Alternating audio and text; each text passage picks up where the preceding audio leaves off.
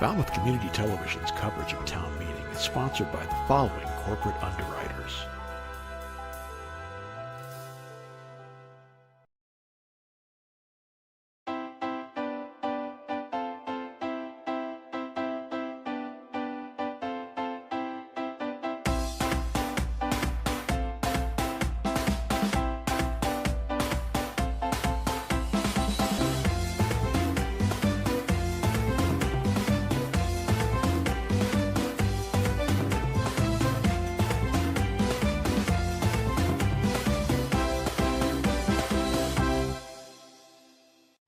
Welcome to the Falmouth Chamber of Commerce. The Falmouth Chamber is dedicated to working on behalf of our members to make Falmouth a better place to live, work, and conduct business. We are committed to developing the economic, cultural, educational, and civic interests of our community and welcome the support from all organizations to achieve our combined goals. Whether you call Falmouth home, are a summer resident, or a visitor, we hope you take advantage of all that the Chamber has to offer. Hi, I'm Bob from Crane Appliance. Since 1983, as a family-owned company, our goal has been simple: to give our neighbors of the Cape and Islands a great shopping experience.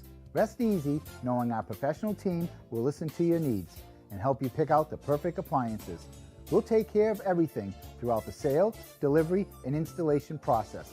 And we even have our own in-house service department. Crane Appliance, we call the Cape and Islands home. Carlson Printing for all your printing needs.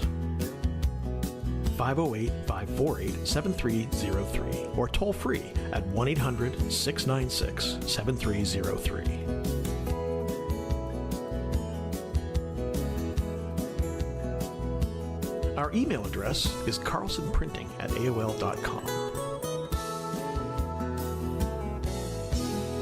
Carlson Printing for all your printing needs. Hosting services for fctv.org are provided by Meganet Communications. Meganet offers a wide array of internet services including Mega Backup Cloud Service, server colocation, T1, fiber, Metro Ethernet, as well as telephone services such as hosted PBX and digital voice. Their number one goal is to keep your communications network up and running and allow you to focus on growing your business. 877-634-2638 or meganet.net.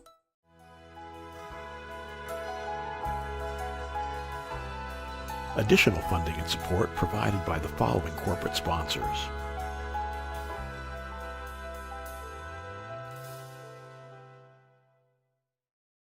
Main Street Gallery and Real Estate, a family-run art gallery and real estate agency located on Main Street in Falmouth, focusing on local and regional fine art. Main Street Gallery and Real Estate, 774-763-5441. The attorneys at Oppenheim & Nickerson LLP have provided legal services in Falmouth for over 36 years. We advocate for our clients and work to provide quality representation in the areas of business and corporate law, real estate law, estate planning, and estate administration. 508-548-8255.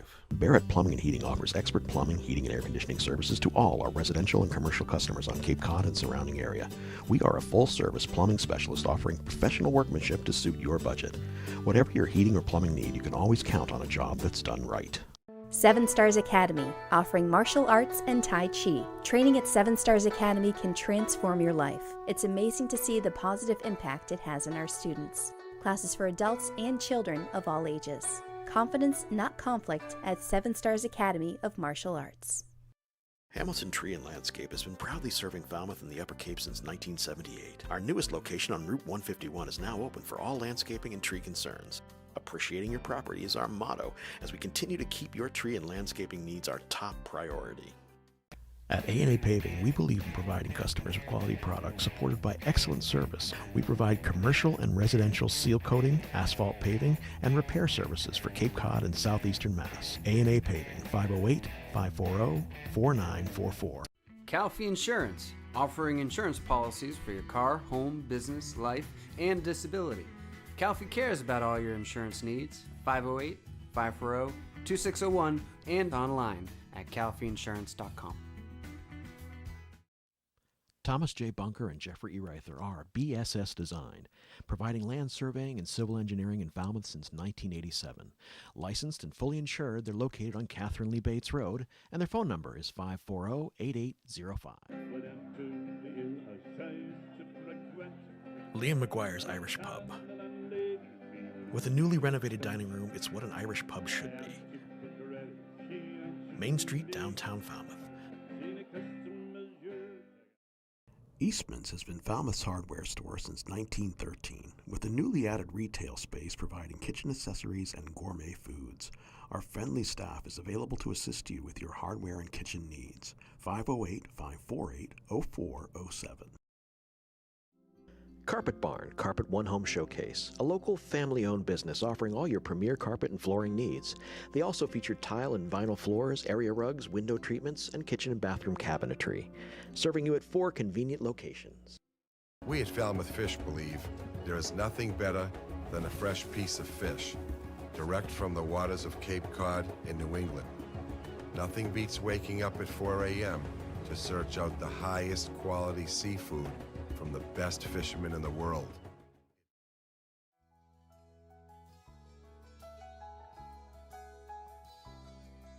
FCTV is also supported by the following businesses and organizations.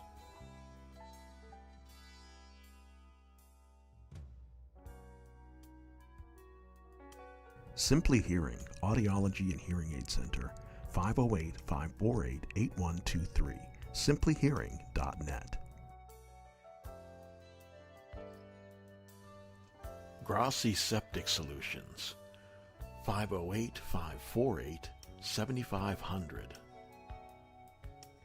Turning Point Dance Studio presents the Sea Captain's Nutcracker, turningpointdancestudio.org, 508-444-0278.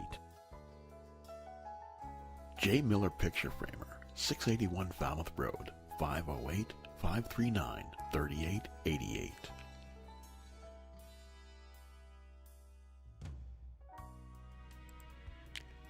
The Annie Hart Cool Team, 508-868-0664.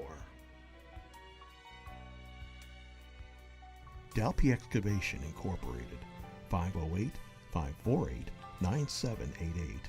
info@dalpyexcavation.com. Village Lamp and Repair Shop, 508-274-2057.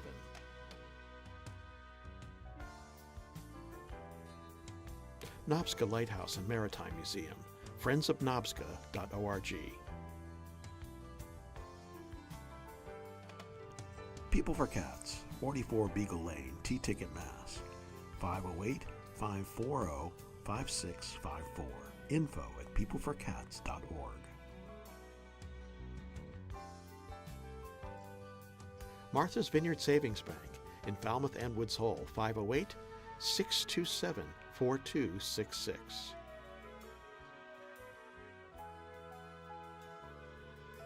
The Falmouth EDIC, falmouthedic.org, 508-548-7440. Partners Technology, Voice and Data Solutions, 781-930-5000. Waquoit Congregational Church, 508-548-5269.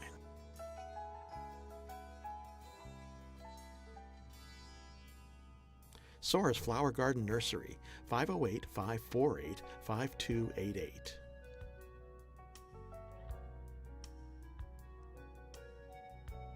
M. Duffney Builders, 508-540-3625.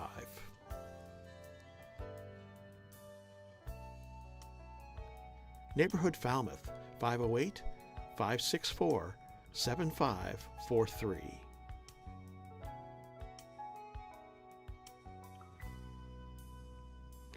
Danny's Barber Shop, 508-548-6013.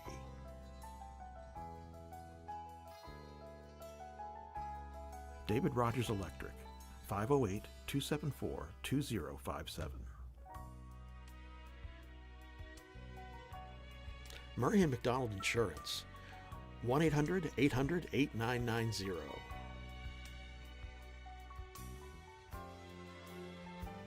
The Davy Tree Expert Company, 508-548-2662.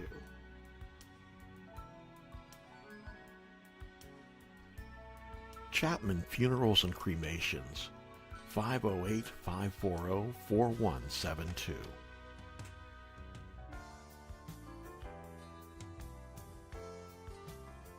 Hanush Jewelers in downtown Falmouth, 508-548-9107. Mahoney's Garden Center, 508-548-4842. The Cape Cod 5, 508-457-5252.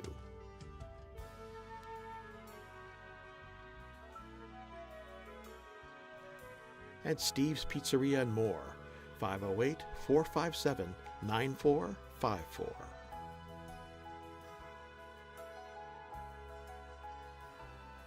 Additional support provided by Stop and Shop.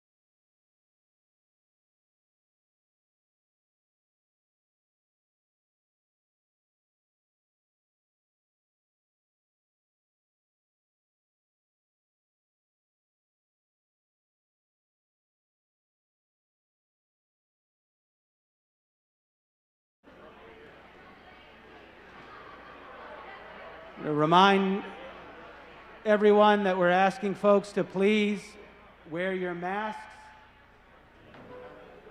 while you're in the building. You could take them off when you speak.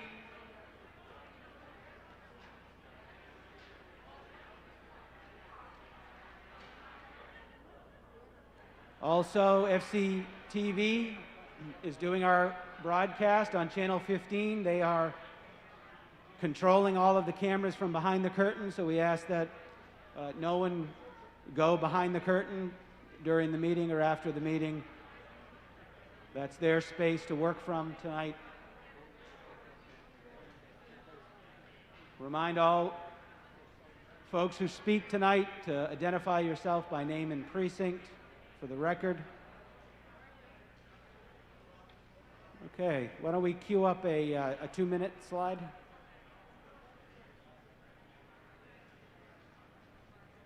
All town meeting members present, please press 1A. If you're not here, you can press 2B. If you're at home, it's too far away, it won't work.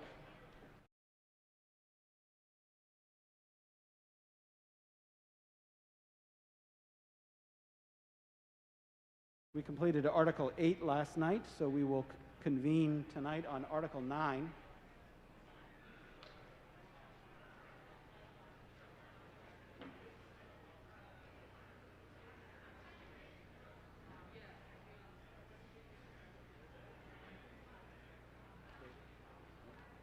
Hold on.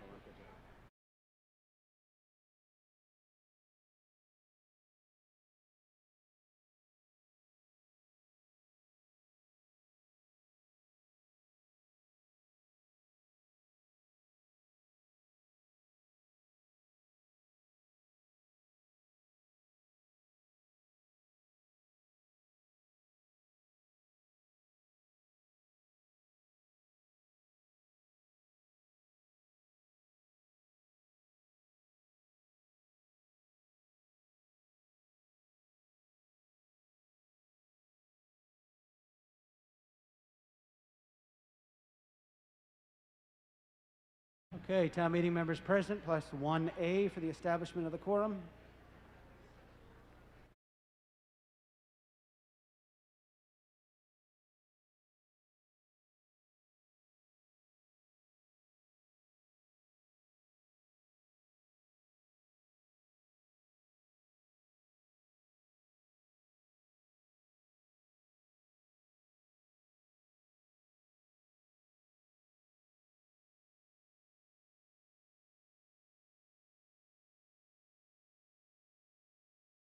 Okay. By a counted vote of 175 members, we have a quorum and the town meeting is back in session. As we start tonight, please rise for the Pledge of Allegiance.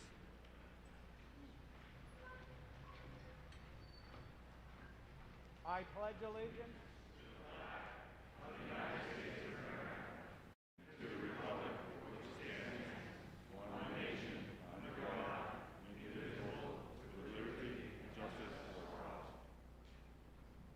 recognize Michael Kasparian for our invocation.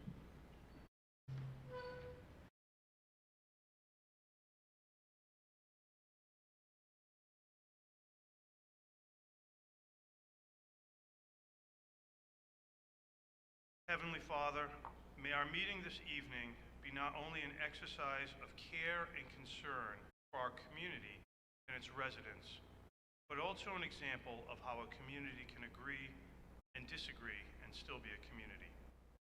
We ask you to watch over and protect our families, our community, our nation, and our world. May your gift of peace become a reality for all. Amen. Amen. Okay, we're going to pick up on Article 9, which is the non-capital budget. We'll do it the same way as we did the capital budget. We'll get a motion on the floor, and then we'll go through it by sections if anybody has questions or wants to make any amendments. But before we do that, I want to make an announcement of something that I just received. And this is from the Government Finance Officers Association. It's a Certificate of Achievement for Excellence in Financial Reporting. This is related to the annual Comprehensive Financial Report presented to the town of Falmouth, Massachusetts for its annual Comprehensive Financial Report for the fiscal year ending June 30th, 2020, signed by the Executive Director and the CEO of the association. So to the finance team that's doing our annual reports, congratulations for being recognized for your work.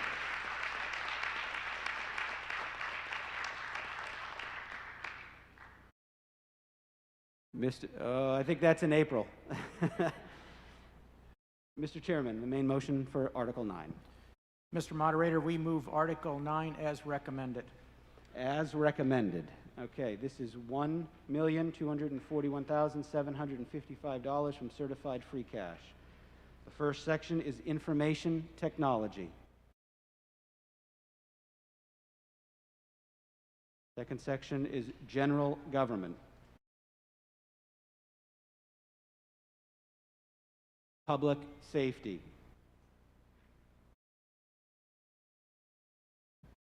Facilities. Wastewater. Engineering. Admin. Parks. Beach. Yep. Ms. Fayeman-Silver.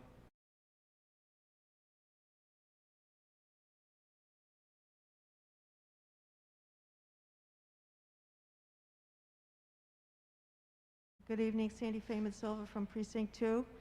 I just wanted to mention about handicap mats, how important they are for individuals in our community who are mobility challenged, using walkers, wheelchairs, and also included carriages. And $11,255 seems awfully skimpy for our, what I think are 9 beaches. And in past years, when I bring my partner who is mobility challenged to the beach, it's very difficult to get onto Old Silver Beach and many other beaches in town. So I would like us to make sure that we solve this problem this spring. To be ready for use, full use, as far down the beach as possible so people can enjoy the beach. Thank you. Okay, Ms. Connolly.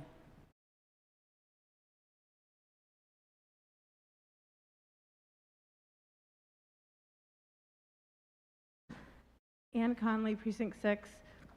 Sorry, I can't see and talk and have my mask on at the same time, apparently. Okay, parks. Athletic field maintenance, $40,000.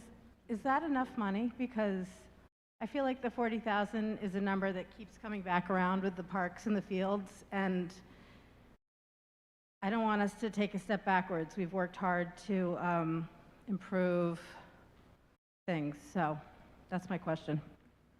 Okay, Mr. McConerty.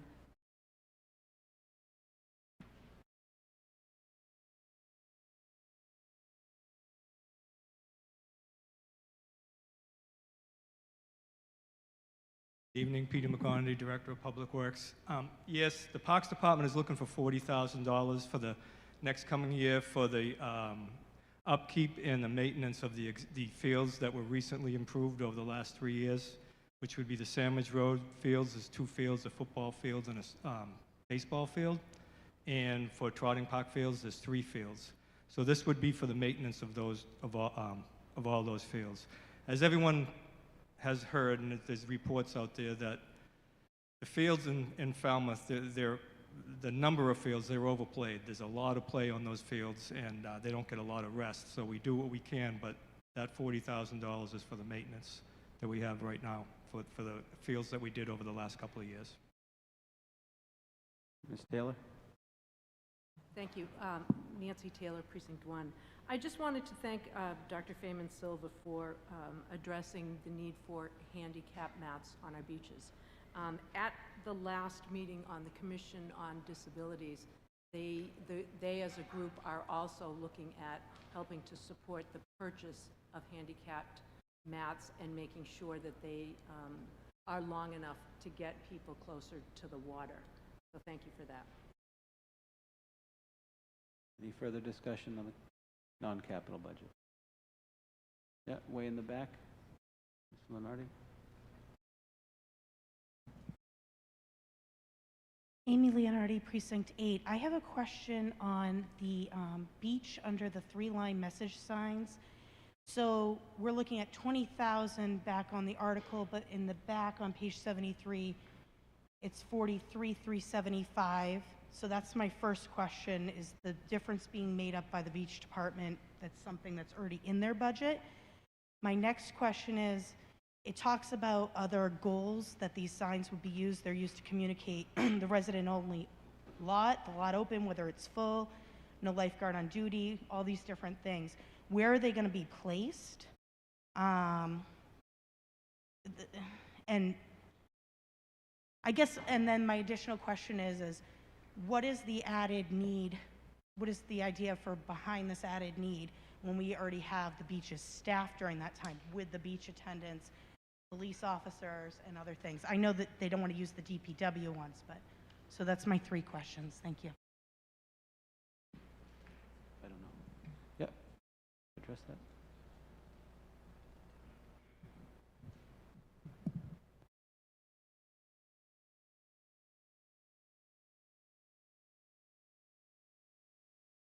Maggie Clayton, Acting Beach Superintendent.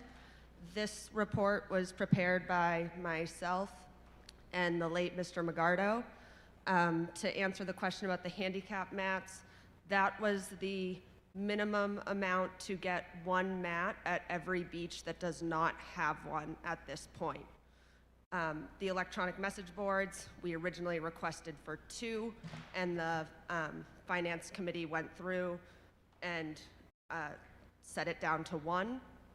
We don't want to pull resources from the DPW. We also faced significant staff shortages this year, so it's another way for us to communicate with the public if we are not able to be present somewhere.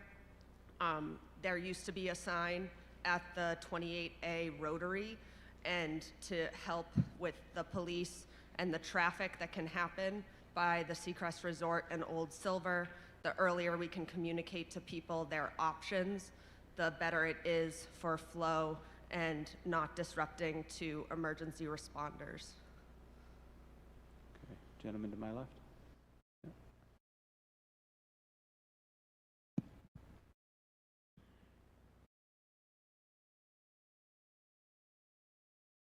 I'm John Nolan, Precinct 1. What I would like to suggest is under rivers and ponds maintenance that we add $25,000 to address the severe corrosion at the Gru's Pond Beach. Yeah, having a little trouble hearing Okay. This is John Nolan, Precinct 1. I'd like to, on item 64, rivers and ponds maintenance, I would like to suggest we add $25,000 to address the severe corrosion at the Gru's Pond Beach. So the amendment would be to go to $150,000 in the line item? Yes, sir. Okay. Amendment 150K. Rivers and ponds, yeah. Yeah. So the additional $25,000 from certified free cash. Discussion on the amendment to increase the line item? Ms. Lowell? It's the rivers and ponds maintenance. It's the third one down on the right, referenced on page 64, to go from $125,000 to $150,000. Discussion on the amendment. Mr. Antonucci.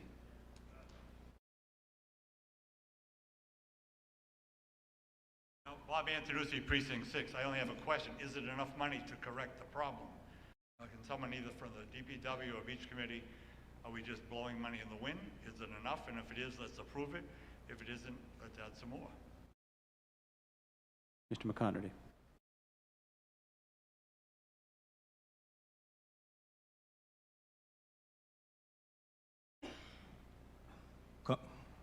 Peter McConaty, Director of Public Works. Yes, this is basically an ongoing issue that we have for stormwater that comes off the parking lot at the Gruce Pond and comes down across the grass area and does wash out the beach area at heavy storms. If this was going to be approved, what we would like to do with Public Works is to not only use it as drainage repairs, but to also make improvements to the upper area of that level of that parking lot so we can resolve the issue. Okay, any further discussion on the amendment? Yeah, Ms. Freitag?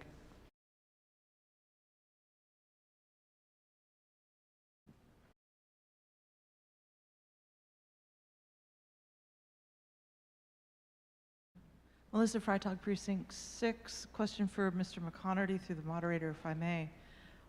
Mr. McConaty, the description in the back for the capital improvement request form says that that line item is for rivers and coastal pond maintenance. And Gruce Pond isn't coastal pond maintenance. Is there a better line to put that $25,000 into?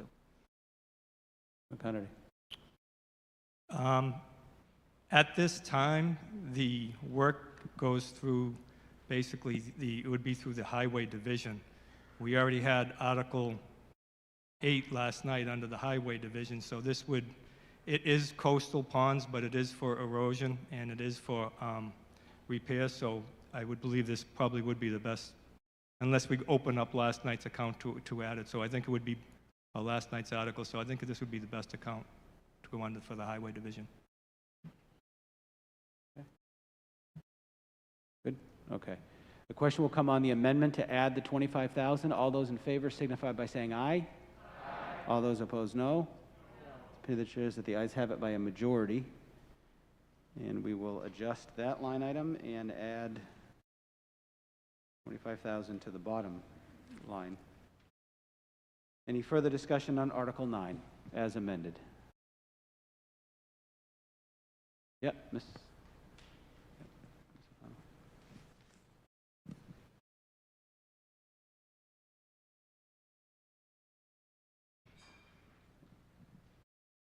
Maureen O'Connell, Precinct 4. There was a question prior to my standing on the issue of the beach budgets, and it adds up to 33 or so here, but in the back of the book, it's a larger number, and it was a question about clarifying that. Yeah, the Finance Committee only recommended one of the two signs. I appreciate thank you very much. Okay. Yep. Ms. Feynman Silva. Sandra Feynman Silva, Precinct 2. In light of my previous comments, and thank you, Nancy, for your comments, I would ask that the handicap mats budget be doubled so that we have plenty of availability to make sure that all of the beaches are accommodated for the use of people with mobility difficulties. Thank you. All right, this is to add $11,255 to the handicap mats line item, bringing the total to $22,510. Discussion on that amendment. Hearing none, the question will come on the amendment. All those in favor signify by saying aye. Aye. All those opposed, no. I think we're going to need to do a slide for that.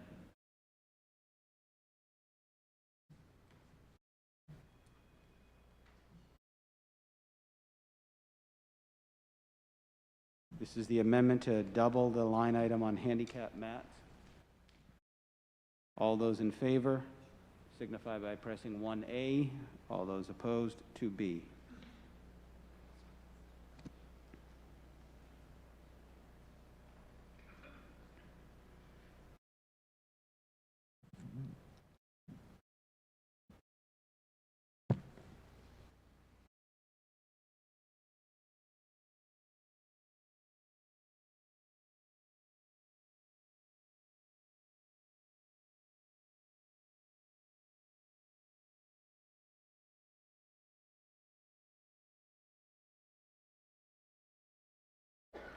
All those in favor of the amendment signify by pressing 1A. All those opposed, 2B.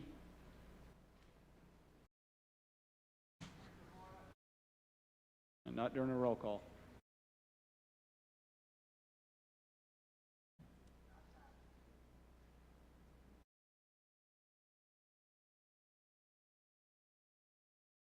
By a counted vote of 108 in favor and 77 opposed, the amendment passes, and we'll adjust the bottom line item as well. I had a point of order. Donahue. Bob Donahue, Precinct 3. We've talked about this before. When we have these votes by electronic, can't the screen be slowed down so we can see if we were voted? The issue, if it is slowed down anymore, it won't scroll through multiple times, so that if you click not right at the beginning, you're not going to see that precinct come back up again within the 1 minute period. We could do that if you want to take 2 or 3 minutes for every roll call with the clicker. But that's why that pace allows it to roll through, what is it, 3 times? 3 times is the ratio that we put in for the minute.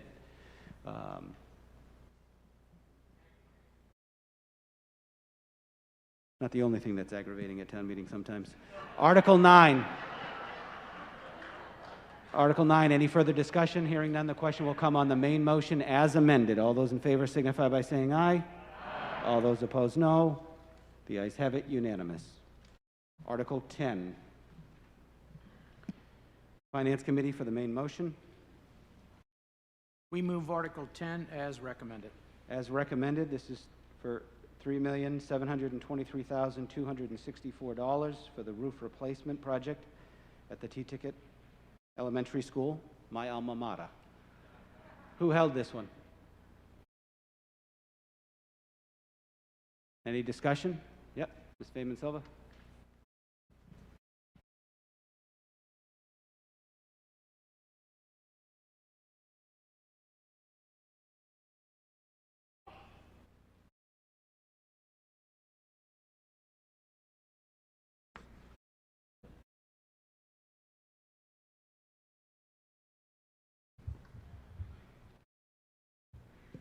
I'm asking, Sandy Feynman Silva, Precinct 2.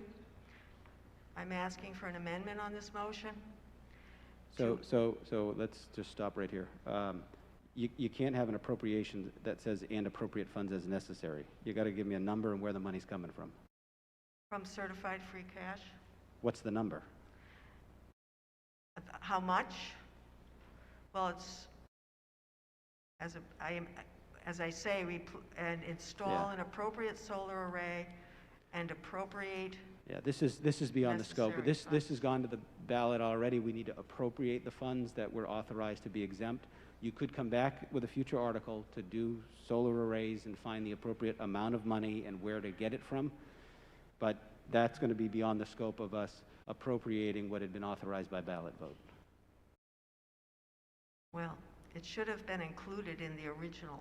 And then you should have went to the selectmen and had them do that before we got here tonight. Okay. This is what we have before us. Thank you. Any discussion on the appropriation, the roof replacement? Back left. Ms. Vogel? Were other funding choices discussed or analyzed with this other than borrowing, using free cash, for instance?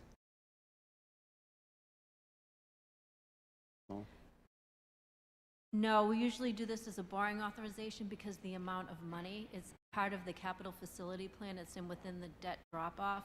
We are appropriating the amount of the full roof replacement, which is 3.7, but keep in mind we are getting a grant of 37% from the Mass School Building Authority, so we won't be spending that amount. But according to the MSBA and their rules on this grant, you have to appropriate the full amount, and we wouldn't have appropriated $4 million in free cash for this. Thank you. Okay. This requires a 2/3 vote. All those in favor signify by saying aye. Aye. All those opposed, no. The ayes have it, unanimous. Article 11, Mr. Chairman. Mr. Moderator, we move Article 11 as recommended. As recommended, this is to transfer the amount of $1,628,000 from certified free cash and $172,000 from the receipts reserved for appropriation in January 2019 borrowing premium fund for the purpose of funding a renovation of the police station. Who held this one?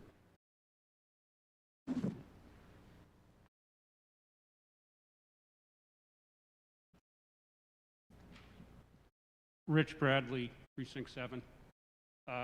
This police station, I was told, was built in '68. I don't know whether that's the right year or not, but it's more than time that we stop dumping money into the police station and build a new one. It had come up before, somebody else recommended it, and the chief said he didn't feel that town meeting was ready to approve that. But the more money we dump into this, it's just going to get higher and higher and higher.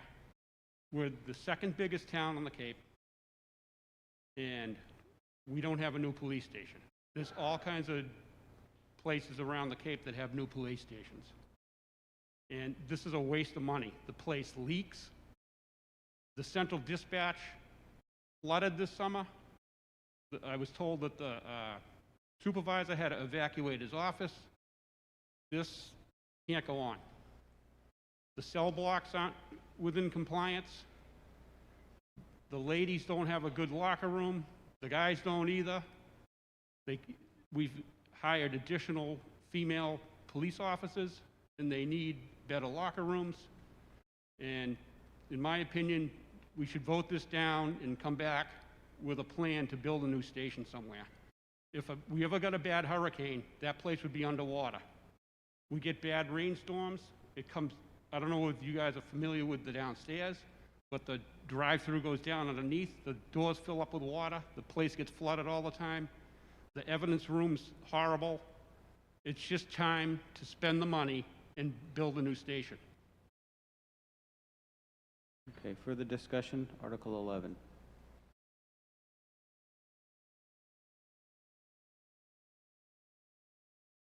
Hearing none, the question will come on the main motion as recommended. Mr. Donahue?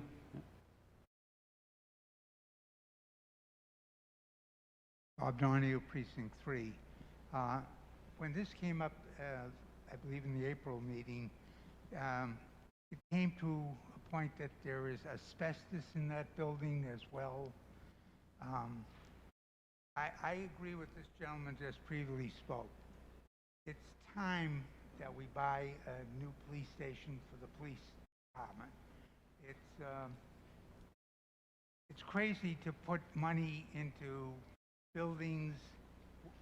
Think of what we did in the high school, thinking we were doing right, but the way that worked out. Please vote this down and let's build a new high school. I mean, new police station, please. I don't want to build another high school. I don't either. Mr. Brown. I would like to speak in favor of this. I mean, it takes years to plan and build a new police station. Right now, we don't have a plan for that. If you go look at that police station right now, the sergeants are all crammed into one room. If you go in the meeting room, you got to walk through security areas. It's just been cobbled together over the years, and as Mr. Bradley said, it's an older building, but we haven't planned on building a new building, and to throw this away right now, I think is a big mistake. The department really needs to function professionally, and that building is not up to it. I agree with building a new station, but I don't want to see them go through, what, 2 or 3 more years of what they're doing right now. It's embarrassing, so I support this article. Okay, am I right? Mr. Young?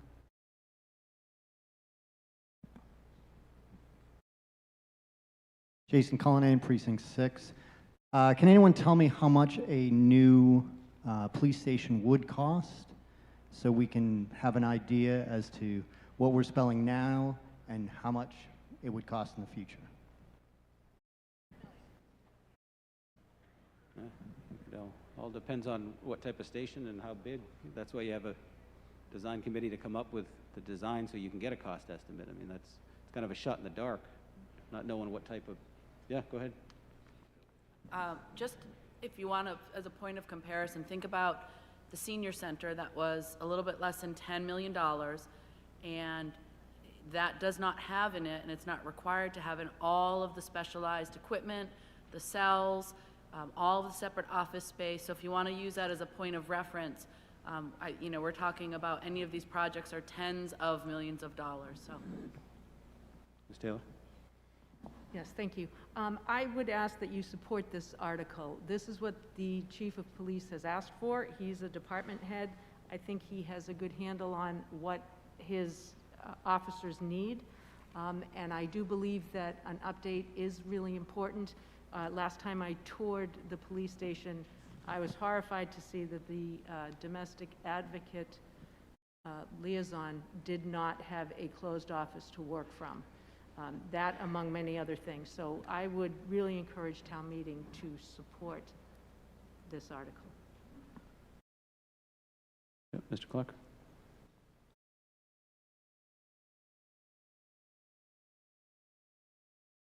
Peter Clark, Precinct 1. My question would be, in our long-term debt planning, where is a replacement for the police station? How many years down the road? Has there been any thought about it in terms of the long-term planning?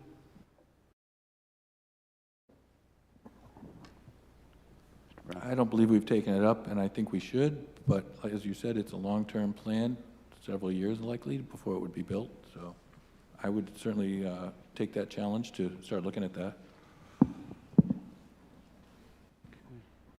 Yeah. Mr. Donahue? Bob Donahue, Precinct 3. I'd like to remind everybody, we do have some long-term plans that are in the town. They extend out for 10 to 12 years. If we started to build a police station today without any urgency to it, it would be at least 12 to 15 years probably before all the arguing and everything was settled. So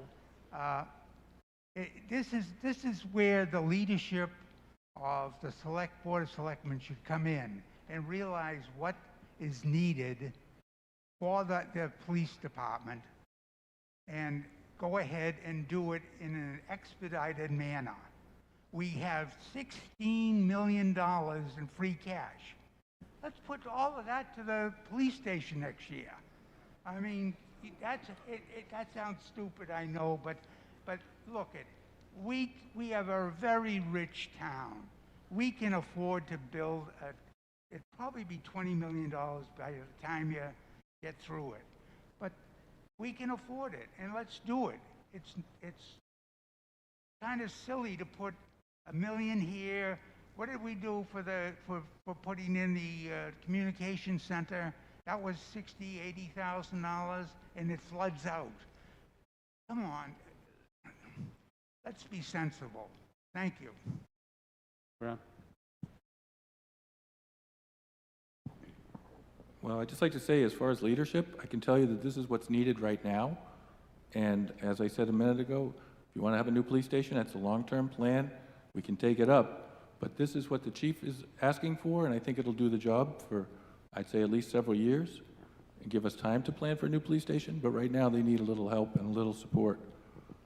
On the far right, over here. Yep.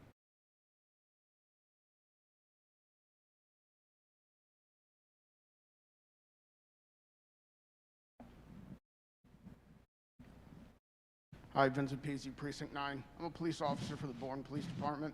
The new department over there costs $17.6 million. It's important that we look into getting Falmouth a new police department. It helps morale. We came from a very old building over in Bourne, but it's not an overnight process. There was a lot of planning that went into that, and it's not something that we can just decide that we're going to take $16 million free cash and dump into a police department. So I think it's important that we look into it, but it's costly. So it's not something that we can just randomly do. Okay, the question will come on the main motion as recommended. All those in favor signify by saying aye. Aye. All those opposed, no. The ayes have it by a majority. Article 12, Mr. Chairman. Mr. Moderator, we move Article 12 as recommended. As recommended, this is to vote to transfer the sum of $25,000 from certified free cash for the purpose of acquiring an option to purchase land suitable for a new fire station in the northwest section of town. Who held this? Yep, Mr. Neto.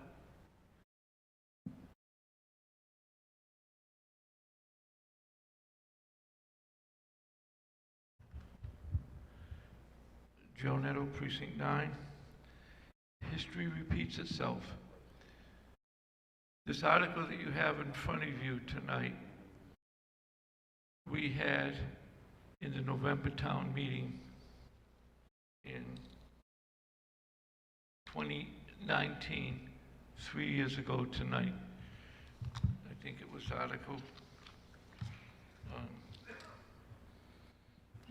9. The only difference was it asked for $50,000. The minutes of those meetings says that we IP'd that article on the blanket vote. These are the minutes that town clerk brought for me, and the chairman of the finance committee made a motion of indefinite postponement, and we voted that on the blanket. So what's changed? What's changed in 3 years? Well, the price has changed. Instead of 50, it's 25,000. It's not the amount of money. I've been at this town meeting roughly 40 some odd years, and we've bought a lot of land.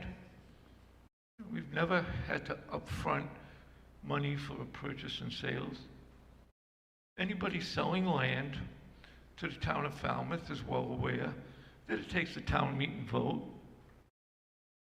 And I think a P&S is worth roughly 10%. So 25,000, we're going to buy a piece of land for $250,000. So the article leads us ultimately to the discussion of the fire station. Where are you going to find one piece of land that is going to give a response time of 4 minutes, because that's what most of us live with in all the other areas in Falmouth, give or take? You're going to find one piece of land that's going to service North and West Falmouth. Well, when you find that piece of land, you'll let me know where that exists, because I've lived here all my life, and I don't know where that piece of land is. Second of all, it's interesting because the discussion right before this segues right into this.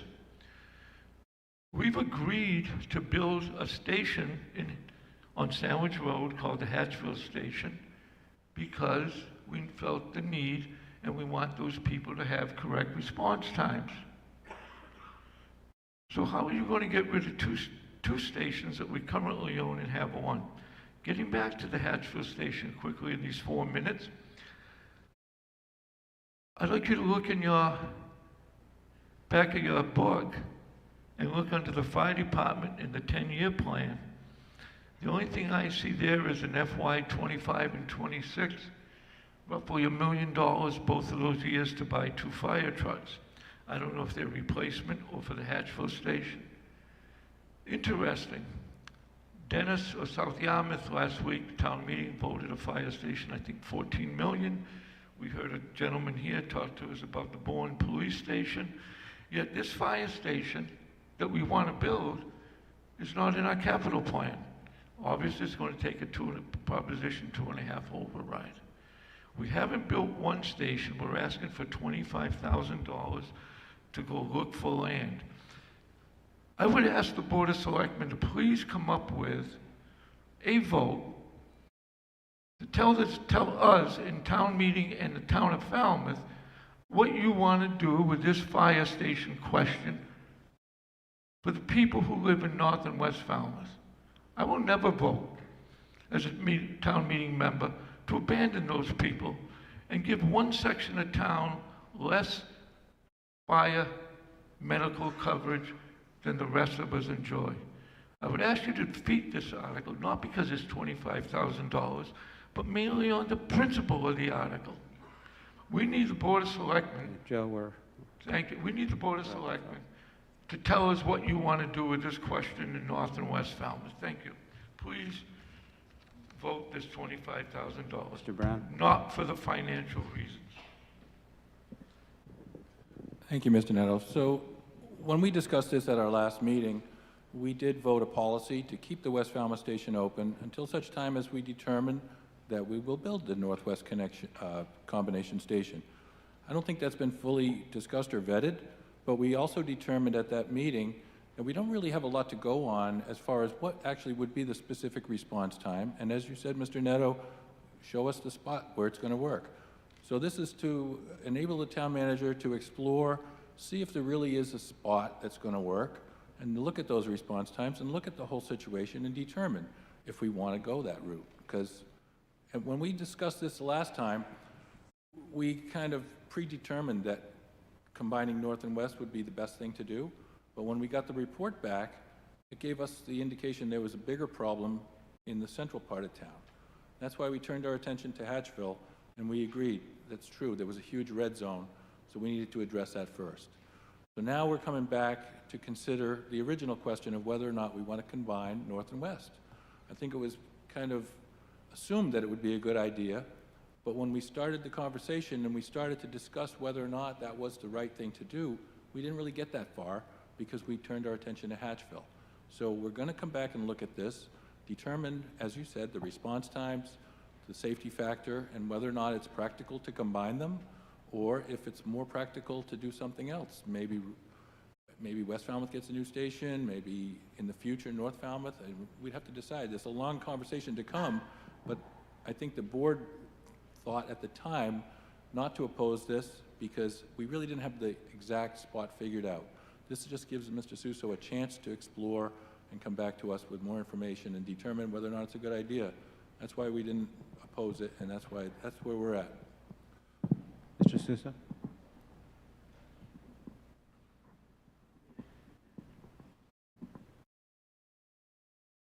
Thank you, Mr. Moderator. Julian Suso, Town Manager. Town meeting members will recall that 2 years ago, when this article was, a similar article was discussed, as Chairman Brown indicated, determination was made to move forward more urgently with a central fire station in the Sandwich Road area. And thankfully, town meeting at your last regular meeting voted funds to allow the design to go forward for a new Sandwich Road fire station, and that is significantly underway, working with a citizens building committee that the select board appointed.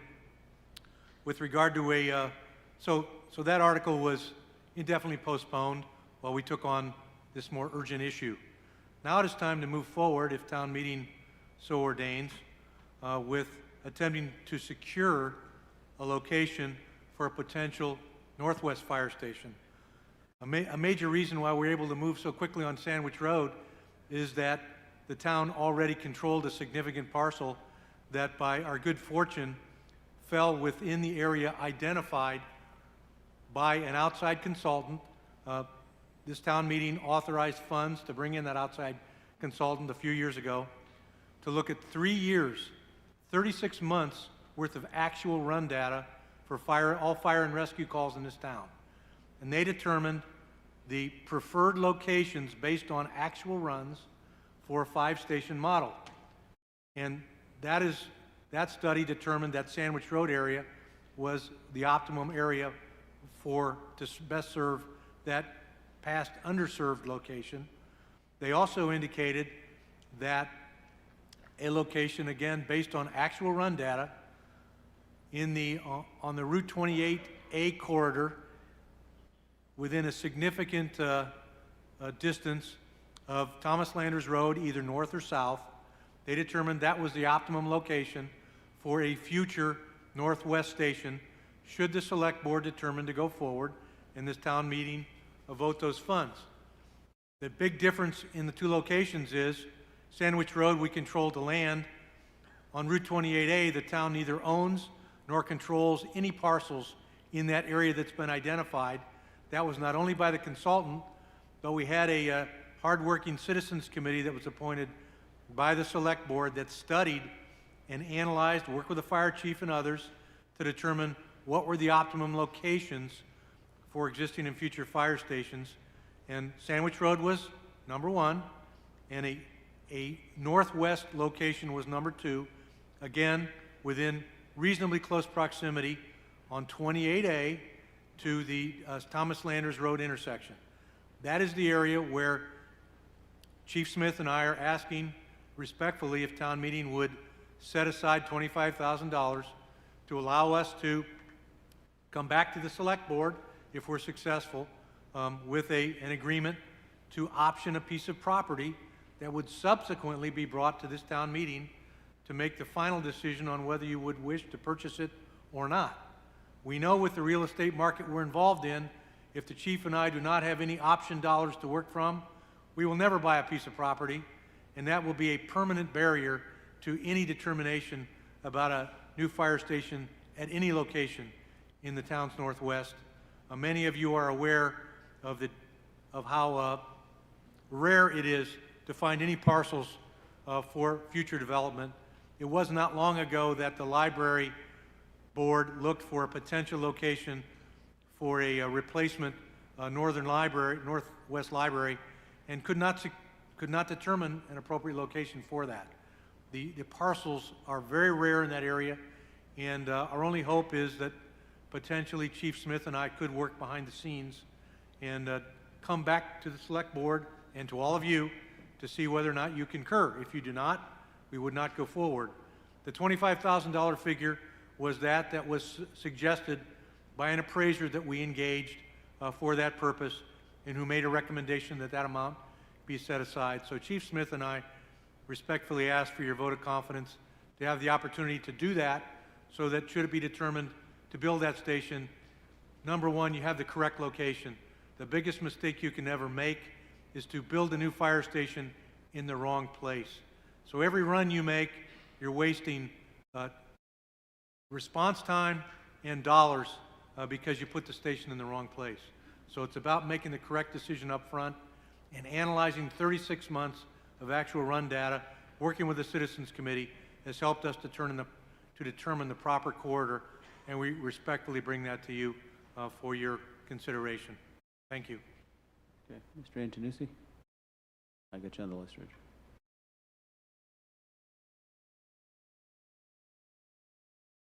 Bob Antonucci, Precinct 6. Thank you, Mr. Town Manager, for that overview. It puts it all in perspective.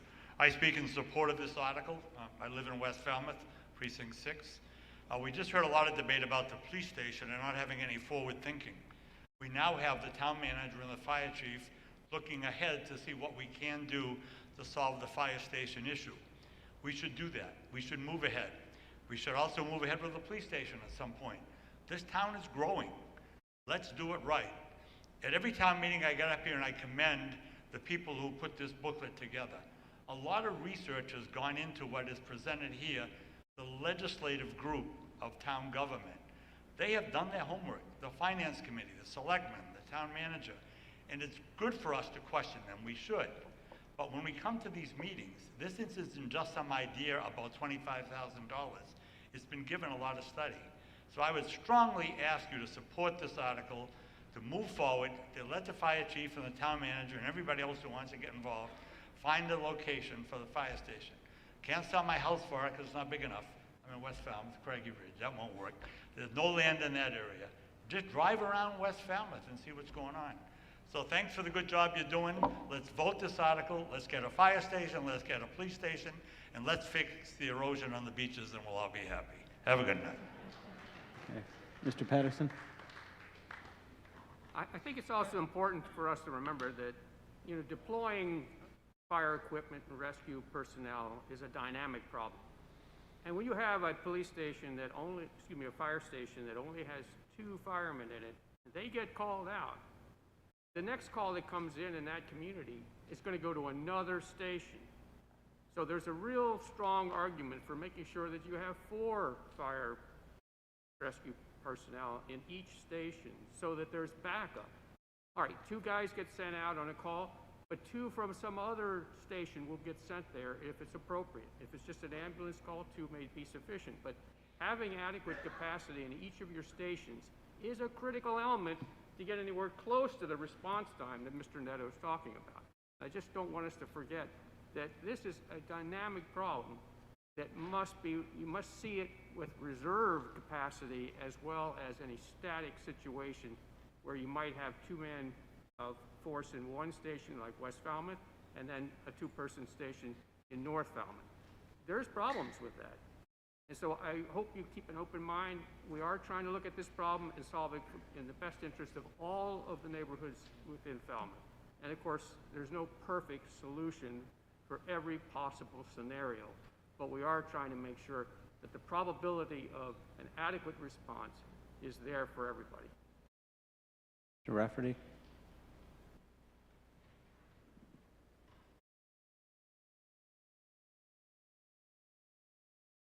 Stephen Rafferty, Precinct 2. I'm in favor of this article, but I'm a stickler for words. It's going to turn out.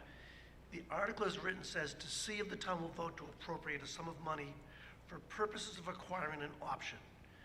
So my question is, can the money only be used for an option, or can it be used for other things leading up to that option? No, this is just to basically hold the property if that option, Can't and be then they used- have to come Can't here be and... used to hire a consultant to help find a piece of property or anything else. It can only be used for an option, as written. Okay, thank you. Mr. Latimer?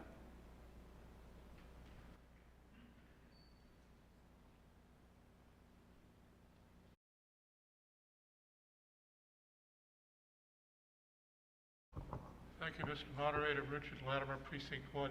Mr. Antonucci was reading my mind, or perhaps I was reading his. And I have the question is, why aren't we hearing a $25,000 option for finding a site for a police station? Instead of kicking it down the road 4 years or 5 years, why don't we suggest to the select board that they come back in the spring with a $25,000 request and some preliminary idea of getting a new site for a police station. I would try to amend this at this point, but I think it's a little too early to do that. It's beyond the But scope. I think we should strongly urge the selectmen to come back with something to get going on a police station project. Okay, the question will come on the main motion to transfer the sum of $25,000 from certified free cash for acquiring an option to purchase. All those in favor signify by saying aye. All those opposed, no. The ayes have it by a majority. Article 13, Mr. Chairman. Mr. Moderator, we move Article 13 as recommended. As recommended, this is transfer the sum of $1,350,000 from certified free cash for the purposes of purchasing recycling toter bins. Mr. Cook?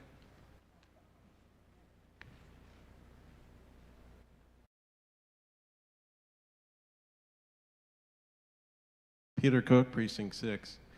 So in this question, thinking about the recycling bins and I see around town, obviously there's a wide variety of them, from homemade to bins to people like me who went out and bought a 50-gallon covered recycling toter that is tipped into the Republic truck every week carefully and precisely and never gets damaged.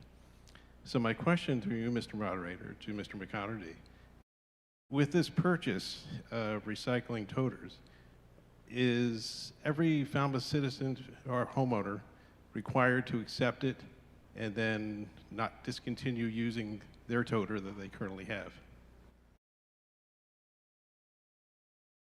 Mr. McConerty? Mr. McConerty?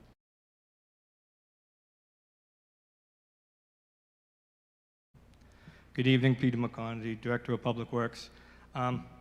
Being this time of the night, I hate to do this, but I'm going to have to, I think, give a little longer answer than what everyone in the room might want to hear. So the reason for this article, there's many items for the reason for this article, but the short answer is yes, we would be looking for all residents to be moving up and upgrading to the 95-gallon wheeled toter. So that is the easy, fast answer. But if there are other questions, I might be able to head them off. So the reason for the article, we're trying to increase recycling. We're doing the right thing. We're moving in the right direction. Over the past several years, or actually decade, we've been working very well, and we're getting a better relation with the Solid Waste Advisory Committee. You heard their report last night.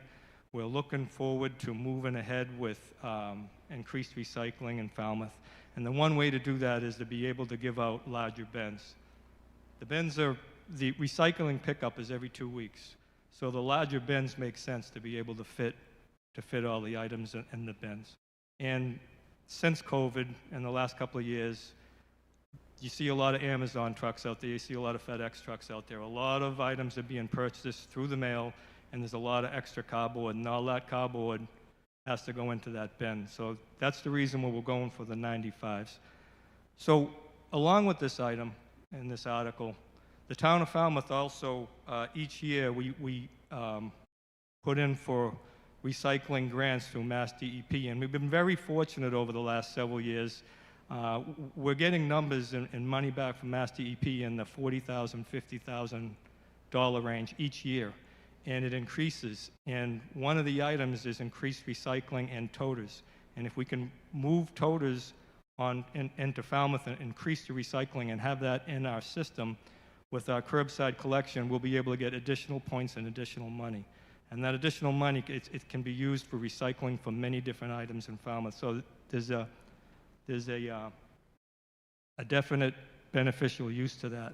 The second is automation. So automation is the way of the future. The trucks, if you see the solid waste trucks and you see the recycling trucks in Falmouth, they have arms on the side of the trucks. They're already equipped with the electronic arms on the side of the truck, where the truck can just pull up, grab a hold of the bin, and they put it right into the back of the truck. They do not need to get out of the truck. They do not need to go and pick up the recycling. It's a faster response time. It's a faster speed time. They'll be able to get their routes done more correctly. And as everyone knows, in the summertime in Falmouth, it is hard to move around the streets. It gets difficult in the different villages, and if we can pick up a faster automation, then we're going to be able to have the routes done more efficiently. So what we had done over the last couple of months is to move this initiative forward. We decided upon a pilot program to distribute 50 of the 95-gallon toter bins. And what we had done is we sent out emails to all town meeting members, and 5 to 6 town meeting members in each precinct was selected for the toters. And that's important because we wanted to get a good selection of feedback from all town meeting members throughout town. So the town meeting members had a chance to use that. They used the bins for about a month, 6 weeks. And then last week we sent out a feedback email to all the individuals that received the bins. And we had 6 items. The items were ease of use, functionality, maneuverability, bin durability, ability to hold all the recycling content, and the overall bin satisfaction. And I received approximately 45 emails back with the feedback. And mostly the feedback was all positive. It was all positive. There was a few questions on the size of the bin, either a 95-gallon or a 65-gallon. So as you came into the room tonight, directly below me at the top of the center of the island, there's a 95-gallon toter and a 65-gallon toter for anyone that has seen it or if it has not seen that, to be able to take a look at it. But the maneuverability of those, people will be able to take them and use them, and for that 6 weeks was very important for us to get the feedback. The reason why we're looking for the 95-gallon bins is, in addition to the funds for this article, we're also looking at grant opportunities. And there's grant opportunities from certain companies that will contribute a substantial amount to these bins. We're looking at a company right now that would give a a grant initiative back to the town to $15 per bin. That's, when you add that up to 21,000 residences in town, that's a considerable amount. So that is an option for town to get some additional funds back. But with that, the requirement is that they're looking for the 95-gallon bins because they're trying to increase recycling. So our goal is to purchase, if this article is passed, to purchase 95-gallon bins for all town residents. And we'll also have a surplus of 65-gallon bins for folks that maybe have a single person in a household or two people in a household that would never fill that 65. But the goal is the 95-gallon bin. So along with that, and just in closing with that, one other item that we're looking at, I'm trying to get this all out front in case there's other questions, is with the bins, they come with microchip technology. So the microchip technology, it actually gets poured into the composite plastic in the bin during fabrication. So when it's delivered with the microchip. It's not something that gets added later. And what that does is it allows the driver in the truck, they have these RFID technology readers in the truck, the radio frequency readers. And so what the microchips have in it is they have the address, they have the address, the parcel, and they'll be able, in the truck, they'll be able to know when the recycling was picked up, and they'll also be able to know the weight of the recycling that is picked up. So the numbers at the end of the month that the town of Falmouth has to report to Mass DEP, it'll be more automated system for us at Public Works to get those numbers to be able to deliver it to Mass DEP for our requirements. So that there are many benefits with this. So the answer is we would be looking to have all residents trade in the bins that they have now, either the smaller bins or the larger bins, and be looking forward for these 95-gallon toters. I just have one follow-up, Mr. Moderator, if I could. Yep. You mentioned, Mr. McConerty, that to trade in, and that was my main concern because I have one and I certainly don't have room to use it. I don't have any use for it if I have to turn it in. And I, being IT director at Falmouth Public Library, I'm all for automation and also recycling. And I think that's a great idea. I didn't know about the RFID, so I appreciate you telling that. What should I do with my old one? The old bins, you can turn them to solid waste bins if you'd like. For the smaller collections, we can have collections for the smaller collection containers. Folks, at some point in time, we're trying to move into automation, and I have gone through all the precinct meetings over the last couple of weeks, and you know, I've heard a lot of different you know, stories from different people that had different scenarios with the bins, different concerns. At some point in time, it's going to be well worth it for the town of Falmouth to go into automation for many of the reasons that I mentioned. So I would encourage town meeting to vote yes on this article. And if this is a success in the future year, possibility of moving towards the solid waste, so will be full automation. And Mr. Mancini?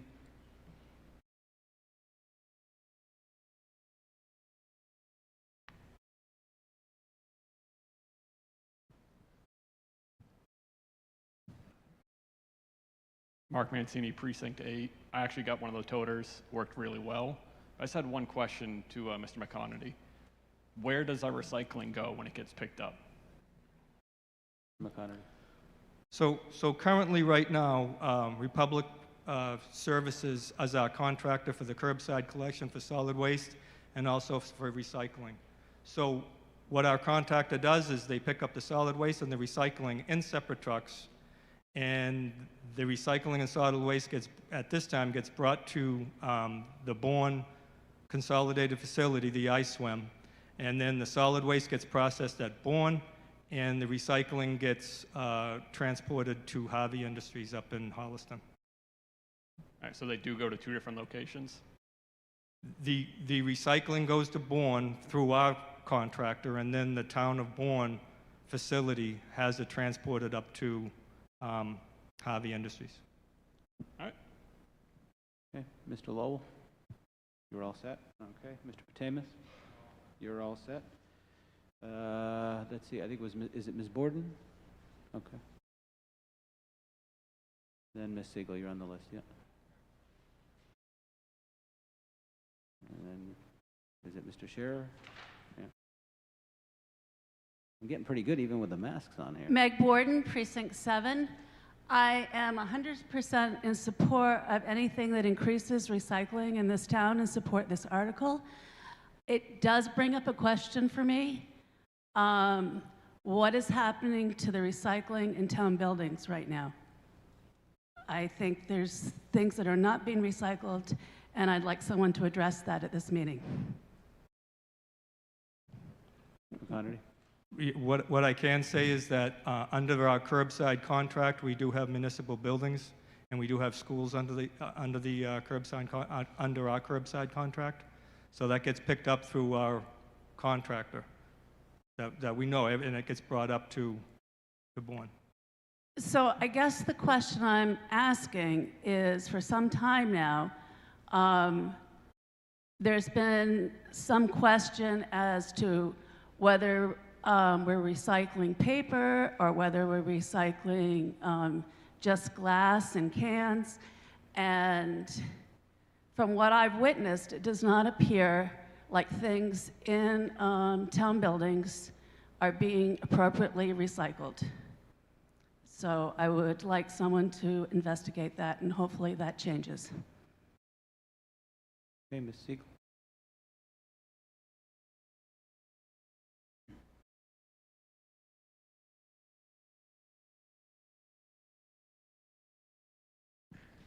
Deborah Siegel, Precinct 6.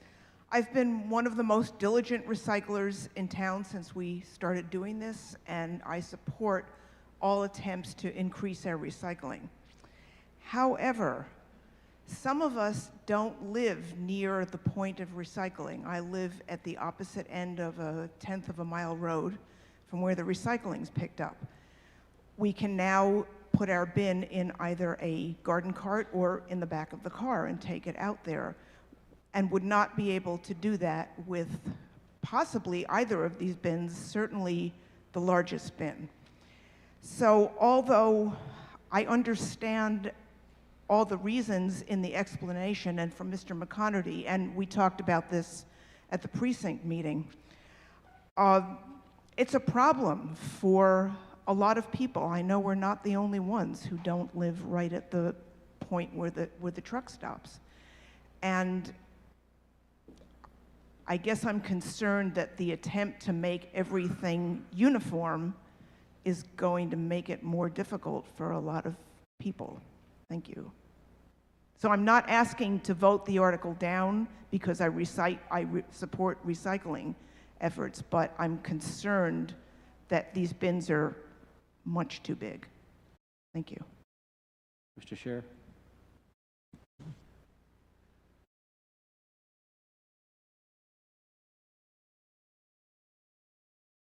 Thank you, Douglas Scherer, Precinct 6.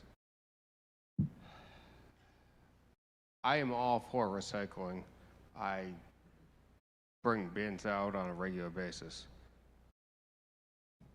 Deborah and I don't necessarily agree on a lot of things, but I live a couple hundred yards down a dirt driveway, same sort of thing. It's a problem. The bin's too big. More importantly, though, is you're bringing this to the town of Bourne. My business is in the town of Bourne. I would like to deliver the town of Bourne 2 to 6 tons of cardboard on a weekly basis. They will not take it. They do not take cardboard. You are not recycling cardboard to the town of Bourne. They are not willing to take it. I will produce on my business alone more than anybody in this room. They will not take your cardboard. They do not recycle it. It goes in a dumpster, it goes to CMAS. Don't kid yourselves. It's not a perfect situation. I'm sorry to say that recycling and making it work is what we all want, but let's find a situation, you know, a garbage hauler, why are we paying for this? Why isn't the garbage hauler paying for the bins? 1 point what million are we all going to pay to put bins that hopefully we will all use, but are we actually going to use them? I don't want to be a downer. I want this to be a positive aspect, but recycling right now is not working the way you all believe it is. Please look into it more and think about what you're doing before you spend this kind of money. Thank you. Okay, Mr. Rowitz? I'll add you to the list.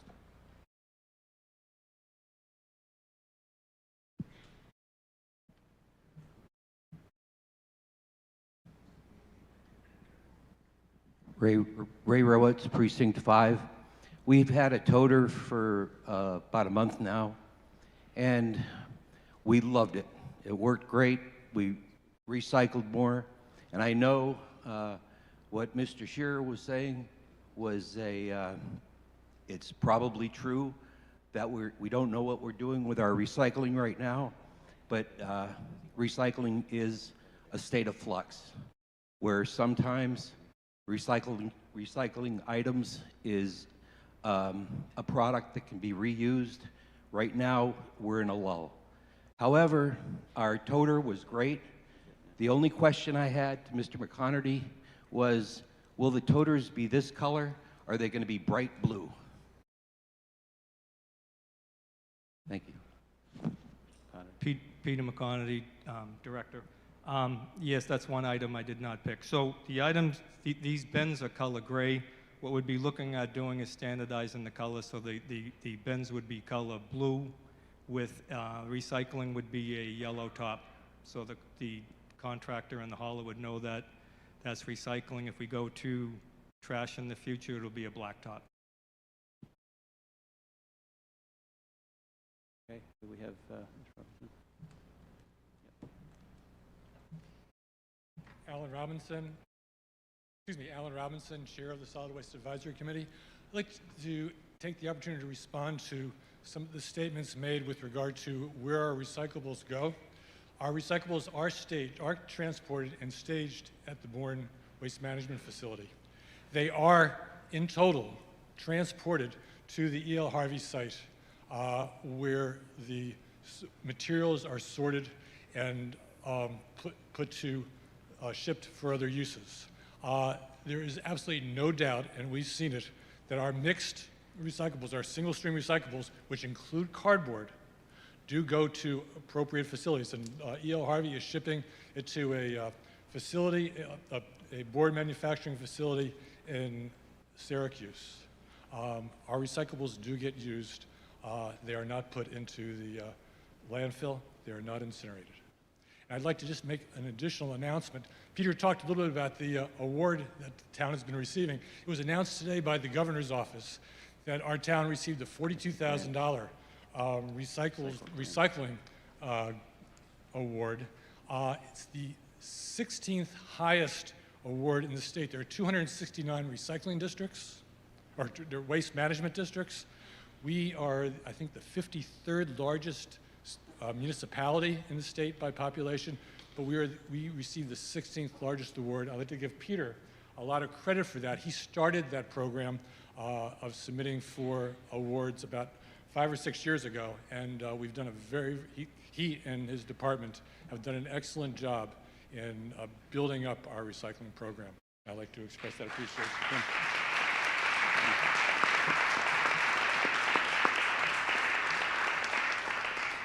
Okay, Mr. Brown.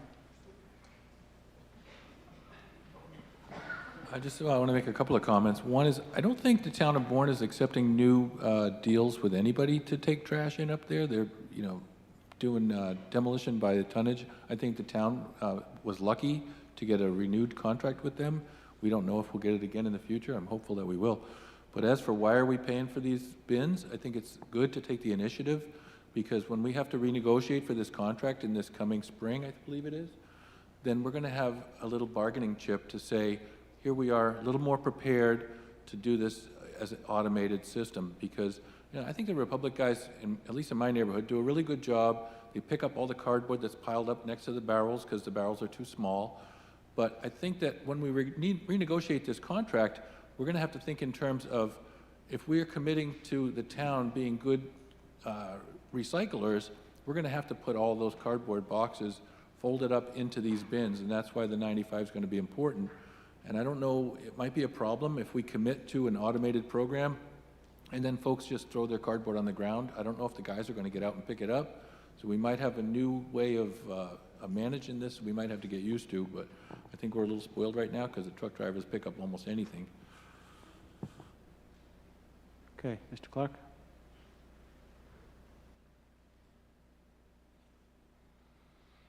Peter Clark, Precinct 1.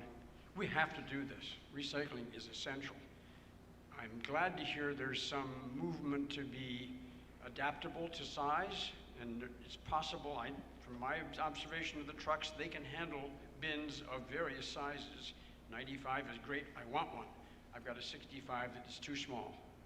But some people need 65, and some people might need smaller to take both of them down to the end of the driveway and have the truck pick up two, if that can be done. That kind of flexibility, I think, is important to have for this kind of program with people of all ages in this, and capabilities in this town. Ms. Carey? Need a microphone over here on the left.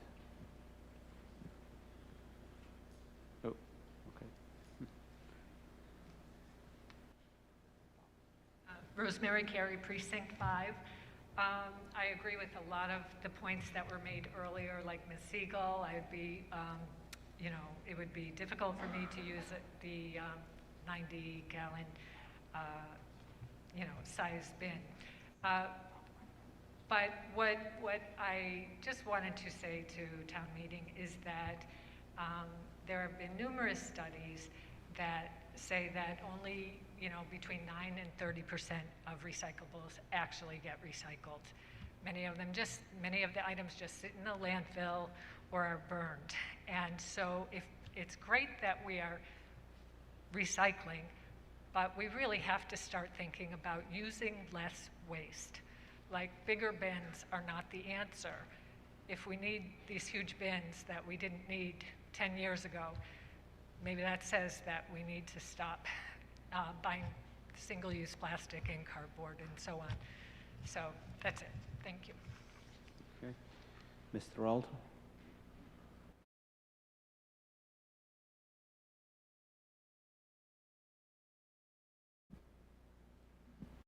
Andrea Thorold, Precinct 6, and like everyone else, I have to start by qualifying. I am a huge supporter of recycling. But I think that the same thing that I've heard from many people, when I would bring up this article, you'd hear a lot of stories, and you see that there are so many different types of situations in this town. And, one of the things, there's automation, and automation can work in very specific situations. My brother used to live in a town in Indiana that was set up like a grid, and they have had this type of automation for their recycling and their solid waste for a long time because it was very simple to do. We keep hearing all of these stories of everybody's different type of situation, and I think we live in a town that's a little bit harder to automate that way. And I have to second Ms. Carey's point about, when you hear about recycling, the saying is reduce, reuse, and then recycle. We do need to cut back, and by providing bigger and bigger bins, that is just encouraging it to be filled with things that maybe are of dubious cleanliness, which then don't actually go into another life that we would hope they would have. And I think that we should look as a town what we really want to be doing here. And while I'm happy that we're getting grants to offset things, we don't want somebody else directing and saying the 95-gallon bins are the only things that are going to be reimbursed for, or, you know, we get some kind of a kickback from, when that might not be the best thing for us here. I definitely think that we need to have options for people here in Falmouth. All right, the question's going to come on the main motion. This is to transfer the sum of $1,350,000 from certified free cash. Yep. Yep. So, are you going to speak in opposition to the main motion? Because I've heard people ask some questions. I haven't had anybody speak opposed to it in the half hour that we've been doing this. So stand up if you want to speak in opposition to this. Otherwise, we're going to vote on it if we all agree. Gentleman in the back is opposed? Yeah. Go ahead. We've done a half hour, and I haven't heard any opposition to this article. All right, Michael Halen, Precinct 5. I like the bins. I had one. They're fine. My only issue with the bins is some people need smaller bins, and some people with larger families might need 2 bins. So doing this all seems like it's just to save money for the recycling company to not hire workers. And I like the workers. They come and they do a good job. So it's not about recycling, more so about another contract. So the way it is, I mean, I put out multiple bins some weeks after holidays. Some weeks I don't. We have no recycling. But this is limiting those who need more or don't need as much to 1 bin. No one spoke against it. We're going to vote. Okay, is there anyone that wants to speak against the main motion? Ms. Siegel, you want to speak against the main motion? Okay.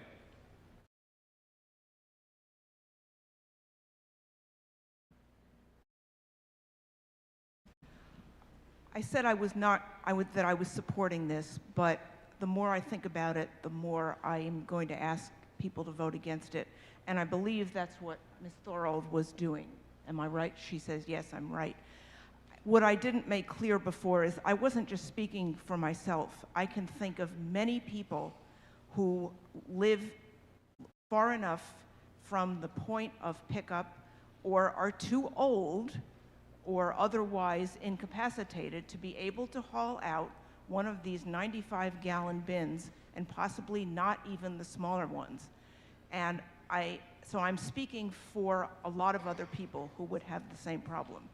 And I think, again, that that trying to make this one size fits all, or even 2, when we really should be reducing, is not worth the amount of money that is in this article.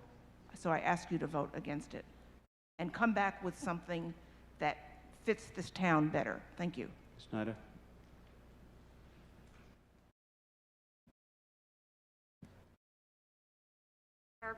Barb Schneider, Precinct 4. On a good day, I'm 5 feet.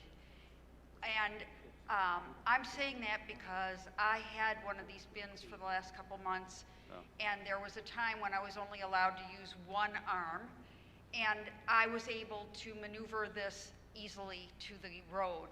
Granted, I do not live a long way, so when I take my neighbors up to the road for my neighbor, I have been known to actually have an arm out the window and just have it wheel up alongside of the car while I drive it up.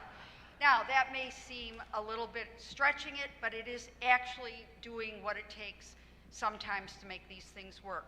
It's a heck of a lot easier than lifting a heavy blue thing filled with the 2 weeks of newspapers and having an additional one filled with your cans and whatever. And yes, we try really hard to cut back, but I'm not giving up my newspaper. So I just wanted to hope you would vote for this. I think it's a great program. We're very lucky to get this as a town. I have lived in many places and always had to pay out of pocket to have things taken away, and we should be lucky. Thank you. Okay, I'm being notified by the Finance Committee that, Mr. Chairman, do you want to explain what you just told me? Keith Schwego, Finance Committee, Chairman. I think I heard Peter say that they were going to put the microchips in there. When we considered and deliberated on this with the Finance Committee, it was without the microchips.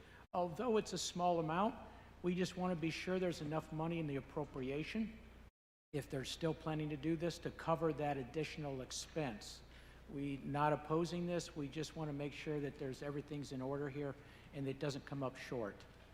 So, Peter, that was our understanding in the meeting, that there was no microchips going to be installed. Mr. McConerty?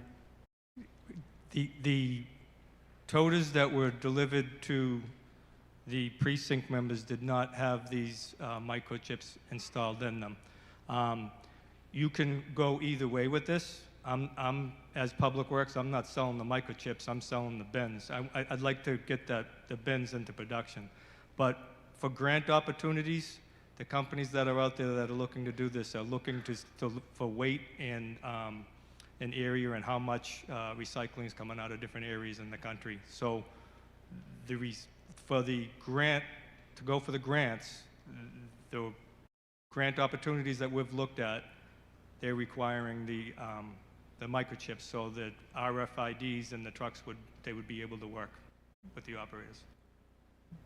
Mr. Swain? Yeah, let's do a microphone, though, for Mr. Swain, please.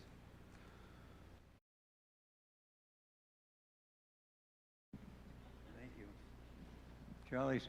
Charlie Swain, Precinct 1. I have one container that handles my paper and plastics, which we're talking about here. I have another container on wheels that I use for all my trash. But I don't understand, what do we do with the trash if you're going to have one container? No, this would be a recycling container. This is just for the recycling container. So I'll still have two containers. Yeah, you'd still have your trash separate, and then maybe in the future we'd discuss automating. Thank you very much. Ms. Braga? Okay. The question will come on the main motion. All those in favor signify by saying aye. Aye. All those opposed, no. So the ayes have it by a majority, so I didn't want to spend more than a half hour on it. Article 14. Article 14, Mr. Chairman, for the main motion. Mr. Chairman, we move Article 15 as recommended. As recommended, this is to transfer the sum of $4 million from certified free cash to the Falmouth Affordable Housing Fund. Oh, so I'm sorry. We move Article 14 as recommended. Okay. Apologies. Yeah, and it's what I just read. So who held this one?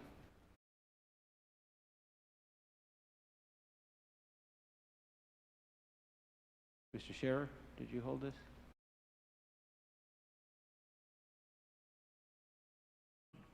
Oh, okay. So he mentioned you had a question, so you got it answered? Okay, question was answered. So hearing no further discussion, the question will come on the main motion as recommended. All those in favor signify by saying aye. Aye. All those opposed, no. The ayes have it by a majority. Article 16, Chair of the Board of Selectmen for the main motion. Mr. Moderator, I move Article 16 as printed. And there's a change here, right? We have to strike not more than and make it 3%. Isn't the board's main motion to strike not more than 3% to make it 3%?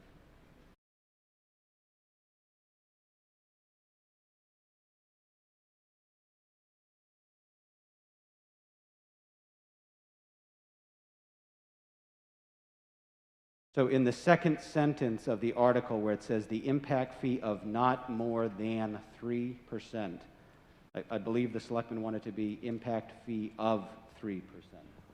Yes, correct. Excuse me, Mr. Moderator. Okay, so it's as recommended and setting that number at 3%. Article 16, vote to confirm Select Board policy to appropriate additional revenue from 3% community impact fee to the Falmouth Affordable Housing Fund. Okay, discussion on Article 16.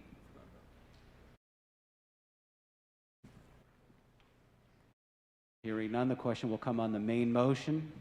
Yep, Ms. Lichtenstein?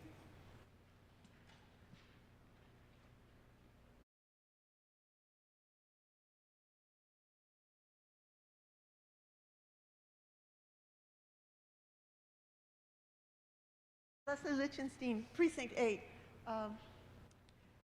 Maybe I'm not reading this correctly, but it says of the total rent upon each transfer. Now, is this total rent per month, per year? If the people's been there for 20 years, is it 3% of that? What is total?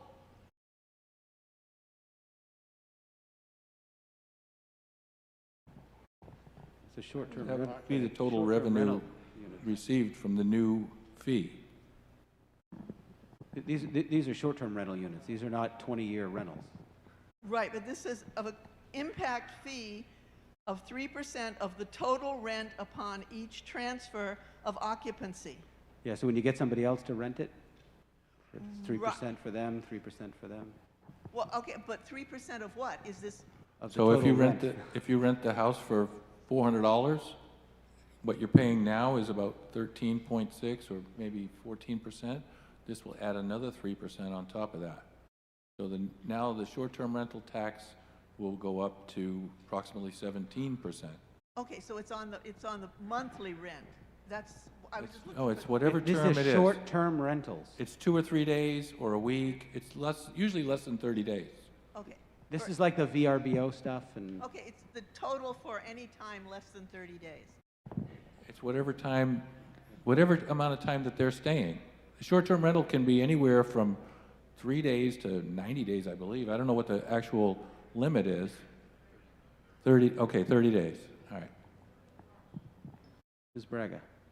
Just to reiterate what Doug Brown and David Vieira are saying, Leslie, these are vacation rentals. It's the best way to think about them. If you take out the word short-term, because I know in our minds sometimes we think of that as a different type of lease situation. These are vacation rentals. So it's not people who are going to be residing here year-round. It's not a tax on them. It's really to offset the fact that a lot of our homes, that used to be rentals for folks here in town, have been taken out of that stream of housing because it is more profitable, frankly, for the owners to rent them for VRBO, Airbnb. So it's only that category. Mr. Brown. I'd like to mention one more thing, too, that this is, the way this is written, this will only be for owners of more than one unit. I noticed I was recently trying to book one of these to go down and visit my daughter in Virginia, and a lot of the Airbnbs are listed by the same company. This particular one was called Evolve, and time after time, rental after rental was the same corporation, apparently, that owns all these rentals. And so I don't know how much of that we have here on the Cape, but I suspect there is some.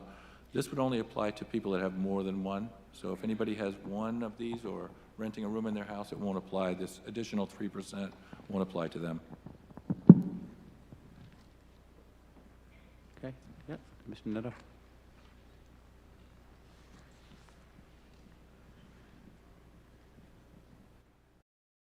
Joe Neto, Precinct 9. Point of information, how is this enforced? I mean, somebody's renting a house, how is it enforced?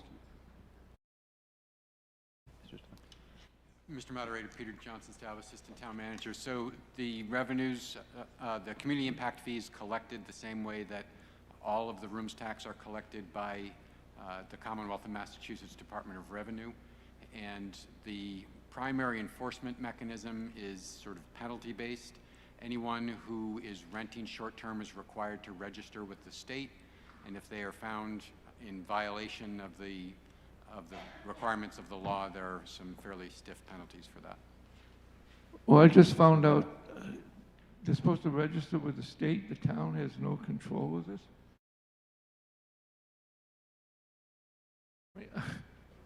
So I could just tell you from personal experience, I own one of these, that you have to register with the state and get your certificate and submit that to the online company, Airbnb, VRBO, or whatever, or else they won't host you. okay, then you answered the question. Thank you. Okay. Further discussion? Yep, down here. Yep, is it Mr. McCaffrey? Yep, just wait for the, if we could just wait for the mic, please. Charles McCaffrey, Precinct 5. I do Airbnb with just a bedroom in my home, so I understand from this I wouldn't be subject. I just have one rental within my house. However, my experience with Airbnb is for their simplicity of management, may well take the tax. They won't want to have to decide whether you have one or more than one.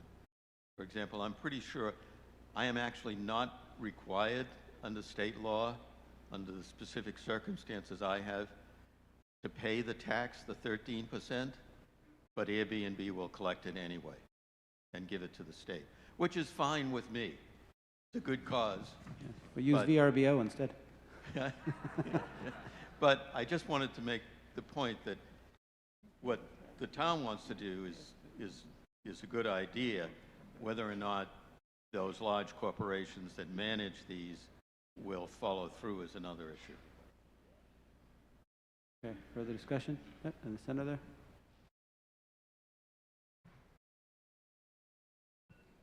Yeah, if we could have everyone put their cell phones on mute, please, or turn them off. Thank you, Mr. Moderator. Paul Cap, Precinct 3. The way this is written up, we're cutting ourselves short. In our neighborhood alone, over in T-Ticket, it's going to be dozens of houses are Airbnbs, but none of these people are going to be paying this tax. Why don't we have it all inclusive? Mr. Moderator. Yeah. Johnson Stubb. We're limited by what the Commonwealth of Massachusetts allows under the Enabling Act. So there just isn't a mechanism for this 3% community impact fee to be applied to those who own only one short-term rental. I don't disagree with you, but we don't have the option. Okay, further discussion? Question will come on the main motion. All those in favor signify by saying aye. Aye. All those opposed, no. You guys have it by majority. Article 17. This is the position classification plan. Mr. Chairman, for the main motion. Mr. Moderator, we move Article 17 as recommended. Article 17 is to vote to raise and appropriate the sum of $42,445 for the purposes of amending the position classification plan presented in Article 17, effective July 1st, 2021. Discussion on Article 17. Ms. Fabian Silva.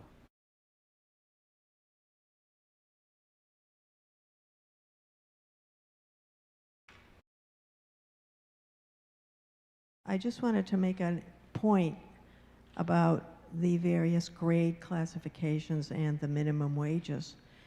We had a discussion last evening about eligibility for affordable housing under the overlay district, and all of the virtually all of the classifications up to about 10, grade 10, would be eligible for affordable housing under the guidelines of 80% of area median income. So many of our employees would be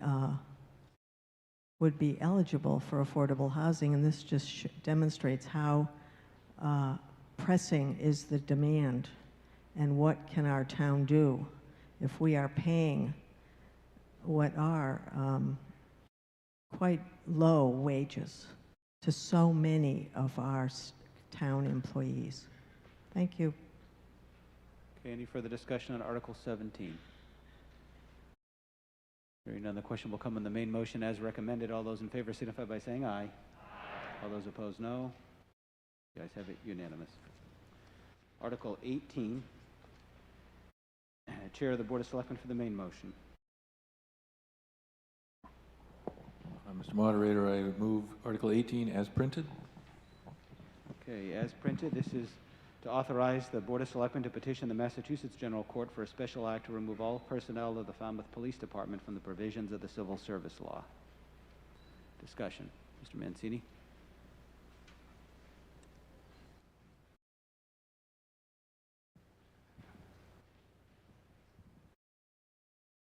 Mark Mancini, Precinct 8, and a former Falmouth police officer. I spent 6 years at the Falmouth Police Department. I now work for the Barnstable County Sheriff's Office doing crime scene for the entire county. So I interact with all 15 police departments. Civil service is a good thing. We need to keep this. Without this, we lose protections that with hiring and how we hire our police officers. Every department right now is having an issue hiring because no one wants to be a police officer.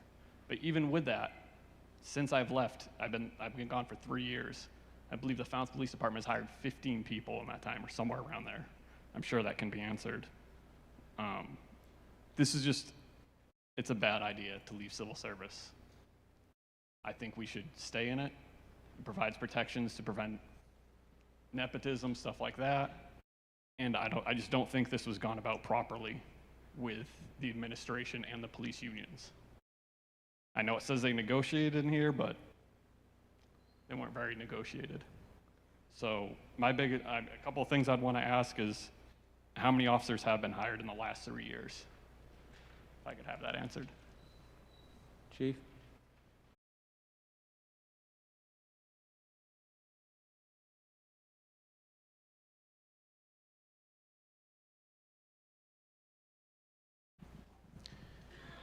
As far as hiring in the last 3 years, I believe we have somewhere around 10 or 11.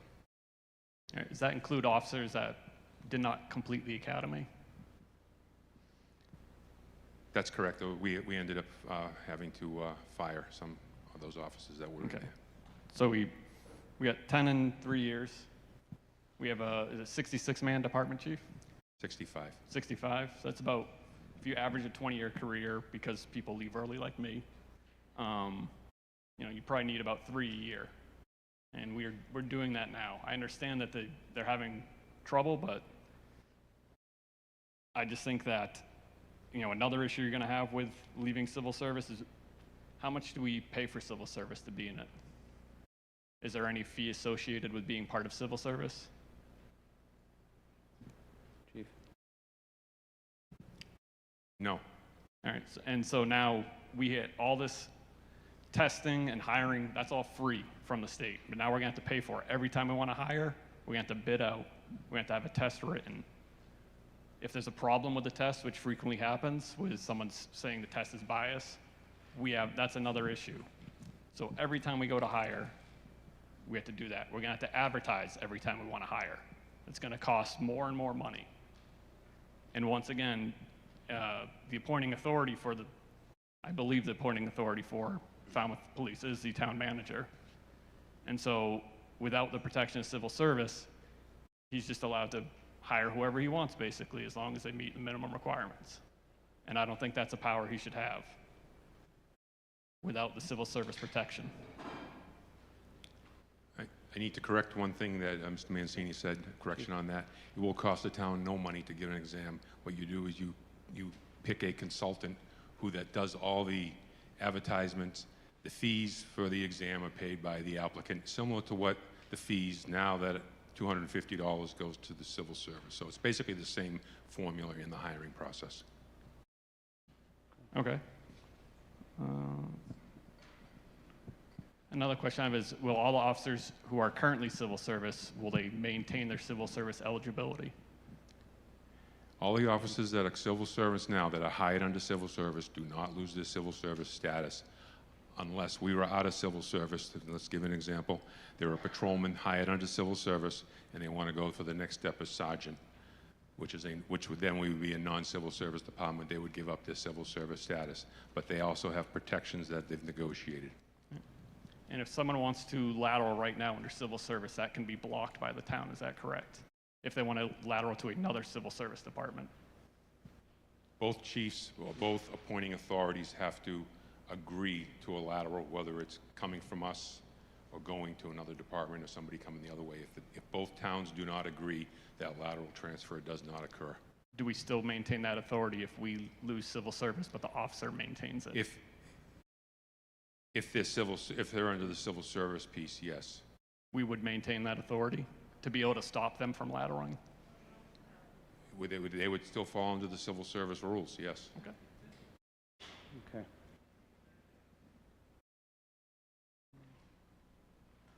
All right. Mr. Mancini, your time's about up. You got... All right, that's it. I would once again recommend people to vote against this. Chief. Mr. Moderator? Chief. I'm here with Captain Reed. He is my liaison with Civil Service. We do have a PowerPoint. If the town meeting would like to see it, we can explain it, go through the points, and then I can answer any questions. Go ahead. Yep. Go ahead. Thank you. Thank you, members. Currently, we are a civil service department. A little background, next slide, thank you. This article will allow town to conduct our own hiring, promotional, disciplinary appeals process, and decisions without being subject to the rules of the Massachusetts Civil Service Commission.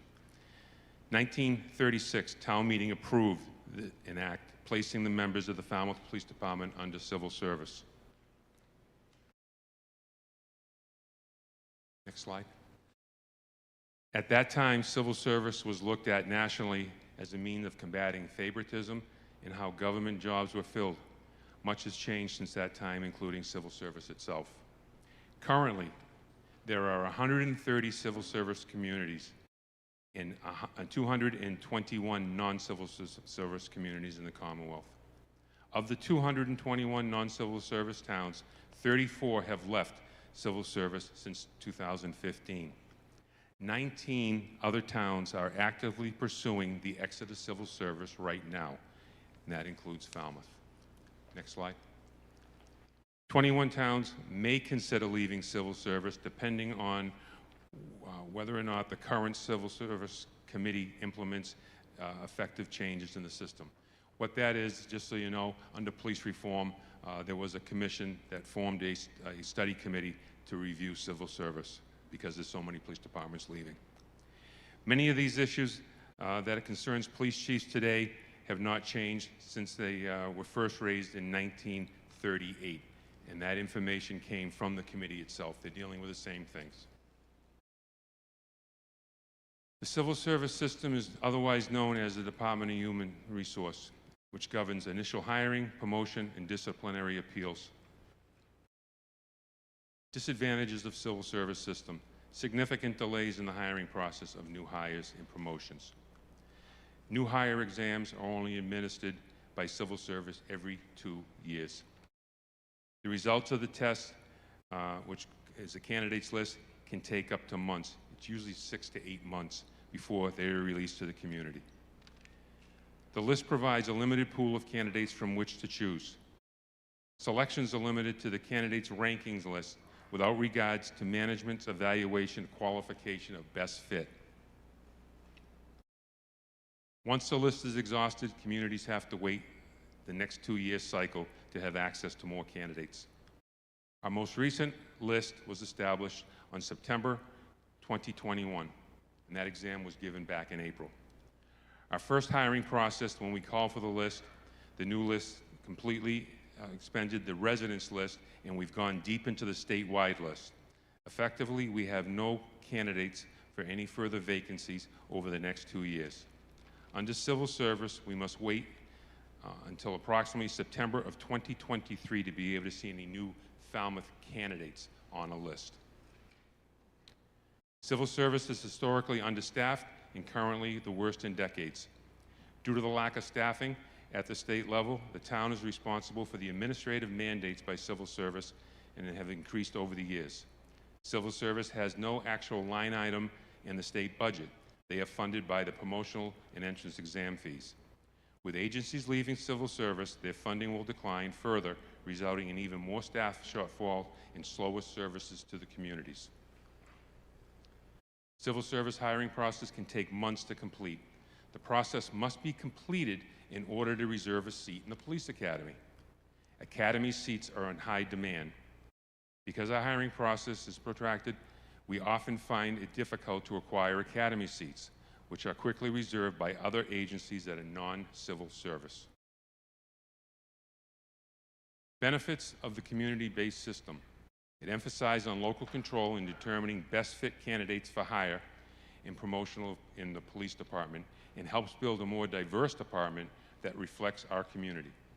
Hiring process can be specific to our community needs. A broader pool of candidates who are specifically interested in working in Falmouth. Clarify entrance and promotional standards based on local need. Examinations can be held as often as needed.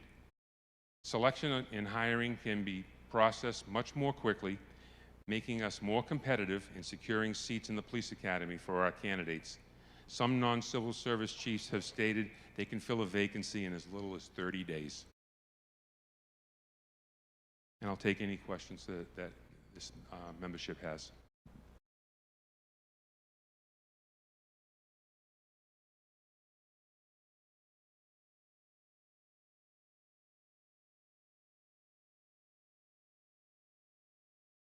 All set. I'll take any questions anybody has, sir. Ms. Murphy. And then Ms. St. Thank you, Mr. Moderator. Carol Murphy, Precinct 9. I'd like to ask the chief how many, I think there's 352 towns, cities in the state of Massachusetts, and how many of those are non-civil service? 221. Okay, so more than half are now non-civil service. Correct. And I wanted to ask also about, it mentioned something about the disciplinary in the town was to exit civil service for the promotion. This would go through the town, so that would eliminate the civil service for any disciplinary actions as far as the police department's concerned?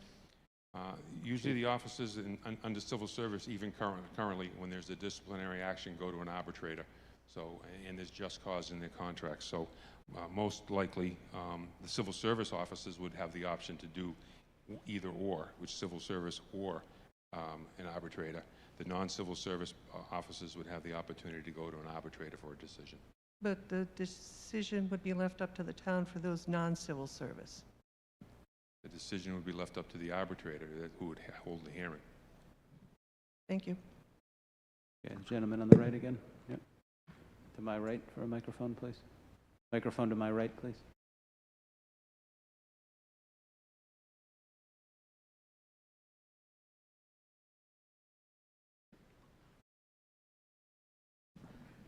Hi, Vincent Peasy, Precinct 9. So as I mentioned earlier, I'm a police officer in Bourne.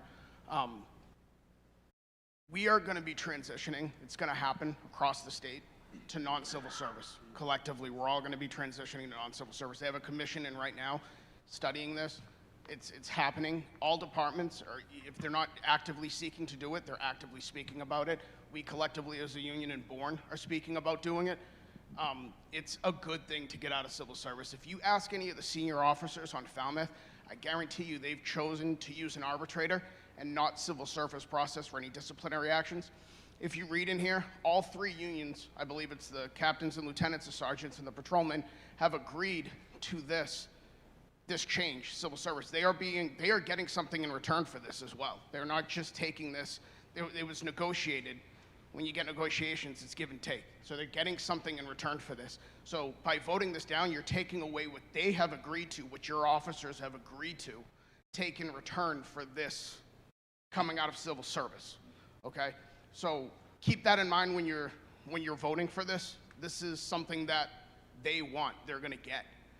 This is how they wanna move forward with this. It's gonna help them out in the long run. So just keep that stuff in mind. Mr. Morado, I just want to say one more thing. We are actively looking to hire, as I just said. We got the new list in September 1st. We're currently going through interviews. We're looking to hire 10. We are deep into the state list. I believe 100 and... We referred 92 names. There were only 9 Falmouth residents on it, so we're into the state list. We've pretty much exhausted this list. We've just gone through the interviews to try to hire 10. We had 13 candidates after the backgrounds and people that came in and signed. We are pretty much done with that list. We have at least 3, 4, or 5 more openings coming up in the near future, which means we will not be able to hire a Falmouth resident or probably anybody till 2023 when the new list comes out. We were non-civil service, we could have our own exam. Okay, down here on the left.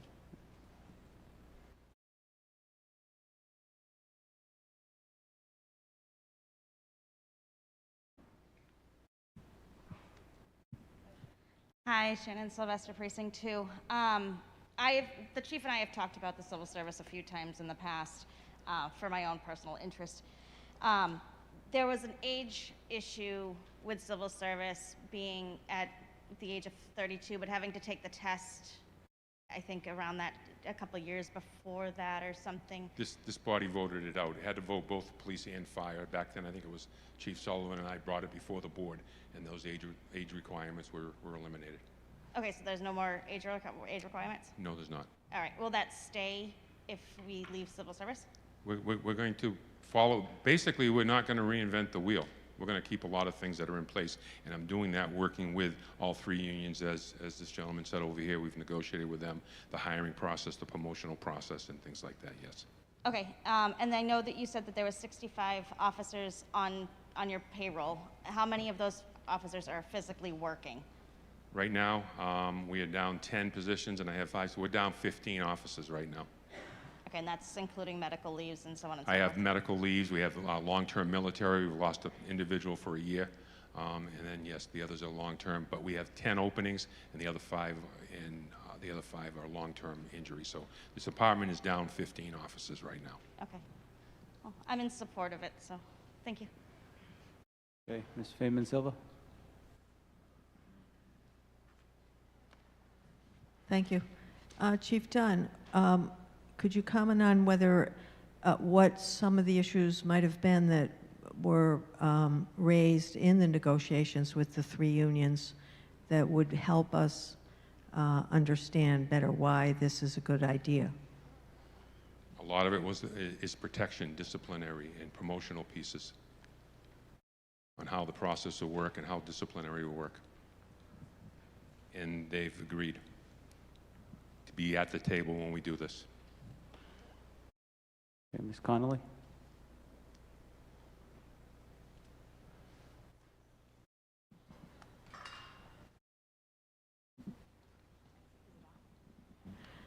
Annie Conley, Precinct 6. I support Ed Dunn. I think he does a great job. He wants this. His officers want this. I call the question. All right. Any further discussion? You can't call the question after you talk about the article, even though you talk shortly, which I wish everyone would do. Thank you for that.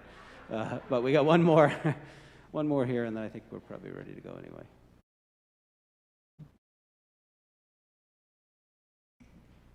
Megan Hanawalt, Precinct 8. I have 2 concerns about this article. One, I think Mr. Mancini summarized some of my earlier concerns.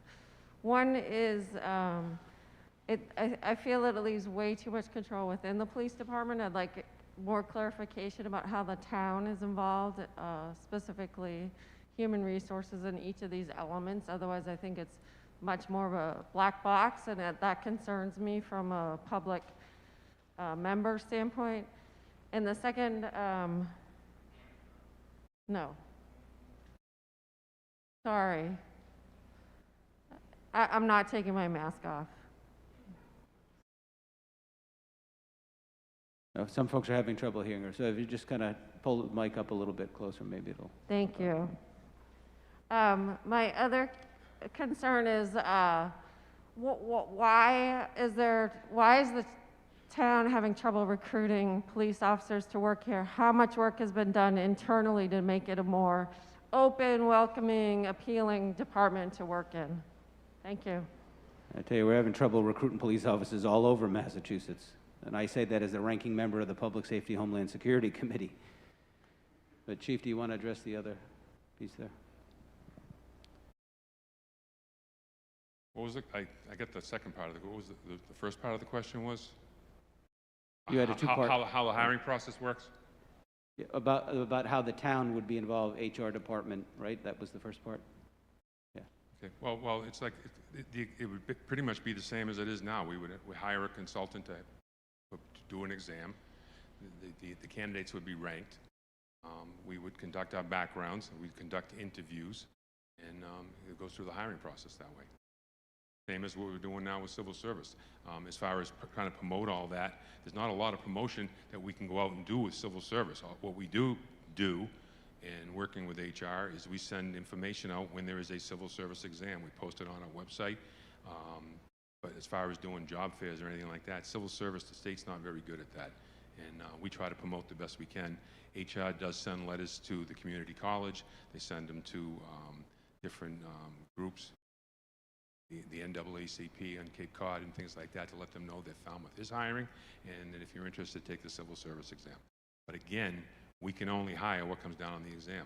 What we've learned from speaking to other departments that are non-civil service, they're doing jobs fairs, they're going out promoting it, and the people that come to the town of Falmouth, if we were non-civil service, want to work in the town of Falmouth.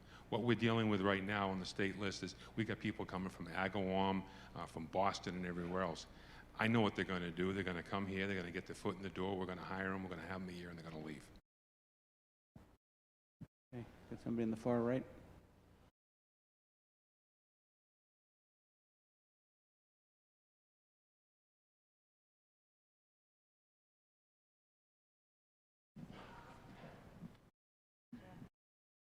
Thank you, Mr. Moderator. Gina Weber, Precinct 9.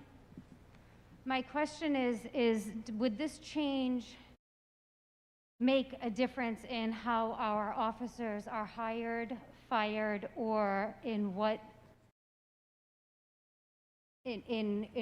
protections we have for the current police force and future police force? I'm wondering if this, makes any changes in that regard. Chief, you want to reiterate the changes? That all comes, that's everything that we've negotiated with all three unions as far as the hiring and the promotion and the disciplinary pieces on that. There is a procedure that will be followed, and they've been at the table with this all along. Okay. Mr. Moderator? Yep. If I could just expand on that answer, please? Yep. Thank you. Peter Johnson, Staff Assistant Town Manager. So I just wanted to emphasize a couple of points. One is that the previous speaker asked about any role outside of the police department for hiring, and it is the town manager that makes the appointments for all the patrol officers, and that will remain the same. The other point to the most recent speaker I wanted to emphasize is the due process protections that police union members enjoy are among the strongest in the nation, even without civil service. So there is collective bargaining law that we are obligated to comply with, and it goes through an internal process first. And if that does not reach agreement, the union has the ability to appeal to an arbitrator, as the chief mentioned. So that arbitrator is not a town employee, not a police department employee. That's a third-party mediator selected in concert by the town and the union. So I just wanted to emphasize that there are very strong protections that remain for our police officers under a non-civil service situation. Okay, I had somebody in the center section here. With the black mask. Yeah, grab the mic, it's right in front of you. Thank you. Dale Cap, Precinct 3. I just want to give you some background before I make my comment. My dad was a captain of police, a large Massachusetts police force, and he was a firearms instructor for the police officers. My cousin was a detective for police officers, and he was also a firearms instructor. I have a scientist background, and so I just make my decisions based on facts. And so when I'm looking at this article, I see a request, but I see no support for it. I did do a lot of research, and it is true, the civil service exams and civil service really does put a glitch in hiring for us down here. The state has come forward with a reform bill, and they will be looking at civil service. However, I guess maybe we just don't have the time to wait for that reform. So I will go ahead and pass on the reason for requesting the change being the hiring difficulties through civil service. The other two reasons for wanting to make this change, I guess, let me just grab this. Sorry.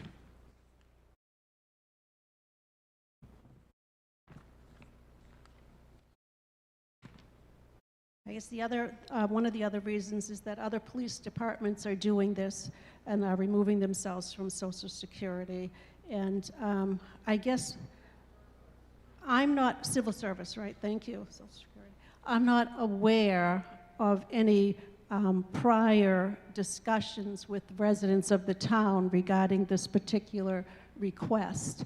And so I just was looking at all of some of the other I guess, police departments that have decided to make this change, and all of them seem to have come forward and spoken to their residents about this particular, request. And most of them then have decided that they might substitute or add things like body cams or civilian review boards or some disciplinary review processes or policies or something like that.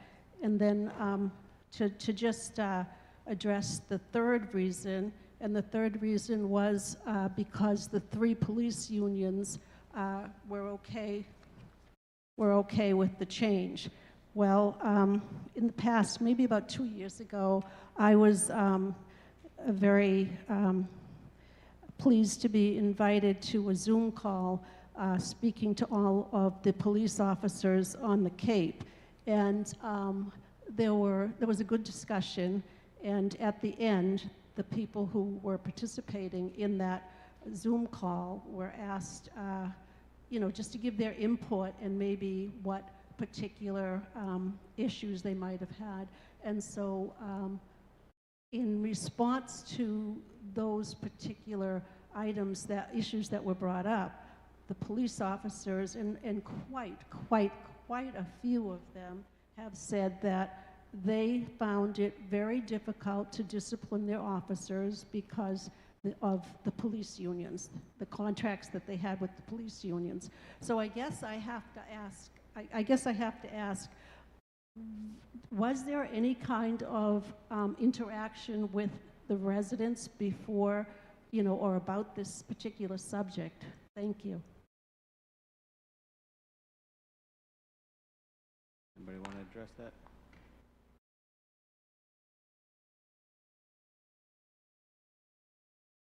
Braga? I guess to that point, I would just note that it has been a proposed article for some time. We've discussed it as a board. We had the chief come to a select board meeting and discuss sort of the pros and cons of it. And, I would just remind folks that while public input is important, and that's why at the end of the day, town meeting is voting, everyone here represents constituents, a lot, as the officer from Bourne pointed out, a lot of these pieces were negotiated with the unions, and those negotiations are not open to the public. The select board does not participate in those. Those are, those are legal matters. They go on for a long time, and I say this in a very positive way.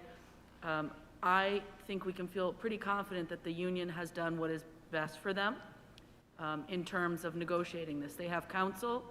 They certainly are not going to give up protections easily, and I think that we know that this is a conversation that's gone for a long time.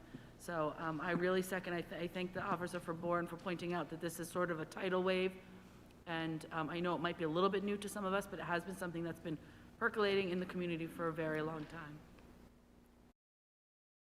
Okay.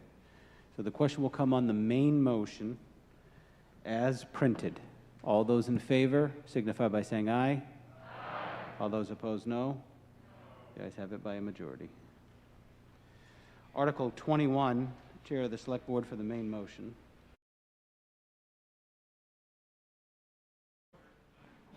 Yep, and we're going to go until we're done tonight.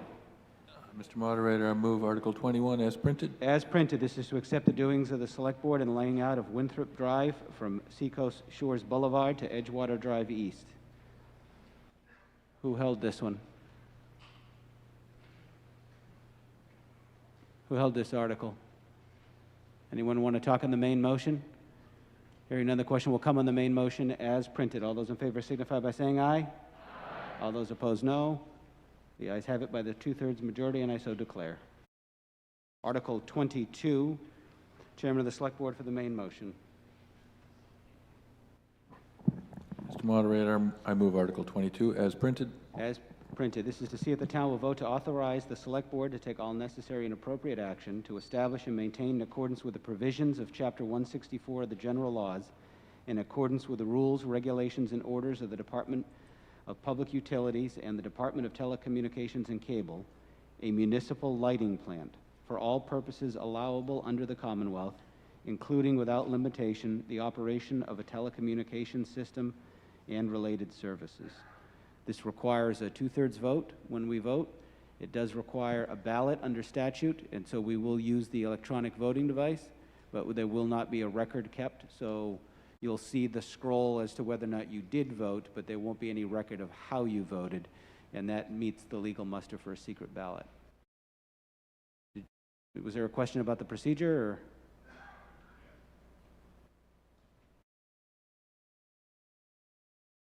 Can we get a microphone to my right, please?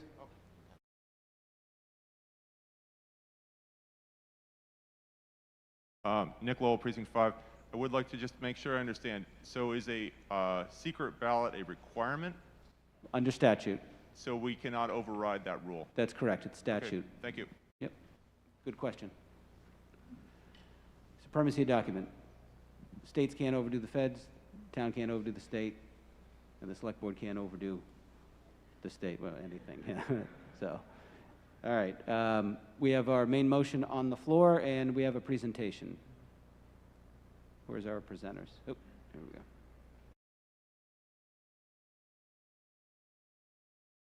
Good evening. Can you hear me just fine? My name is Mary Lois Snowman. I live in North Falmouth, and I am the Vice President of Falmouth Net, here to sponsor Article 22. As a decades-long taxpayer and as a mom of 3 who also went through this school, I want to thank you for your service. Like you, Falmouth Net is a group of local volunteers who we found each other just over our frustration with the internet. I'm not sure how many of you experienced at your house COVID like my house was during COVID, but there was a lot of screaming about needing the internet. I need to take a test today, get off the internet, I have my Zoom meeting, get off the internet, I can't get on my classroom today. It was just very, very frustrating. And the problem is, frankly, there is no competition. So you get what you get, and you pay what they want, and there's no one else coming for us. So we felt we have to create the us that's here to bring a better internet. Now, we met many, many times as a group because we wanted a path forward that would work for all of us. And there were a couple of recurring themes that were important to us, very important to our group. One of them was consideration for free school lunch families and fixed income seniors. The second was technology that would be built for now and for the future. And finally, what was very important was some sort of community participation, community oversight, so we can ensure delivery on number 1 and number 2. And that's where we are today with Article 22, and MLP gives us that oversight, that really nice balance of public-private partnership. So all we ask for you tonight is to give us a chance to come back to you with a path forward for a plan that works for us, for all of us. And with that, I'd like to introduce my friend, Art Gaylord. He's one of the smartest people I know, and he'll tell us a little bit more about the logistics.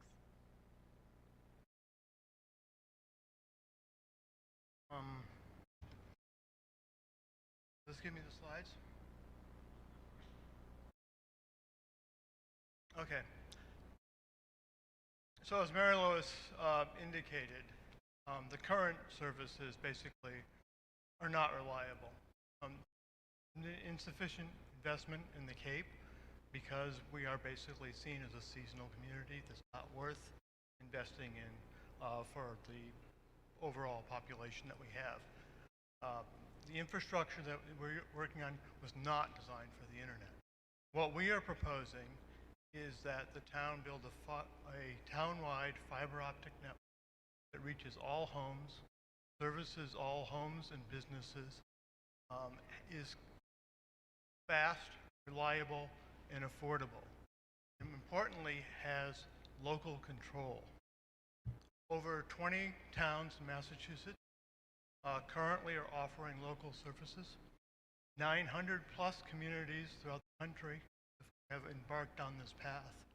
And in Massachusetts, the way this is done, in fact, the only way a town can have a role in controlling its utility service is through something called Municipal Light Plant, or the MLP, which is the origin of why we are saying to vote for this tonight.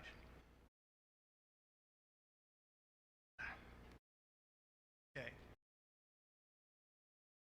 Bounced. So an MLP is basically a legal structure set up by a state law, Chapter 164 in particular. It's been around since the 1880s and has evolved to include more and more utility services over time. In fact, Falmouth in the 1930s established a municipal light plant for the purposes of exploring municipal electricity provisions. That didn't go anywhere basically because the cost ended up going to be too high to buy out the plant that they wanted to get. But still, it was done by the town, and it all even demonstrates that you can go the step of establishing a municipal light plant without it being an expense to the town. By law, municipal light plants have to operate on behalf of their customers. They can either provide the service directly or contract with others to provide the service. They're governed by an elected board or the select board. In most cases, the town will decide to have an elected board to oversee operations. The MLP then hires a manager to handle the daily operations. So it's not more town government. We're not talking about establishing a new department. It is a independent, nonprofit entity. The manager and the board are responsible for the operations. Still, MLPs are accountable. There are numerous provisions in the state law that describe how they are accountable to the customers, to this town, to the state. They can only incur debt through a 2/3 town vote. Also, another benefit of an MLP is that they can cooperate and form associations with other like MLPs to obtain, better service. Where are we now? Well, we had initial meetings for the public starting in June of 2020. We did a feasibility study to see if this idea made any sense. Was there need? Was there interest? Could a network be built and operated and be financially successful? This study was funded by the EDIC, and the results of it, which are public on our website and EDIC's website, indicated that this plan would work. We then began, just recently, an engineering design study to refine the plan. This will end up with being a detailed network design, bill of materials, very precise cost estimates and everything. And I have to thank our state senator, Susan Moran, and Representatives Fernandez and Vieira for helping us get this funding. That brings us to today, which will be the first vote on the town meeting to establish an MLP. In January, we'll have the engineering report. That will be in time for us to have refined estimates and plans for the April town meeting, which would be the second vote to create an MLP. Assuming those pass, the process would then move towards electing a board, hiring a manager, and coming up with final plans for how the thing would operate. What does today's vote mean? It is the first of two necessary votes. State law requires that there be 2 votes held not more than 13 months apart to establish an MLP, and that they have to pass by 2/3. A vote tonight would basically continue the process, advance the process towards the design, funding, and the preparation to create a municipal fiber optic network. Furthermore, as you've all seen, there's a lot of infrastructure funding being proposed and now passed at both the state and federal level, and a favorable vote tonight would demonstrate how Falmouth is interested in this process and help us be in line for grant funding. And with that, I will end and see if there's any questions. Final slide, which you probably can't read, but I wanted to put it up there, is the list of our board members and the members of our advisory committee.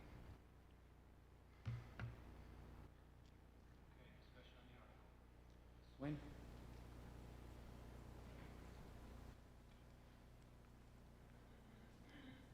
Hi, Brenda Swain, Precinct 6. I'm going to vote in favor of this tonight because I want more information. And I think that the yes vote tonight gives them the opportunity to get a budget together, more information on the way the system would work, and I need that information to move forward.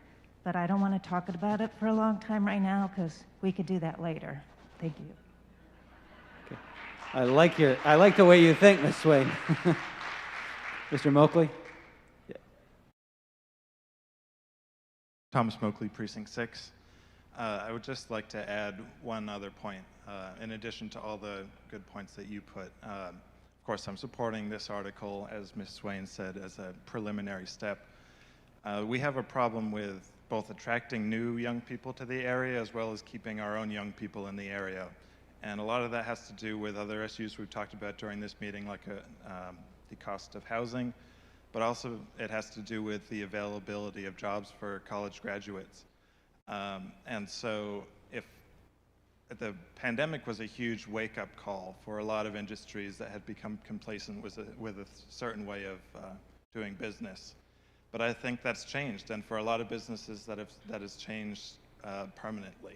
And so if we have more reliable internet in town, and especially if we're one of the first towns to make that happen, that's going to become a really big draw to companies like that. And whether that's by signing on to the fiber optic network or by promoting better service from Comcast just through any competition whatsoever, I think that's a really good forward-looking thing for this town. So again, as Ms. Swain said, this is a first step to get more information. It's not committing the town to anything too expensive or anything like that. I hope you would support this article. Thank you. Okay, Ms. Lichtenstein?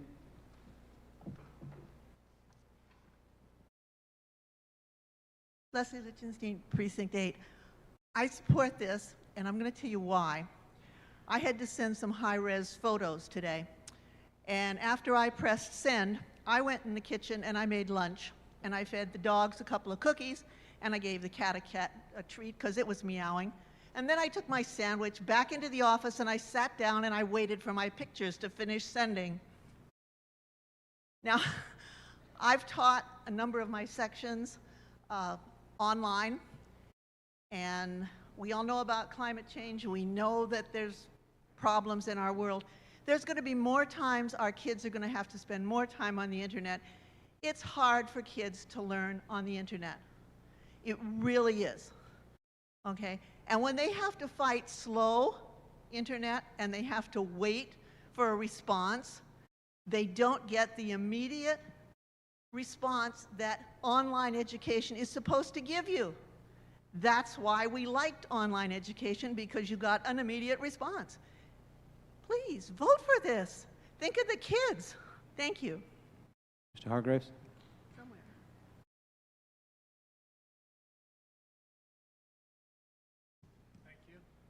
Peter Hargraves, Precinct 9.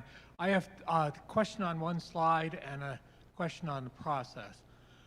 Originally, when this was being discussed, it was explained as two votes of town meeting, 13 months apart with a 2/3 vote, followed by a ballot. And is the ballot that election of the municipal light board that was shown up there, or is it, I think I got a subsequent explanation that that only applies to the council form of government. So could you be clear, after we vote this in April, if we vote it, then we're ready to go with establishing the organization, and where from would the candidates for that organization be? And then I have my second question. Yes. Initially, there was some misunderstanding because there are two different sections of the law, one which applies to towns and another which applies to cities. And in the town, which is what we are, it is the 2 votes of town meeting, and that is all that's required. If I might add, the statute says that the town meeting vote is by a ballot. And since we have electronic voting devices, that allows us to do our town meeting ballot via the electronic device. Okay, I understand. And how would we staff the municipal light plant board, assuming it was then passed by the second town meeting vote? That would be actually for the town and town meeting presumably to decide, but it would be, there are 2 options that in the law, and one is that the select board take on that role, and if the select board is doing it, they have to be operating on behalf of the MLP and not on behalf of the town per se, to the extent there's a difference. More typically what happens is there would be an election of members to the board, which would be similar to the election of school board or other elected boards. Okay. So, and my last question is, we've heard a lot of talk during this town meeting about all the financial priorities, what we should be planning for, another firehouse, police station, sewers, affordable housing and sewers and septics and all kinds of services to support our growing community. That's tens of millions of dollars. This is a $60 million project. I'm in here to listen to what you come up with, and I understand the report is going to be available in January, and I am presuming that when you come to us in April, if that's when you come to ask for the second vote, that you'll have that fully reduced to a proposal including what the funding, where the funding will come from, and how we're going to do this. Because I'm willing to vote for this tonight on the prospect that that's going to happen, but David Eisenberg convinced me to do that, but that was just after I said the cart is before the horse on this, and if you have that information reduced to a recommendation, then I can buy into that next town meeting will be a useful event to ask for the second vote. Yes, certainly. I mean, this is a complex process, and you know, like we're doing the engineering design right now to refine the cost estimates and everything. We're also investigating, you know, how to pay for this. There are a number of options. One is that a private company will come in and fund much of this. Another is that we will be able to get either state or federal grants to pay for, if not all, a major portion of it. And the final option is that the town would be asked to do the bonding for this. That I think is, you know, probably, you know, the least desirable from the point of view of the impact of finances to the town. But even in that case, the impact upon the tax rate would be small, and people's the expected cost of subscription to the service would be so much less than what you're paying to Comcast now that it would more than make up for any tax increase that you might have.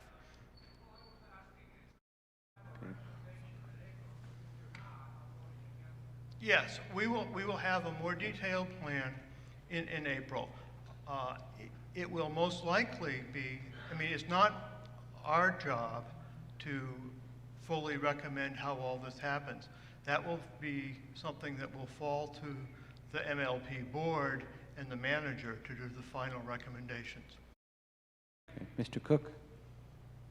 Mr. Sherrill, I'll add you to the list.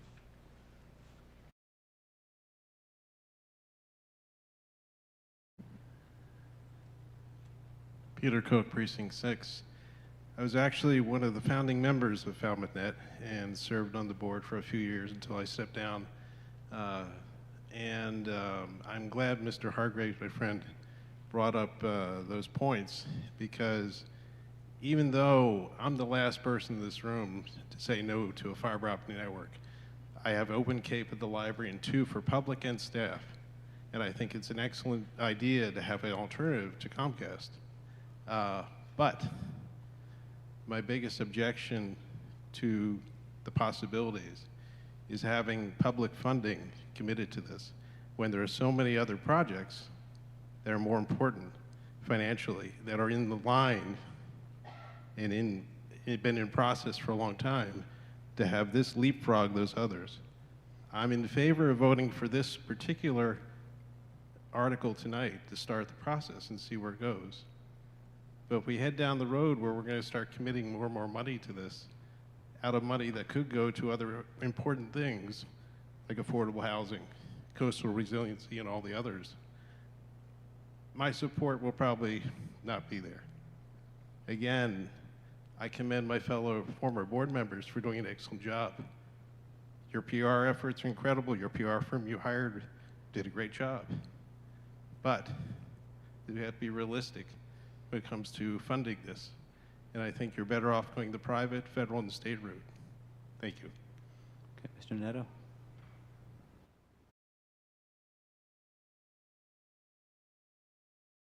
Joe Neto, Precinct 9. This concept I know is new to a lot of people. I personally, when I worked in Wareham, ran the transportation system, which was like a public entity.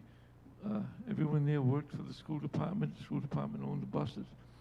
This idea of public employees running a business is hard, especially that old Yankee philosophy. It's hard. And we ran one of the most efficient, as Dr. Antonucci would tell you. I had to file my reports, and he was Commissioner of Education. And we ran one of the most profitable bus systems out of 351 cities and towns. Why? Because when you run a municipal operation, you don't have to make a profit. Very simple. You don't have to make a profit. Every businessman knows that, and here they're sitting here. And a 15 to 20% profit isn't a good business. But anyhow, I was up in the Boston area on October 17th, and this is a copy of the Patriot Ledger that I thought I'd show you. There's about 20 towns on the South Shore. We're not alone in this. There's about 20 towns that are all listed there that are contemplating, they're thinking, doing this. There's 11 cities and towns in the state of Massachusetts that run their own 100% public utilities: electric, gas, cable, telephone. There's 11 of them. The wind turbines up by me in Woodstock, Maine, are owned by Mr. Cashman, Patriot Renewables, and the electricity up there in Maine comes down to those 11 municipalities in Massachusetts. So this and what's it going to cost? I don't want to tell you what I pay for now for a lousy product. It's a lousy product. I'm astonished at what I pay. Secondly, the selectmen just signed a contract with Comcast, and as I was reading the contract, there's a clause in there for the town to have another cable company come into town. So that's been taken care of. They know the handwriting's on the wall. Why do you think everybody owns a Roku or Fire Stick? And we just, educationally, we ran a school system. The children had to go to school through the internet. And my daughter now teaches under that, and it was just so tough because people had poor quality internet. This is not a luxury anymore. Remember years ago when we bought a car and it had air conditioning? That was the luxury. Now you won't even think of buying one without AC. This is not a strange or new concept. And as taxpayers, we pay taxes, I feel, for services. And right now, this is a service, as the pandemic has shown us, it's an everyday way of life. I hope we get this ball rolling. I thoroughly and obviously support this article. Thank you. Mr. Scherer in the center aisle.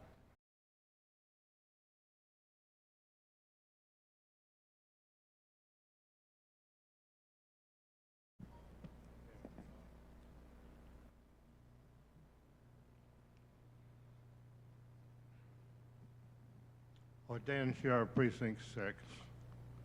I have a question first, because this will be voted tonight, it'll be voted at the next town meeting, and does it go to the public for a vote? No, it'll be 2 votes at the town meeting. So this group is the ones that are going to decide if this is coming or going. Personally, I think it's a wonderful idea, but I think it's too soon. I think we should put this off for a few years, if not 10. We have 1 or 2 fire stations to build. We have beaches that need work. We've got roads that need work. We got housing we've got to go through. And I can go on and on. We've got tides that are going to come in or buildings to move. We're not ready for this. We're a small town, and we have to make our tourists and our 5-month home owners happy who are coming here in the summer to enjoy and relax and everything else, and they pay us a lot of money. Let's not discourage them by not having the harbors right and the beaches right and the fire stations right and so forth. Please come back in a few years. Thank you. Okay, now I'll come back, but we're not going to intervene in each individual speaker. Mr. Donald, I think it is in the back. Is that Mr. Donald? Yeah.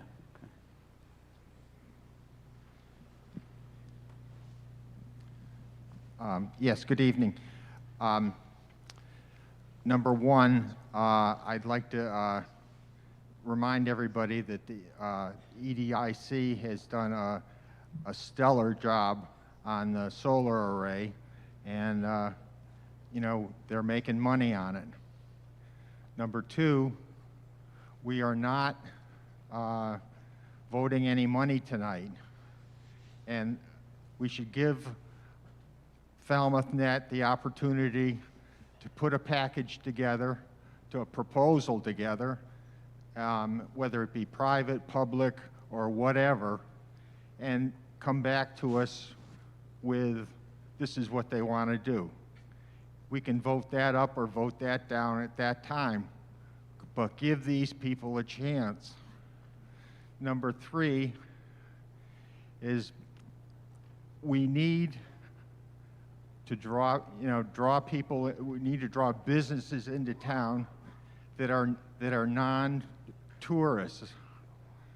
We need to have technical companies coming in and have encourage young people. You know, there are very, tech companies are very low footprint. Through the pandemic, you know, my son has been working, he has a job in New York, but he's been working out of Falmouth for the past year. You know, it's very doable.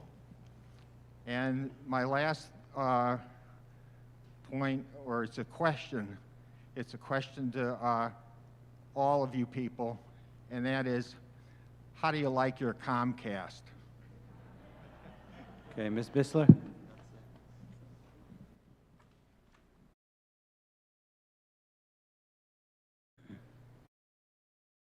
Hi, Wendy Bissler, Precinct 2. I have a question, please, through you, Mr. Moderator. Is there any potential that there'll be any funds available through the infrastructure bill that was just passed last week? Absolutely. Okay, so there's the potential that some of those funds could be used for this, Potentially, this yeah. service. And there's still money on the table in Boston because we didn't spend all the last ARPA round. Great. I just have a comment, too. I don't know about you, but we know when there's a lot of people in town, when the tourists arrive in the summer, because our internet slows down so very, very much. Particularly July 4th weekend, forget about it. It is terrible. And we also pay a tremendous amount of monthly fee, and it's just ridiculous for what the service that we get in turn. I hope we do this. We need the competition in town, and I can't wait until we have a fiber optic network in town. Thank you. Okay, Ms. Braga? Ms. Braga? Thank you. Just to Mr. Scherer's point, just to remind folks that if we were to use the model that would require funds from the town, then that would be something that would ultimately, it's going to be such a large amount that it would go to the voters. So I just want to be clear that yes, we have the authority as this town meeting body to vote to create this. But if we were to be advised to go that path where public funds would be committed to it, it's not something that we would just sort of, be able to give approval to. This is something that would be a community-wide discussion, and the number would be big enough that we'd be having a very big discussion. So certainly I hope we support it. I, for one, have had to have Zoom trials during this period, and there's nothing more frustrating than when you're in the middle of what you think is really compelling argument and your screen freezes. So we are just so far behind where we should be for a town that has this many folks and so many businesses and individuals that I think are really waiting to kind of take off to the next level if they have that infrastructure. Okay, we got the gentleman that was in front of Ms. Bisler, who's next on the list. Yep, you.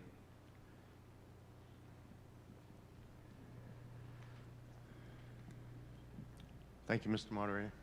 Ed Swartz, Precinct 3. As a new town meeting member over the last year, and someone who came from one of those 11 communities that had an MLP for many, many years, one of the most established in the state, that I believe was the first to take fiber optic and started down in the city of Taunton. I applaud you for bringing this forward. And I'm not saying that because I got dumped off of 2 Zoom calls today in T-Ticket. That's beside the point.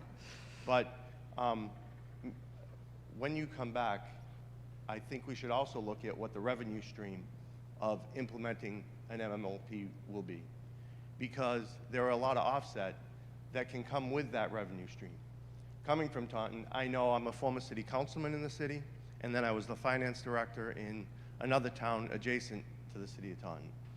And there are payments in lieu of taxes year in and year out from the Taunton Municipal Lighting Plant that bring huge revenues to the city. So don't just look at it on the cost basis, but let's look at the revenue stream that long-term it can bring back to the town. So thank you, and I support this wholeheartedly. Ms. Shepherd, next on the list. Can you just pass the microphone straight up to the woman in front of you, down here? Oh, Yep. thank you. Thanks.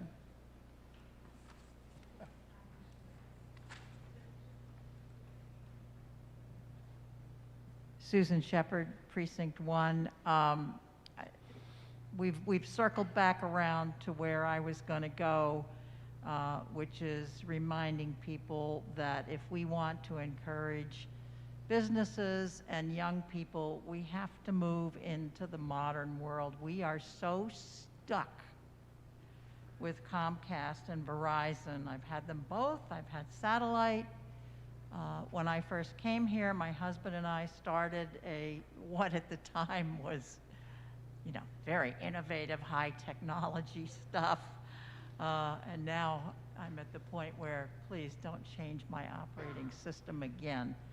But this is something we desperately need. I am so in favor of this. Again, we're not voting money tonight, folks. We're just letting this move forward another step. Please vote in favor. Can you just pass that to the left there, too? Yep, thanks. And then Mr. Clark. Mary Harris, Precinct 5. To answer Dan's question about the tourists, their first question is, what's your Wi-Fi password? We have a group, FalmouthNet, that has honestly come before us to say, we need a new fiber optic system, and basically Comcast isn't going to do it because they're not going to put the money in.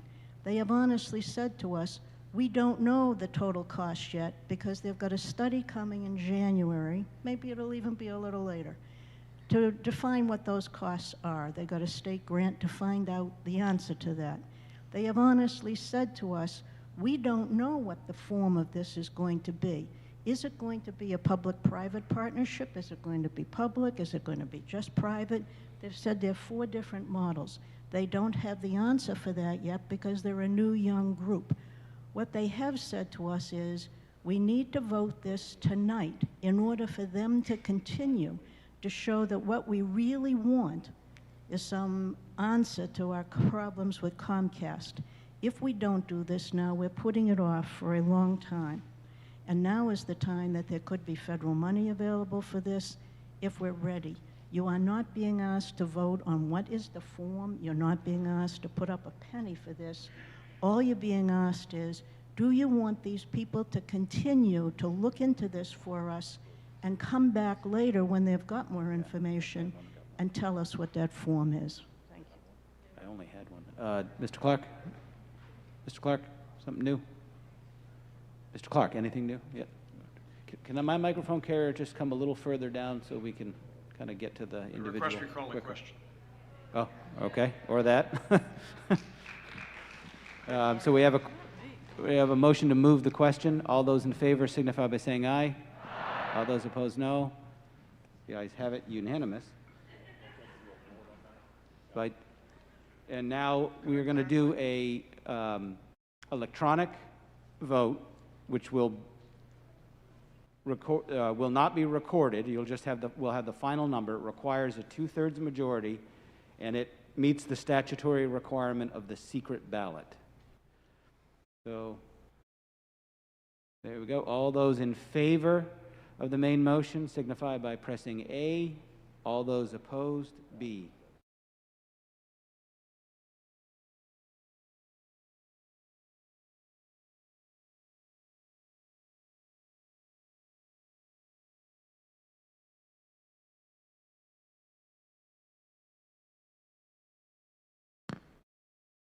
All those in favor of the main motion as printed signify by pressing 1A. All those opposed, 2B.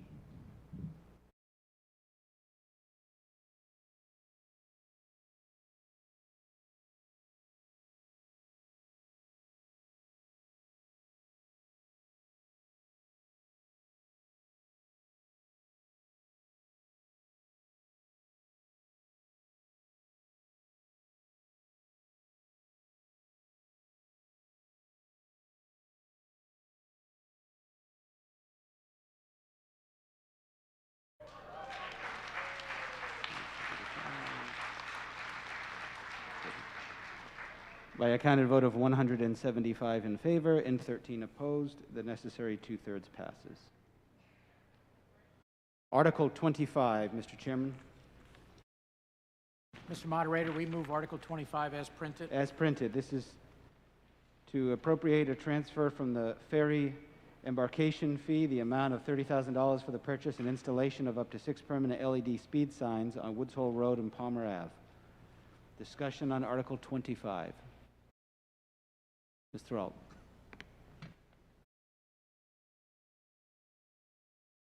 Andrea Thorold, Precinct 6. I held this article because I had some serious questions about the necessity, the effectiveness, and the number of signs proposed in this article. I've noticed recently, and you may have as well, quite a few signs popping up around town. I suspect some of them have been put up based on the nature of the signs from the state. Probably there were some requirements, but we do have a very beautiful and quaint town, and there are places that I particularly notice at night when the headlights pick up all of the signs, one after another, down many of our most beautiful areas. One of the things that we know that by increasing the number of signs we have, it also increases your chances of ignoring every one of them because there are so many. And I don't believe that we're having an issue, not that I don't believe that there is an issue maybe with going over the speed limit, which this is trying to deal with, but I'm not sure that it's an issue of awareness.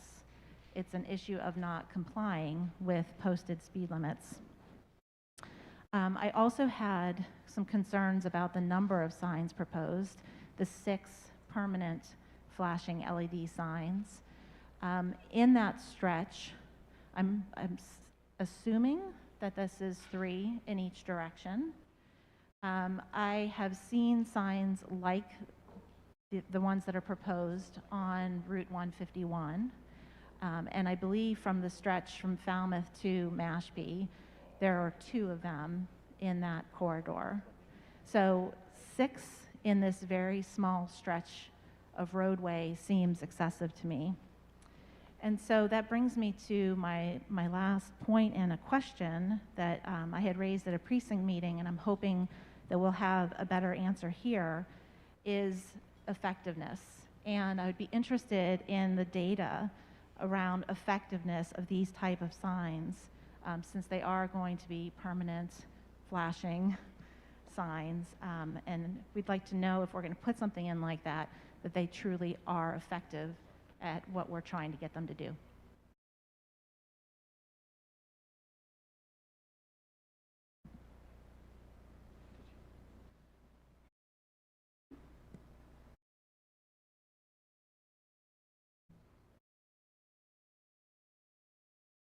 Yeah, go ahead. Just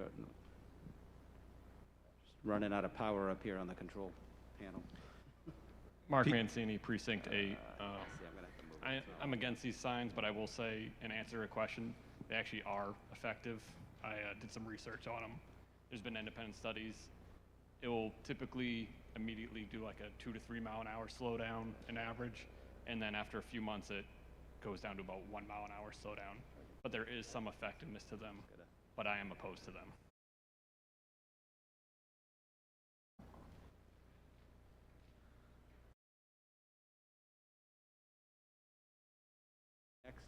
The gentleman in the aisle. Yeah. Right up here.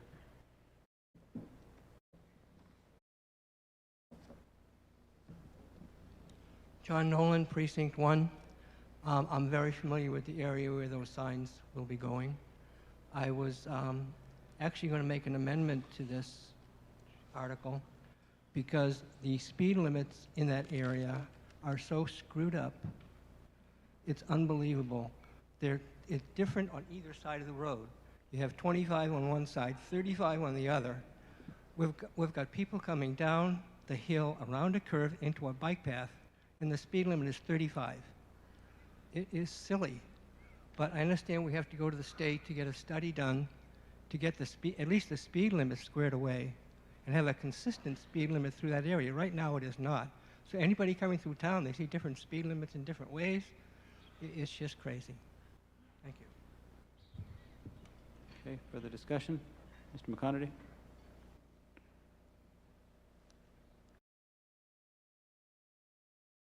Peter McConerty, Director of Public Works. I think I can remember all the questions that were asked. I'd just like to address them. There was one speaker with 3 questions and another speaker with 1 question. So I'll do the... Sorry about that. I didn't hear any of them. I was looking for the power cord. I would have I'll do the latest question first. Is that the location on Woods Hole Road? So in anticipation of this article coming to town meeting, Public Works has went forward and met with the Traffic Advisory Committee in anticipation of hopefully passing this article in order to alert that the Traffic Advisory Committee that we're working on this, they're in charge of signs and within town, but also to start the process of working with the police department to putting out speed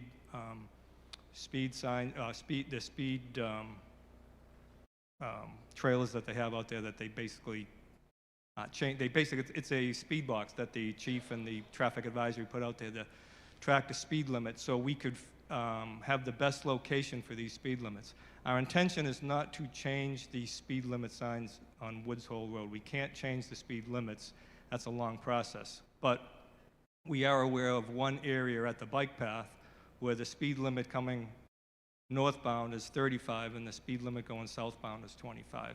So during this process, we will be requesting to the state that that speed limit gets appropriated and gets fixed. And it's basically moving a sign approximately 300-400 feet up the roadway. We did a similar situation up the street at Goodwill Park coming around the bend from the double barrel highway to lower the speed limit. So hopefully that takes care of that question there. As far as the effectiveness, Public Works and working with the school department, over the last several years, we replaced all the flashing signs at all the schools. And that's basically a 20-mile-an-hour speed limit. Up at the high school, it's not a school limit sign, it's a school zone sign, it is a safety zone sign. And it is effective, it does work. I know when I see them on our recent signs that we placed on 151, they do work. I know I slow down, I see vehicles in front of me, behind me slow down, so they do work. On Route 151, we installed 6 signs approximately 3-4 months ago. So the cost for this article came from those, the cost when we put those 6 signs in. With the materials and the challenges right now getting materials, we might not be able to get the full 6 signs, we might be able to get 4 signs. But our intention is being able to put 2 of the signs in the area of the bike path where it crosses Woods Hole Road, and another one further down Woods Hole Road going towards Woods Hole. So the reason for these speed signs is so there is a committee for the Woods Hole group that works with the Steamship Authority. It's basically the Steamship Woods Hole Noise Committee and Woods Hole Road Noise Committee and Speed Committee. And one of the items that came out of the meeting is that those meetings is the possibility of how can we control the traffic on Woods Hole Road to slow the trucks down and slow the amount of vehicles coming down to the boats and coming out of the Woods Hole when they're getting off the boats. And one of the recommendations that was put forward was to look at the installation of these speed signs. So that's where it came from. The look of the speed signs will be the signs somewhat identical to Route 151. They will not be like the school signs that have the flashing yellow beacons on each side of them.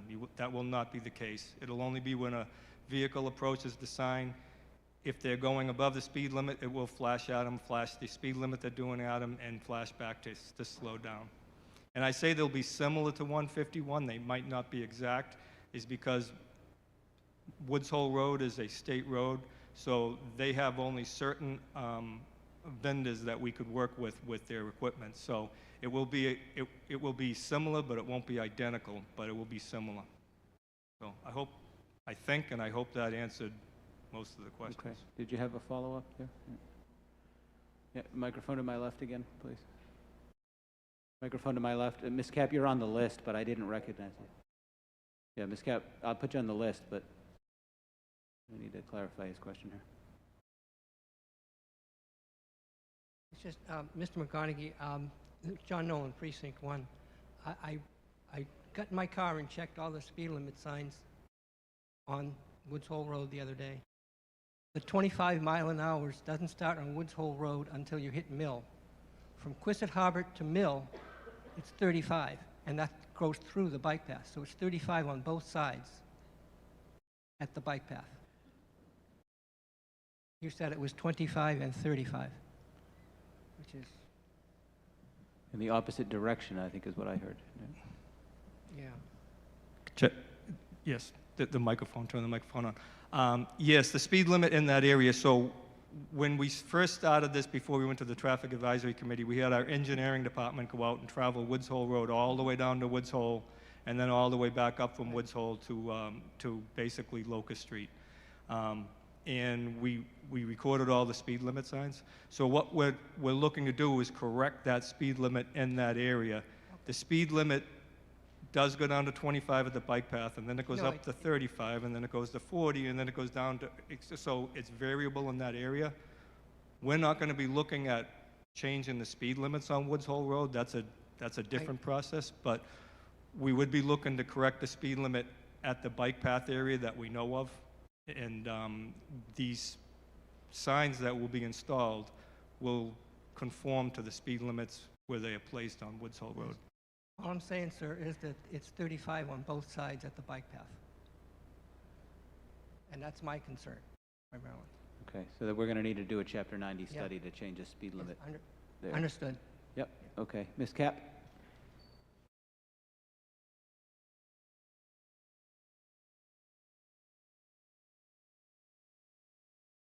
Dale Cap, Precinct 3.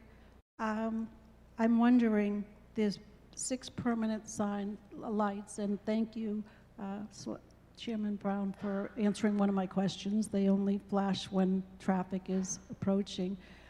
If this traffic is going to be decreased because there's a plan to have freight come through New Bedford, do we really need these right now? Aren't we coming through, isn't the freight going to be coming through New Bedford? I'm sorry? There's discussion about it, but there's no... In reading it, I just thought that maybe the working group was working on it and it was going to happen quicker than I guess it's going to. Thank you. Well, we're hopeful that'll happen, but it won't be any time in the near future. It's a long way off. And we've been talking about it for about 20 years. Mr. Herbst?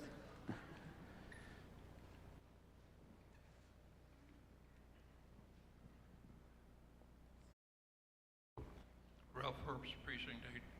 I'm a member of the Transportation Committee, which is also looking into the speed limits on Woods Hole Road in relation to the Steamship Authority and the amount of freight that is moved over to the islands on Woods Hole Road. I am not speaking for the committee tonight, but I will tell you my personal experience on the committee to answer the young woman's question about effectiveness. I had a personal conversation with the gentleman who is in control of speed limits throughout the state, who works for the Department of Transportation, and I asked him, how about rumble strips? And he said, if you put rumble strips out there to alert vehicles that they're going too fast, the residents adjacent to those rumble strips will tar and feather you on your way out of town. He also said, I asked him about painting the speed limit signs on the road. And he said that that would be too maintenance prohibitive.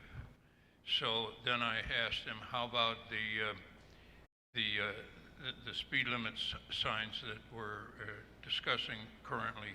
He said, absolutely, they're the most effective way to slow people down. Okay. In the back, Ms. Palanza? Hi, Megan Palanza, Precinct 1. I'd ask everyone to support this. I live in this area. It's not just the trucks, the passenger cars. They're zipping down to the Woods Hole to get on the ferry and zipping out to get out of town. Coming down, and I've got 3 kids who went to Falmouth schools who have to cross the street to get on the bus and get off the bus. It is not safe. So anything we can do to put in some additional to get cars to slow down, I appreciate it. Thanks. Mr. Scherer? In the back right.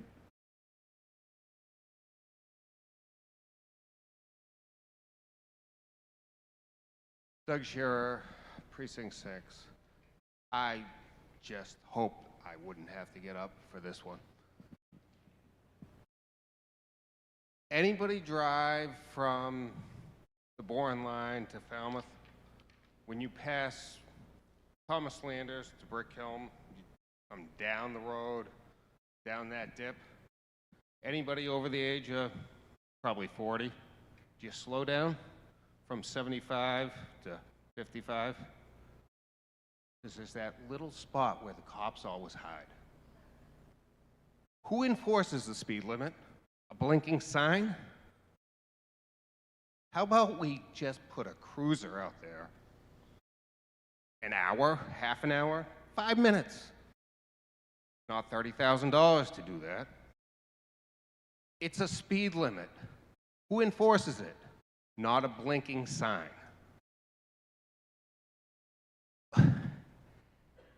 The police officers have a lot more important stuff to do than to enforce speed limits, but it is part of their job.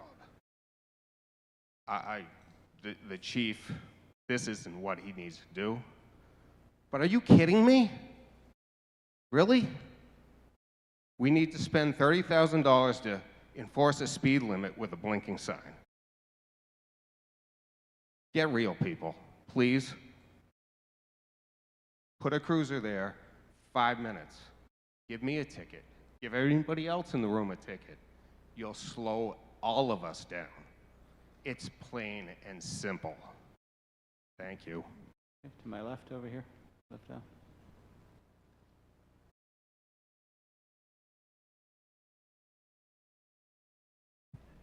Ted Fitzell, Precinct 1.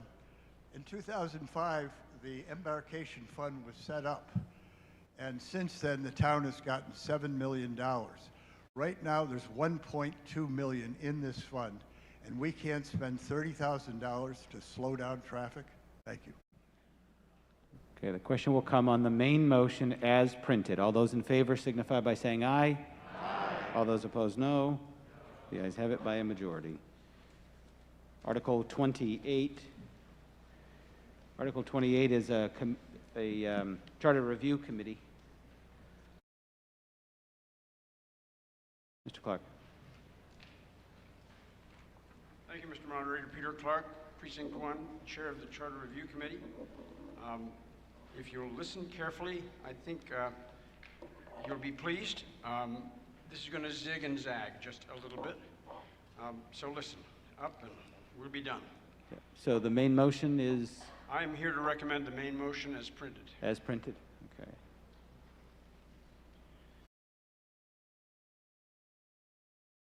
This is what the Charter Review has to say about the Select Board and its role. The Charter Review Committee studied roles, and we spent a lot of time talking about the Select Board role. You may, many of you here were here before 1991 and remember the Select Board as it existed before the Charter Review Committee. It was in the weeds. It had to be. They ran the town. They were the Department of Public Works. They did everything. The Charter changed all that. And I'm really pleased to see our Select Board looking closely at what the Charter has to say in terms of its crucial executive role as goal-setting, policy-making, planning organization of this town. And the Charter Review Committee spent a lot of time on that and has made a number of recommendations to try to enhance this. We also have looked at various other boards, CPC, FinCom, Planning Board, and in other amendments, we've tried to honor and enhance their role. But in terms of this article, we proposed what you see at the top in your book. And it was designed to reinforce the role of the Select Board as having a voice in everything that the town does. Not the powerful, not the all-deciding voice necessarily, but a voice. And in setting up this article, we put in the reason why it was first put into the Charter in 2013, which was that there were articles coming to this meeting without a recommendation. And we felt that the Select Board was asked to make recommendations on those, and we actually wrote it in explicitly here. But we also took out a phrase which said that the Select Board, in the original, what's in the Charter right now, says that the Select Board will make recommendations on all articles, and we took this phrase out, except those that are the responsibility of the Finance Committee, the Community Preservation Committee, and the Planning Board. Now, we took that out because in other parts of the Charter, those responsibilities for those committees are clearly stated. And this one is about the Select Board. So we took it out. Well, we then heard that there were concerns about deleting that, and so we considered an amendment, and the amendment here is on the bottom of this. If I have my, yep, it's this bold statement here, in which we tried to create a phrase that would reassure those committees that they were the primary recommenders, and yet preserved for the select board a voice. Well, in taking that out to talk with some of these folks, the CPC and FinCom particularly expressed grave concerns about that, worried about undermining their authority. I don't think the Charter Review Committee felt we were doing that at all, but clearly there was a problem. So,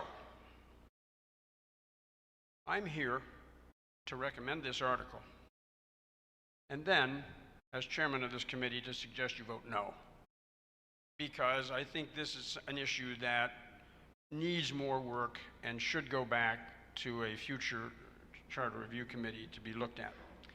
I talked to the moderator about whether I could recommend indefinite postponement, and that doesn't work because I haven't had a meeting with the Charter Review Committee to ask them. So I'm standing here as chair. They can vote me out of the chairmanship if they like. But I'm suggesting that you vote no and return this to future study. Thank you very much.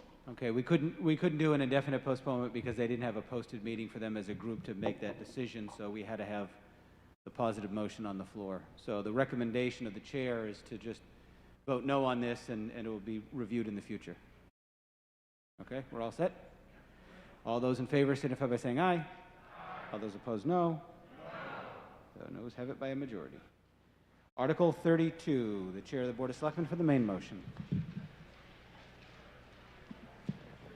Mr. Moderator, I recommend Article 32 as printed.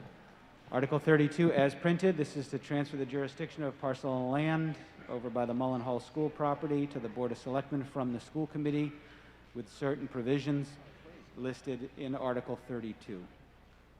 Okay. Where's our... You got a presentation on this one? Yeah, he was. Yep.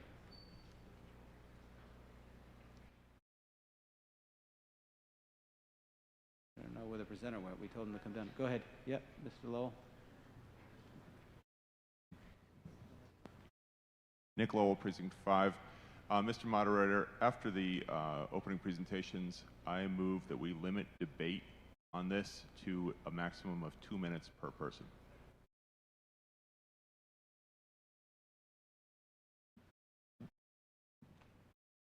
Two minutes per person. Do they get a second 2 minutes like the current rule states? All righty then. So we have a motion to limit discussion to 2 minutes. It's currently 4 minutes, and everyone can speak once. All those in favor of the limitation signify by saying aye. Aye. All those opposed, no. Opinion of the chairs that the ayes have it, and for this article, we'll reset the clock to 2 minutes. And do we have the presentation here? What's going on? Yeah, I know, and we told them to come down a while ago, so I don't know what happened. Yeah, so who wants to talk on the article? Otherwise, we're going to take a vote. No? Okay, here we go. All right, I'll start adding you to the list.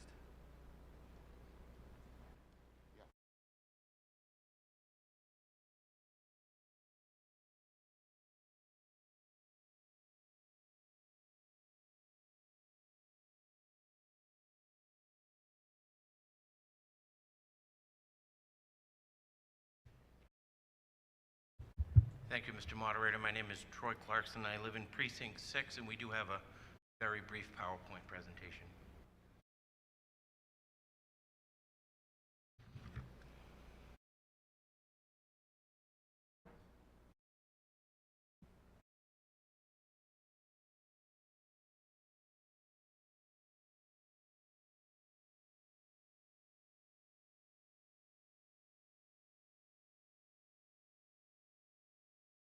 Not quite that brief.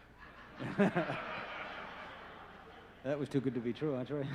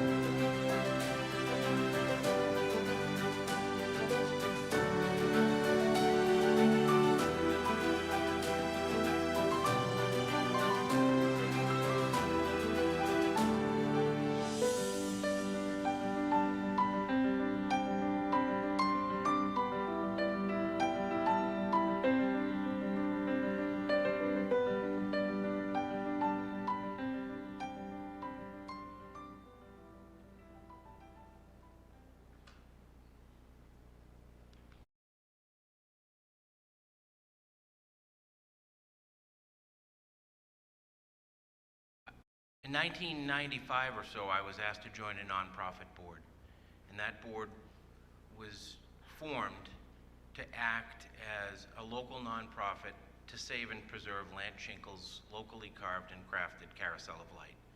Today, nearly 30 years later, I stand before you as the president of the board of directors of that all-volunteer, all-local organization, asking for your support for one simple thing, and that is to allow us to begin the process of negotiating with the Board of Selectmen, the Select Board, excuse me,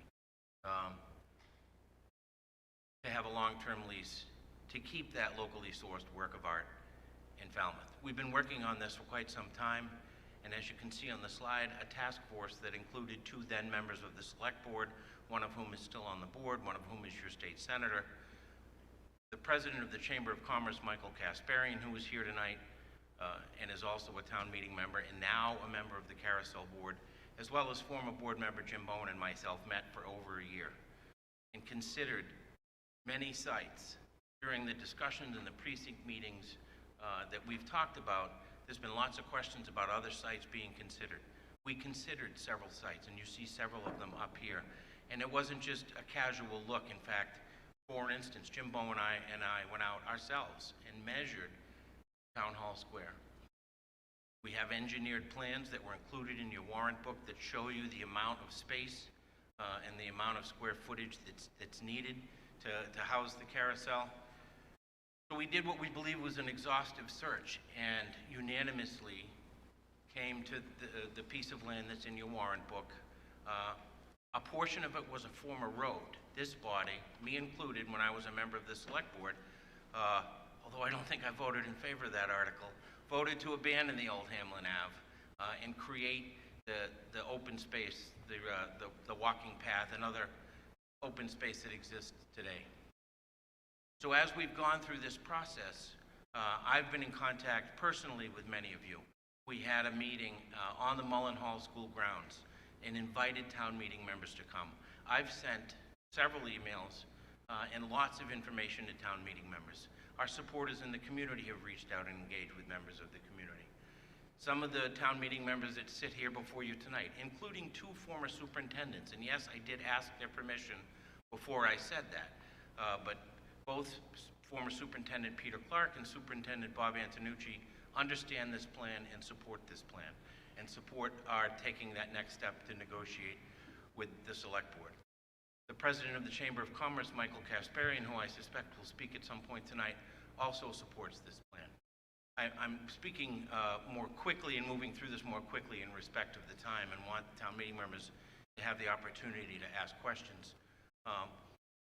But the point I'm trying to make to you is that what we're asking for you to do tonight is the beginning of the process. It's not the end.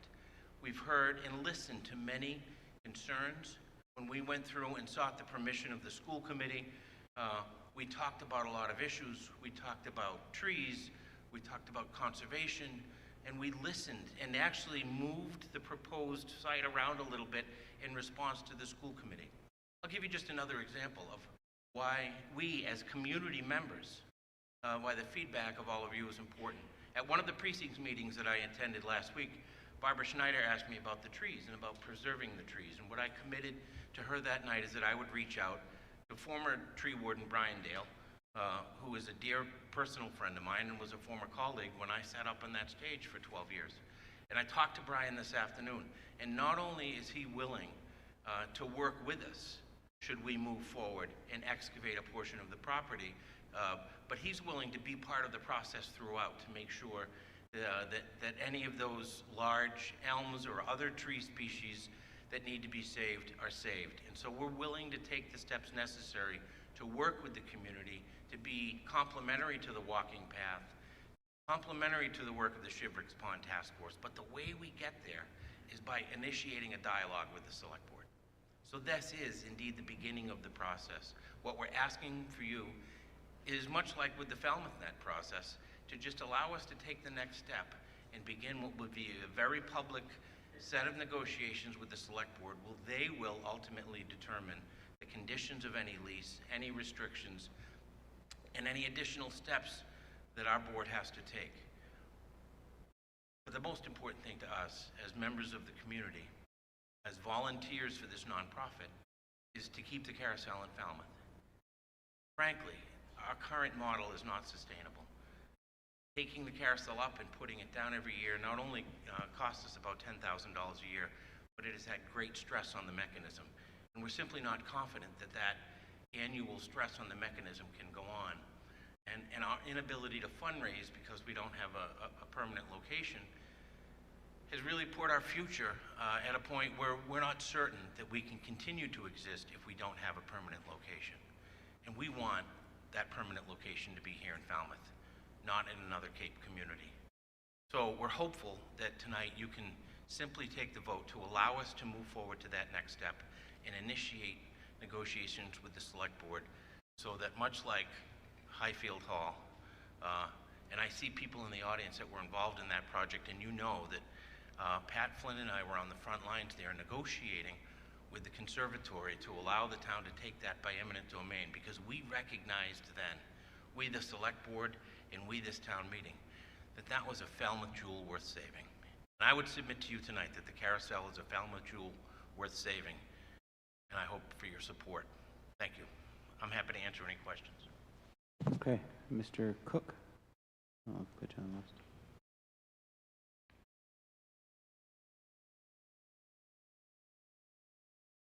Peter Cook, Precinct 6.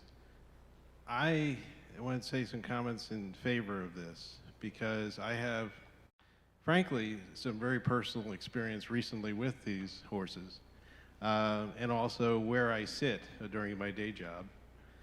I was the set designer for Carousel that was at Highfield Theater, and we were fortunate to get 3 of the horses, Rosebud, Pearl, and Dash, on stage for that wonderful production. And it was well received. But I personally, and I should point out with the microphone handler Ned here, the 2 of us push those carousel horses every night, around and round. And I come from a family of artists, and those pieces are absolutely gorgeous works of art, and they need to be preserved in Falmouth. I touch them every night, and I was impressed. The other part of this is where I sit on my day job. And my opinion on this is not a reflection or not connected in any way to the Falmouth Public Library where I work. but simply the fact that my desk for the last over 10 years now faces Catherine Lee Bates Road, and I've heard objections about sound, crossing the street, that sort of thing. I can tell you the sound that I hear from my single-paned old window that faces Catherine Lee Bates Road is a sound of squeaky swings and happy children, and occasionally, yes, traffic, but there is a sign on that crosswalk that stops traffic and allows children and families to cross, and sometimes they do make it to the library, and they come in to use the bathroom, and they come in to use the children's room, and we gladly welcome them. So I think that this is worth saving, worth preserving, and I don't see any reason not to.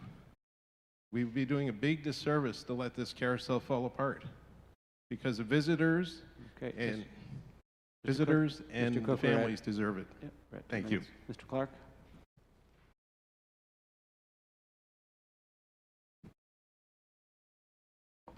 Hello, I'm Peter Clark, Precinct 1, and that guy up there, the former superintendent, one of the two here.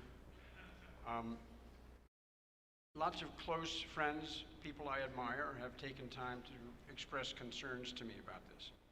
One of the concerns has to do with the school department giving up property.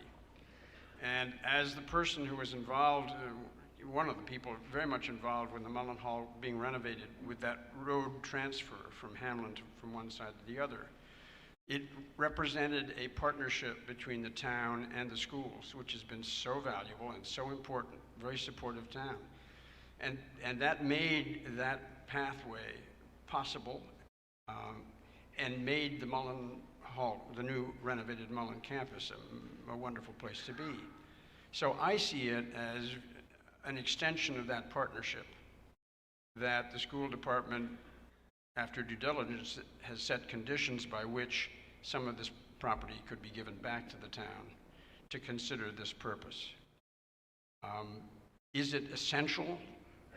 Well, what is essential, playground is where that carousel is on a seasonal basis. It's used by the kids a lot. The place that's being chosen is used occasionally, but it is not a daily playground use because it's out of sight of playground supervisors. It's down the hill. There's a fence by the playground that prevents kids, unless they're brought by a teacher, and that happens occasionally. But there is lots of that bank left from what's being asked here. So I see this as a valuable continuation of the partnership between the schools and the town, that the school district is willing to consider this transfer. I honor that. It's very valuable. And the schools have benefited from the partnership, and this is an opportunity for the town to take a piece back. The location... Mr. Clark, we're at the 2 minutes. Oh, I'm done. Ms. Fenwick? Ms. Schneider, I'll add you to the list.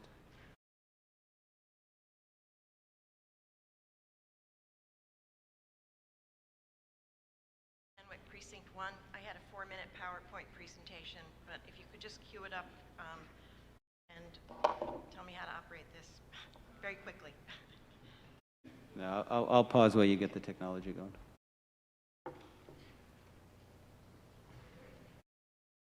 Right-hand button. Okay.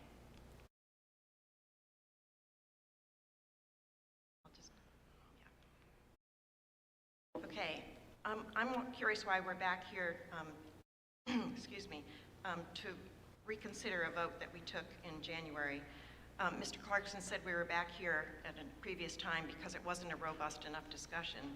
So in a 3-hour and 9-minute town meeting, we spoke about the carousel for an hour and 10 minutes. And Nick Lowell, you're cutting me down to 1 minute and 30 seconds to try and accomplish what 4 minutes would do, but I'm going with it. I want to remind town meeting, we're here again being asked to vote for a land transfer when town meeting has had no input on the location.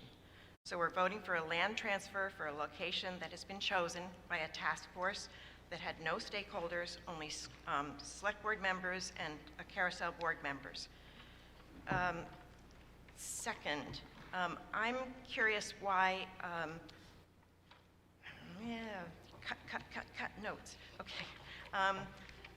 Previously, studies have been done when organizations have come to ask for town land, such as the ice rink, and the committee had 8 members on it, 4 members from the youth hockey and from the Board of Selectmen, and then 4 stakeholders. And those sites, 10 sites that they looked at were ranked by very strict criteria so that we would find the best site. This slide shows, you know, everybody in town is saying, well, why don't they put the carousel there instead of on the Mullen Hall playground? So new information that came by the Cape Cod Times talks about the building that the Select Board and the Carousel Board want to build on this site, 8,100 square feet. And in the Cape Cod Times, it stated the construction cost would be more than $1 million. So I'm sorry the type is small, but you'll see 2 photographs down below, and that's the 6-pedal carousel that Lance Schinkel has had the past 4 seasons in the Bourne Aptuxet Museums. He was asked to take the carousel out this summer because it had been there for 4 years. And so I'm wondering why the Carousel Board's not thinking bigger and bolder. Why don't you build a carousel museum, and for $1 million, you could construct a building on a larger plot of land, such as the grain mill site, Okay, Ms. Fenwick, we're at 2 minutes. Okay, can I just go back here with one? So this new building could house the 2 carousels, the 50 carved horses, have studio and teaching space without all the restrictions that are going to come, the 9 restrictions that have been placed on the Mullen Hall Okay, Ms. playground Fenwick, space. I'm sorry, but we're Okay. at 2 minutes. And you can return the Mullen Hall playground to the school. Mr. Brown?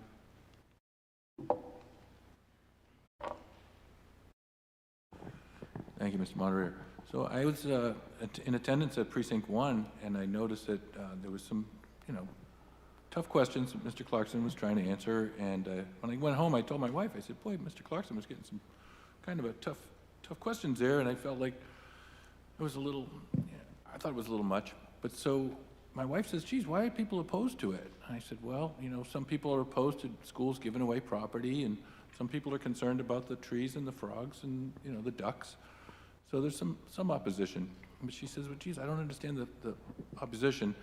And, you know, what's the problem with the place that they're going to put it? And I said, you know, it was school property. So she goes, yeah, but they don't use that school property. And whenever the kids go over there, the teachers have to go and chase them and get them back up on the top of the hill because they can't see them when they're down there. So it's really land that's not being used. And what a beautiful setting. If Grandma could take the kids and sit on a bench and look at the pond while the kids are on the carousel, I just think it's a vision of joy. I hope we can support it. Okay, Ms. Siegel? Ms. Siegel?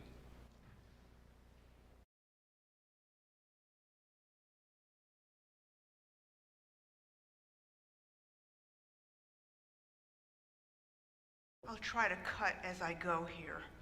The concerns that I raise are the same ones that I raised 1 year ago at town meeting because, as we're told in this article's explanation, there is no new information being presented to us.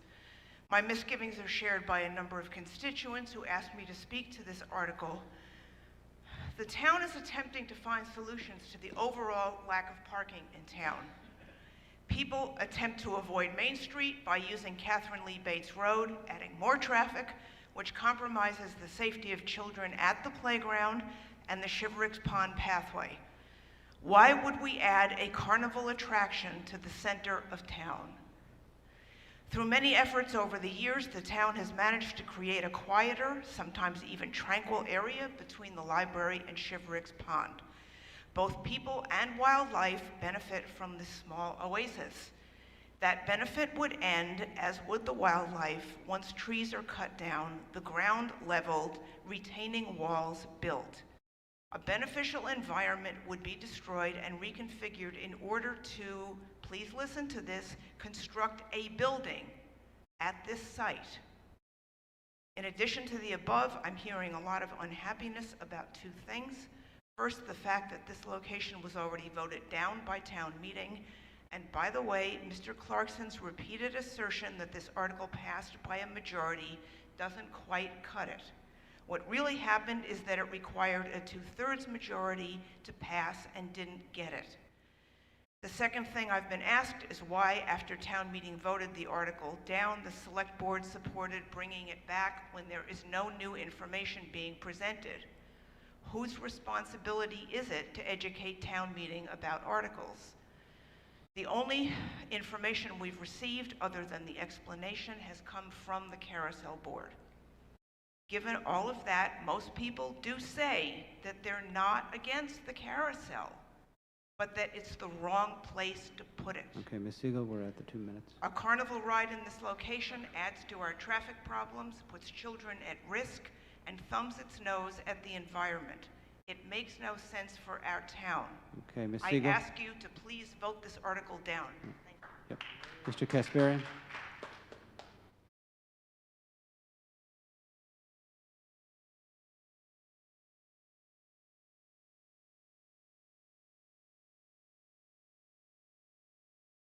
Michael Kasparian, Precinct 5, President of the Falmouth Chamber of Commerce. I did have a lot of conversation with my friend Judy Fenwick. Ms. Siegel brings up some very good points. The thing I'm astounded at more than anything here is the lack of cooperation by everybody coming together to even allow the group to speak to the select board. We sat here, Article 3, Mr. Neto came up with a compromise. Those were his words. Why can't we have a compromise? And we did. Everyone got something here. The environment got something because of his amendment, and the town's going to get some affordable housing. Ms. Siegel is right. A lot of people say, why can't they put it here? Why can't they put it there? Where else can we put it? Troy's already talked about the other spots that we've looked at. And although I did have a very robust conversation with my friend Judy Fenwick about thinking bigger and bolder, I would submit respectfully that to think about a museum and raising even more than $1 million when this body is having a hard time even having us have a conversation to talk about putting this carousel in a spot that is on the opposite side of where it's been operating for years just kind of confuses me. So all I'm asking for is an opportunity for the task force to talk to the select board, which is going to be public conversation, to work with the schools, to work with the citizens, to work with the community, and maybe at the end of that time we'll find that it's not the best spot. But if we don't explore it and start talking about it, we're never going to know, and we're going to keep pointing to different spots, and it's never going to happen, and the carousel's going to go away. Thank you. Mr. Duffney.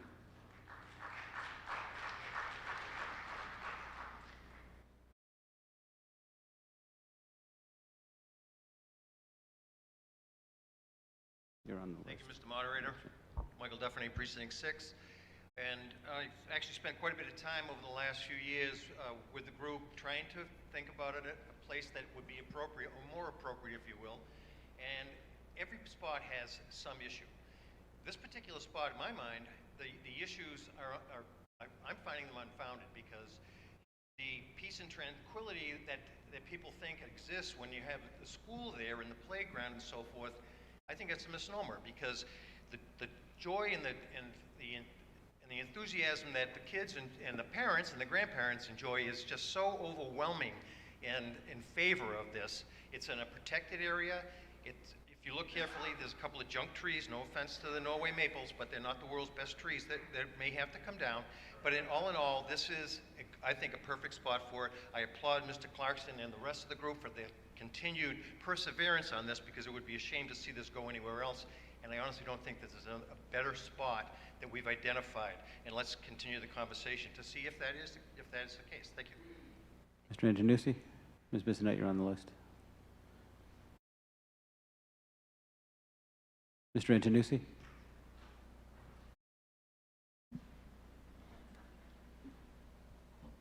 Bob Antonucci, Precinct 6, former Commissioner of Education, former Superintendent of Schools.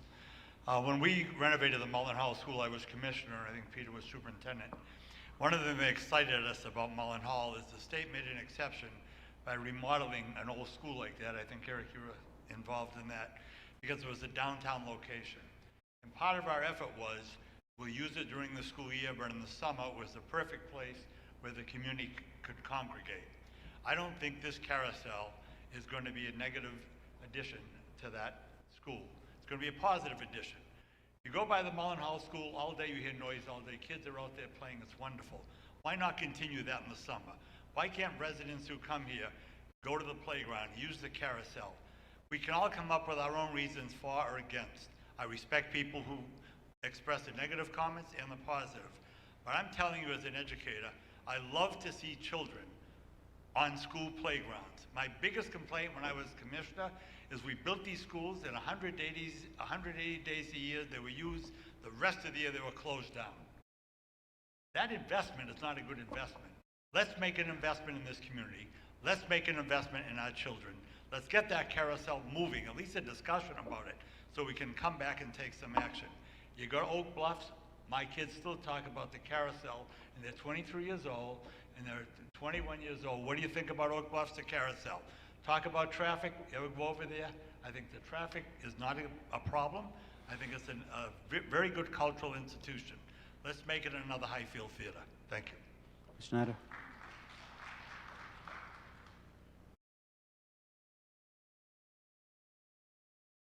Barbara Schneider, Precinct 4. If Brian Dale says that he can save the trees, believe me, he can. I am taking away 25 bags of leaves twice a week at the dog park, thanks to Brian Dale saving trees.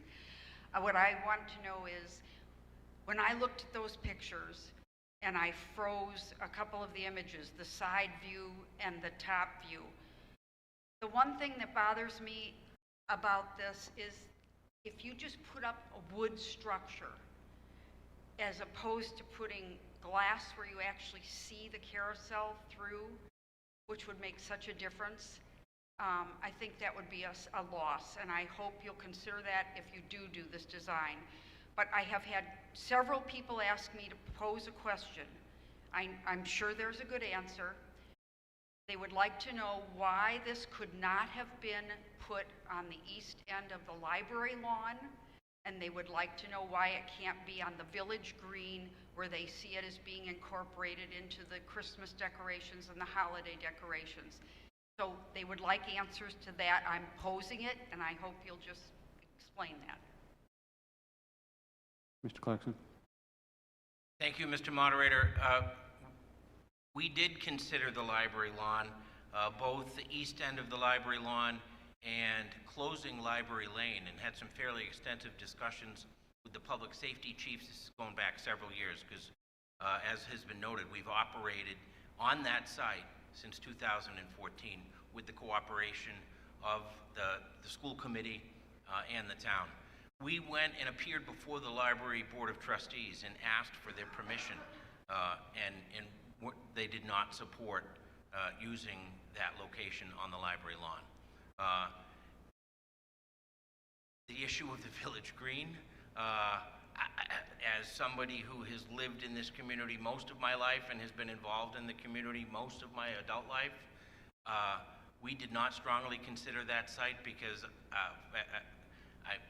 as one person who's been around for a while, I can't imagine that the select board would ever give up the sanctity of the village green for anything, as much as I would respectfully disagree with the characterization of a locally created work of art as a carnival ride, but even a locally created work of art, I think, would disrupt the sanctity of the village green. Mr. Neto.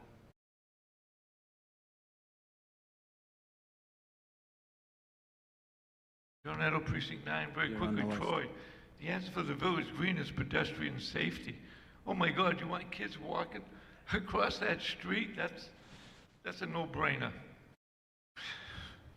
Okay, as your past Public Access Committee chairman, I'd like to point out that all of this land in the town of Falmouth is what you own.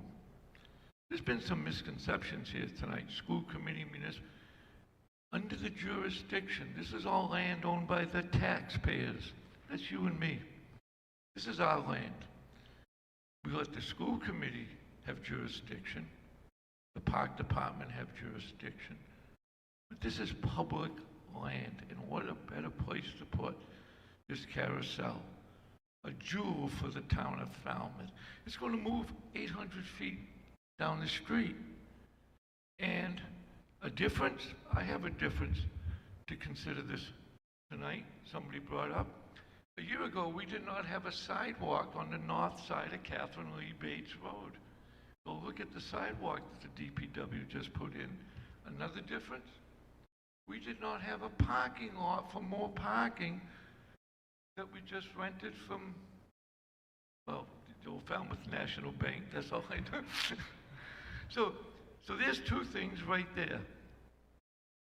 It's our land. We get to decide what we want to do with it. And what a better place for this. It attracts tourism, which helps Main Street business, which should be the goal of every town meeting member here, to do what helps the town of Falmouth prosper and be a better place tomorrow than it was today. Please vote for this.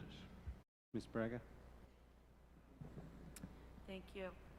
Just, a reminder, number one, that this is something we've been talking about for a while, and while there was a group of folks who did the investigation, this has been on the select board's agenda. We have talked about it. It was at the school committee more than once. So when folks talk about process, it is our responsibility as town meeting members, as members of our community, to look at the agendas of boards and committees and participate when those important matters are before them. That's when it's time for some of those robust discussions. So this isn't something that's just being dropped in our laps tonight. We've heard about it for a while. And I would just really encourage folks to think about all the investments we've made tonight at this town meeting, at our last couple of town meetings, in personnel, public safety, fire stations that we're building, a beautiful senior center, infrastructure for education buildings. We talk about wanting to have young folks and families be here and want to be part of Falmouth. This is something that attracts young families.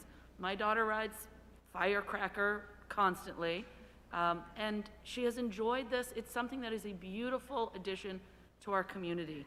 And I would just say that there are many places where we can have peace and tranquility and not hear children playing and laughing if that is upsetting.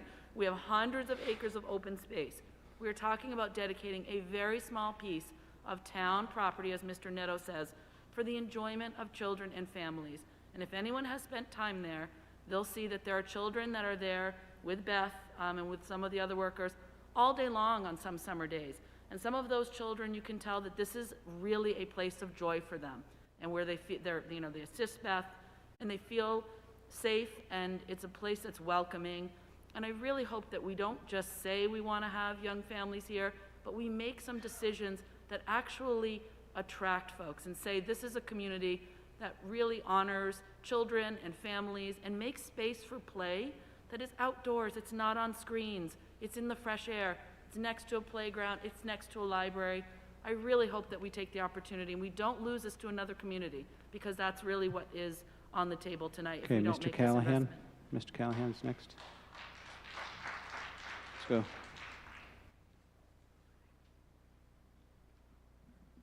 Just quickly, Jim Callahan, Precinct 5. I'm certainly for the carousel. My grandchildren love the carousel. I guess my question is, I look at other parts of town. I particularly look at the T-Ticket Park. There's parking down there. A carousel down there could improve business. We talk about business.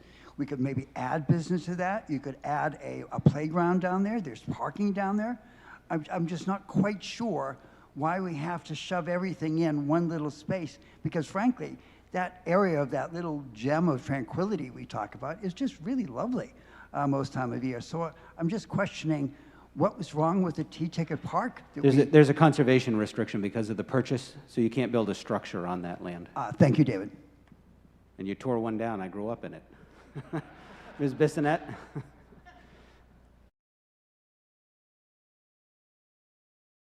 Karen Bissonette, Precinct 2. I just want to, Megan actually said almost everything I wanted to say, but my office is on Main Street, and I can hear those squealing voices, you know, it never gets old. And we are an aging town. We need young people. As far as I'm concerned, we can't have too many children running around. So I would really encourage you to vote yes on this article, just so there can be some discussion and that we can find the most appropriate place. Thank you. Ms. Keefe?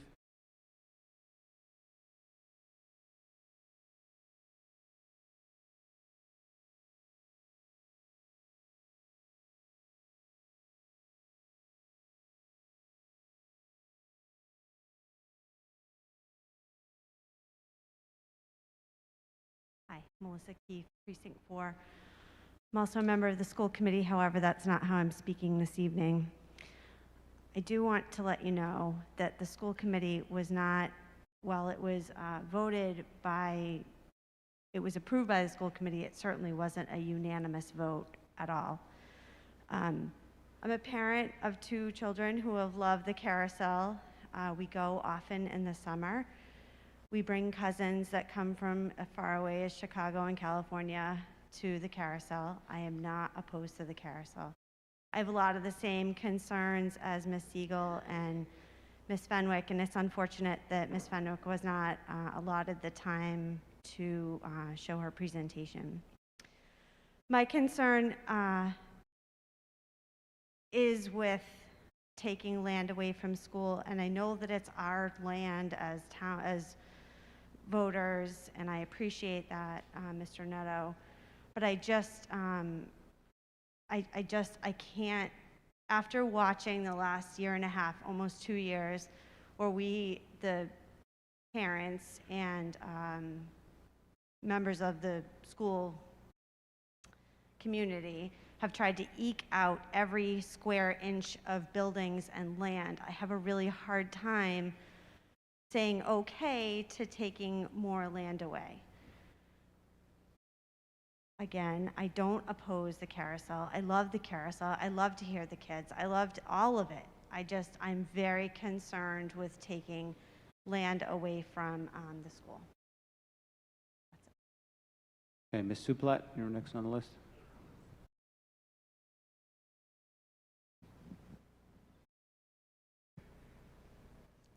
Hi, good evening. This is Peggy Zuplat from Precinct 7.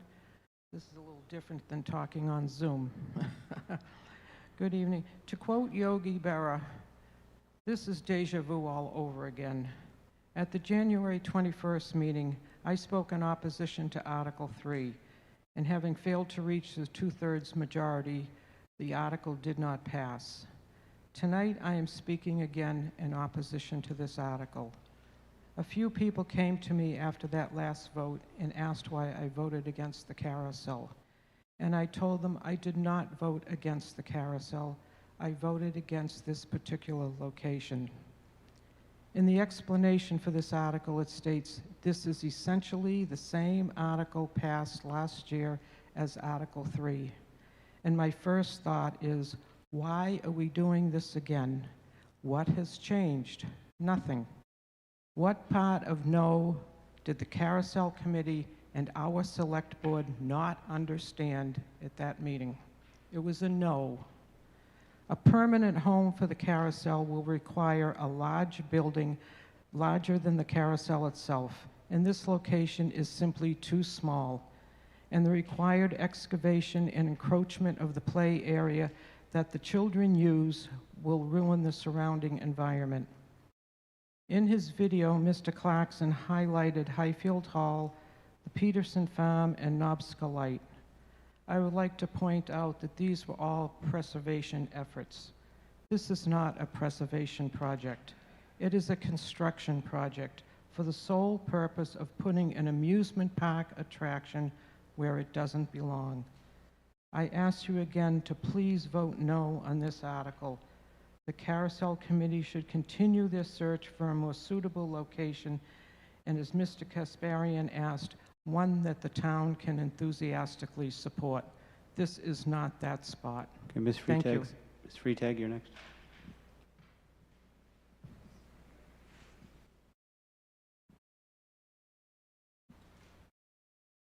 Thank you, Melissa Freitag, Precinct 6. This is the one article that I actually received unsolicited emails from constituents, and every single one of those emails asked me to vote against this.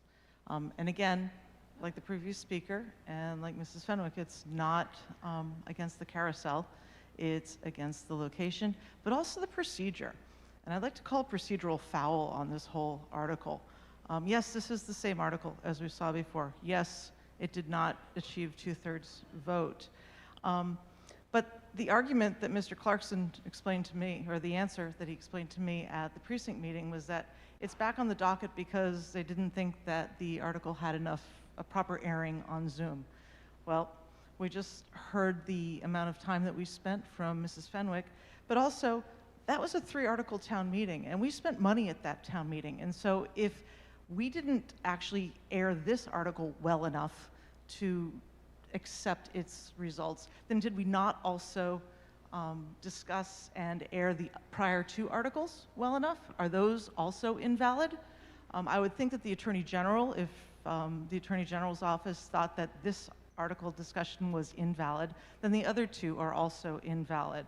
So perhaps we should also revisit those spending articles. I find it offensive that the group came back with the exact same article. They're saying, we'd like to have some discussion, and well, we had a discussion, and we said no, and they didn't listen. And this article doesn't ask for more discussion. It asks us to transfer land. I think this is the wrong way to go about this. The school committee did have a split vote last time, 5-4. And yeah, I think we need to start over again. We need to have an article that says we want to get a committee going to search for a spot. And lastly, I'd like to ask or point out, note, this is article number 32 in the warrant. How did it become article number 32 in the warrant? I've heard that it was snuck in after the deadline of the warrant being closed. So I would suggest that we vote no. They were all voted on the, well, they were all voted at the same meeting. So the selectmen choose the order of the. I would like you to consider rejecting this again and have them come back with a different. Mr. Swain? article. Yeah, for the purpose of this article and the subsidiary motions to close out this meeting. So all those in favor of continuing after 11 signify by saying aye. All those opposed, no. The ayes have it. We'll continue past 11. Mr. Halen? I'm not coming down, thank you. Michael Halen, Precinct 5. I wish I could give my time to Judy, but I can't. I wanted to mention a couple things. First of all, what Ms. Keefe said about this last year and a half in the schools, we were out there building tents for these kids. We needed the space. So that's a big thing. Amy was doing this. We needed all this space the last year and a half for our kids. The second thing I want to say is what Ms. I think Freitag just said. Freitag, I apologize. This is the exact same article as last time, where we spent a third of the town meeting discussing this. And then today, as Mr. Clarkson is walking down, after questioning how much time we spent, Mr. Lowell says 2 minutes only. So do we want a robust discussion, or do we want to just shove the same article that we voted on last time down again? Thanks. Okay, Ms. CUNY. Mr. Barker, you're on my list. Ms. Murphy, you're on the list. This list is getting actually longer than we started with. Ms. CUNY to my right.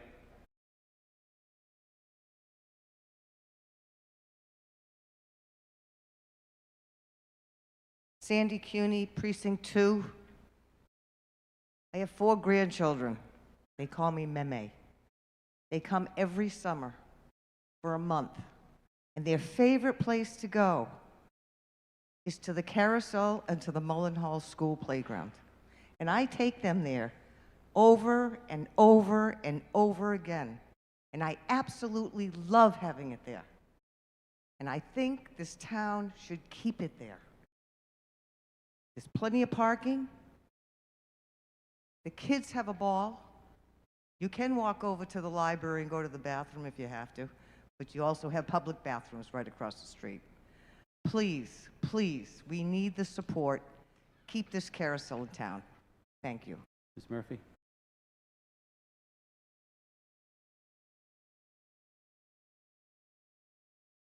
Thank you, Carol Murphy, Precinct 9.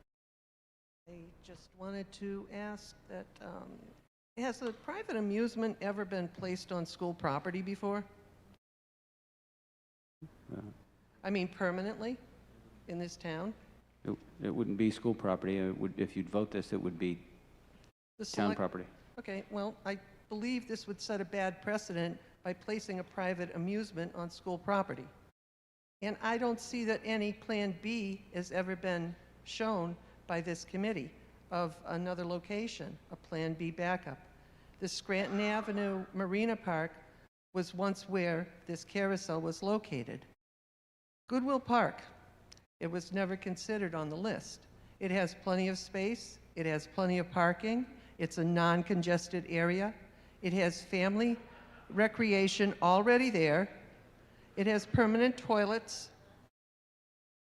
it's covered picnic tables, playground, and a swimming area. You could make a separate entrance into Goodwill Park off of Gifford Street for the carousel, and the housing wouldn't be an issue at all. Thank you. Ms. Bisler? No? Okay. Mr. Barker?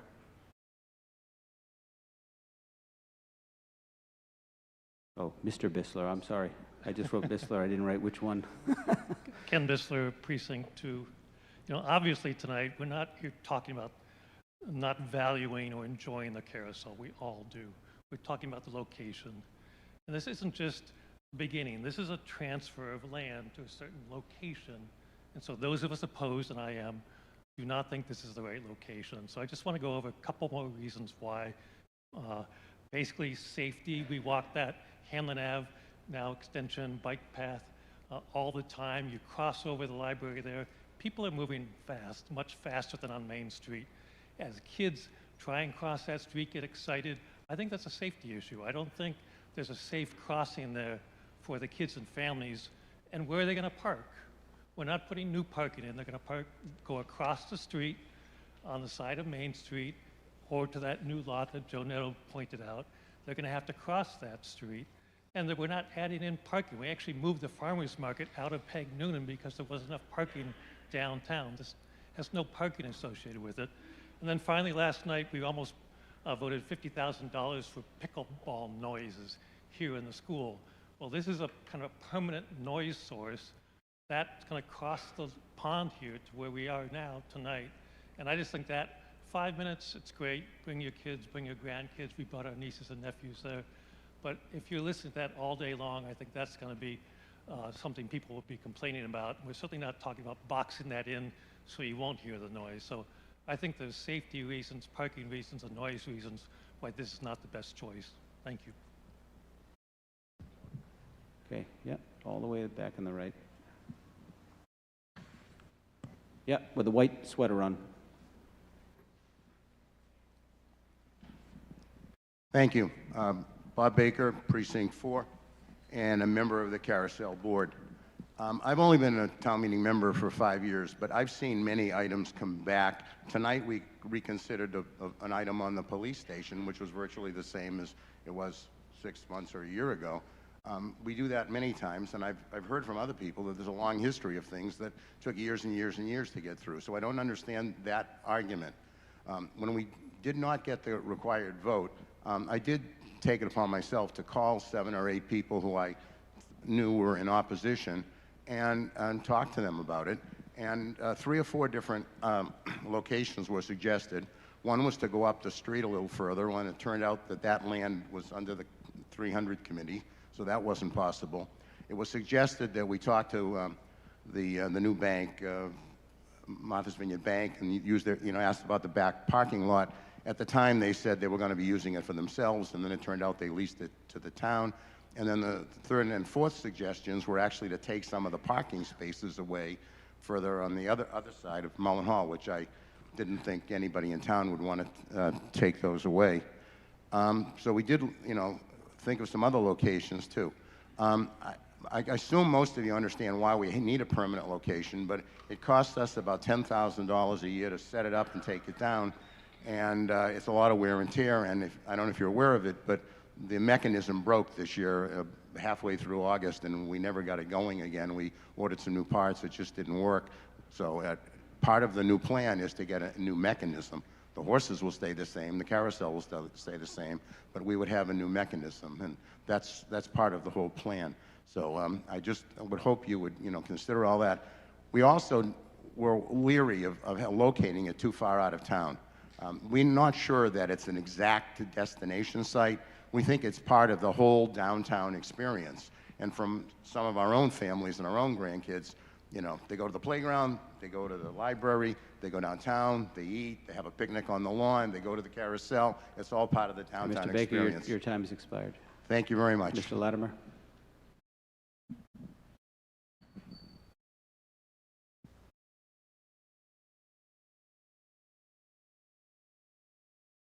Thank you, Mr. Moderator. Richard Latimer, Precinct 1.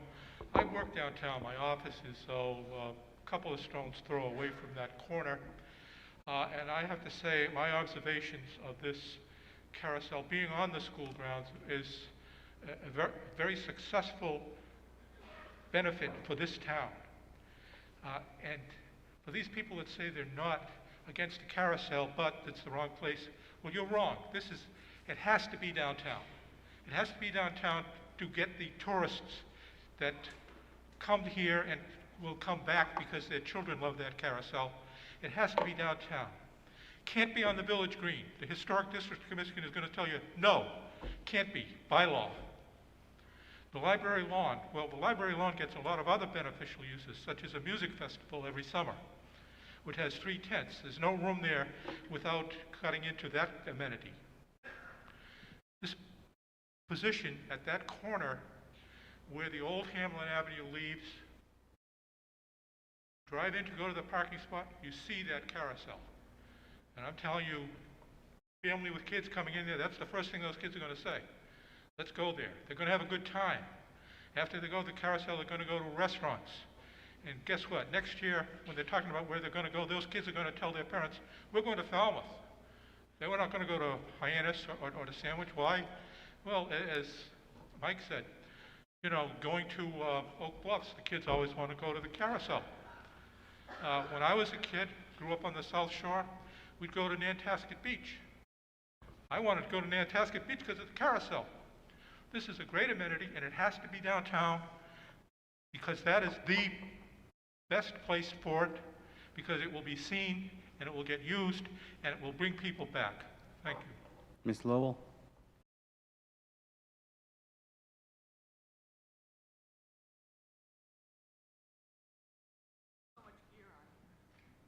I have to unleash myself from all my gear. Vicki Lowell, Precinct 1. I just would feel remiss if I didn't get up and support this article. I think I've traveled enough to go to places where they feature carousel in the middle of towns for all the reasons people have mentioned. And I love Shivericks Pond, and I think the new sidewalk is something new since we discussed the article last time. The carousel is not going to operate for at least 6 months of the year, so there'll be plenty of time for tranquility when the winter ducks arrive. But I don't think Shivericks Pond is not in a big nature preserve area. We've got playing fields, we've got traffic going by, and I think this is an enhancement to the whole area. And I think Paul leaked to me that the fishing platform, viewing platform on the far side, is about to be let out on contract, so we're going to have that taken care of on that side. And I just think, I've gotten up here before and said that Shivericks Pond has been a hidden asset in this town for much too long, and we're finally taking action, and I think the carousel fits in perfectly. Another objection I've heard is that to have a attraction that you have to pay for next to areas where you can go for free is a problem, because not every family can afford to take their kids on the carousel. But I think I'd be happy to contribute to fundraising to underwrite some kind of passes for local kids or anything. I'll go for a GoFundMe page. I just think this is going to be run by a not-for-profit. They're going to try to make it fit into the community as well as possible. And I just wouldn't sleep well tonight if I didn't get up and speak for it. Thank you. Could you pass the microphone up to Ms. Harris, please? Just, yeah. Okay, or back around.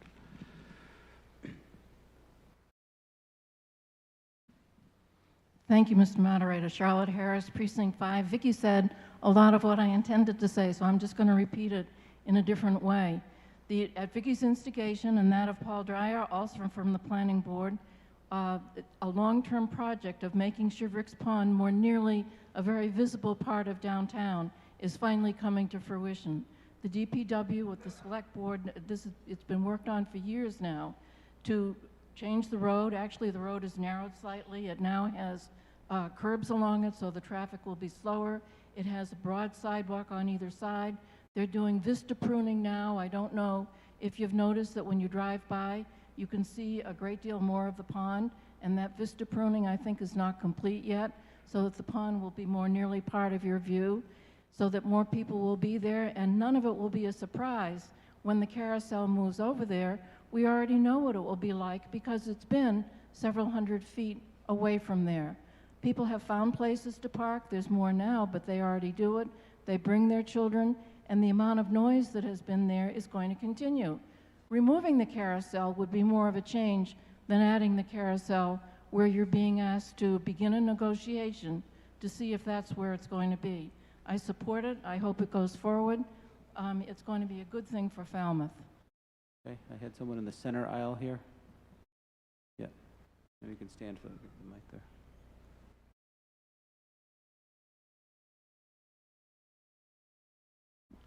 Hi, Peggy Nickerson, Precinct 3, brand new town meeting member. If you read the explanation says that if this gets transferred to the select board, they will have to go out for an RFP, a request for proposals. I do these, many of them. They're not fun, but what they do is they open up the door for many people to apply to the town and say they want to put something like a bird watching place, or maybe they want to put a proposal in to, you know, enhance the Alvin submarine and who wants to submit something. But the explanation says that they will have to go out for an RFP. By approving this, no way, there is zero guarantee that the carousel will ever be there. Because of the RFP, we're opening up the door for many people to make suggestions on what that piece of property could be used for. The school committee has also put restrictions that state what they must do, what they cannot do, and if nothing is done in a period of time, it resorts back to the school committee. So the Board of Selectmen also have the opportunity, if when they go through these evaluation processes, which is based on first and solely what they would do for us, and financially would be second, they could reject them all, and it could go back to the school. So again, there is zero guarantee that this will ever come to fruition. My son loves this carousel. He's gone to Mullen Hall School. I think it's a great thing, but again, there's absolutely no guarantee, and I think we should move forward with this. Okay, on the left over there.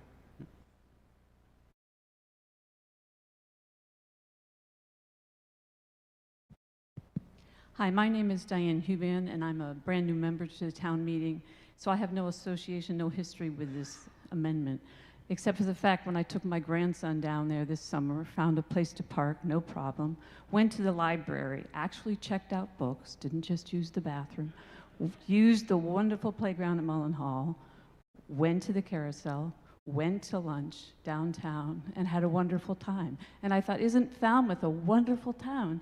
Except when I was talking to the people at the carousel and found out that the town meeting actually said they didn't want them there. And so I'm really glad to be here tonight because I can vote in support of it. Thank you. Okay. Mr. Nolan? Mr. Nolan? I think, no, or whoever it is, yeah. No, it's Mr. Zamuda, sorry.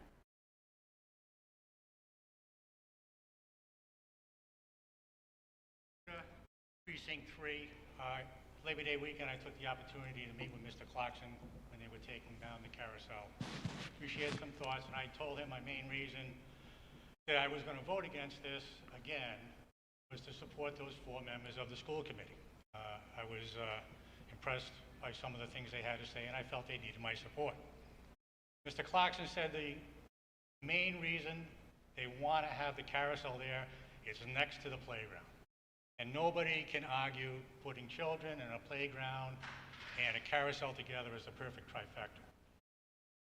But I did mention to him that there's also another playground, a brand new one, at Fuller Field.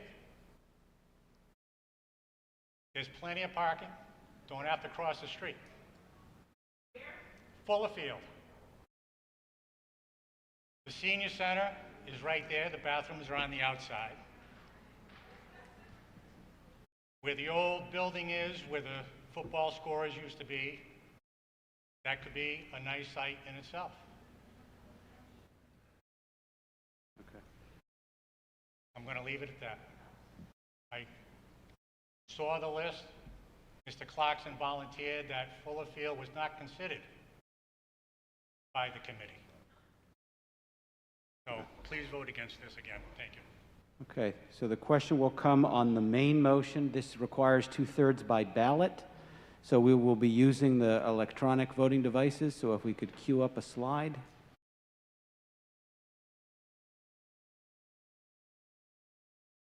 All those in favor of the main motion signify by pressing 1A. All those opposed, 2B.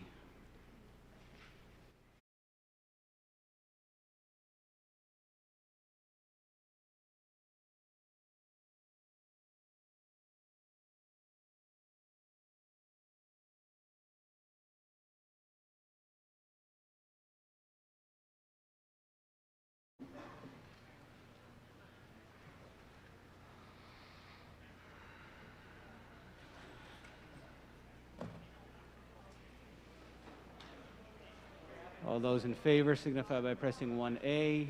All those opposed, 2B.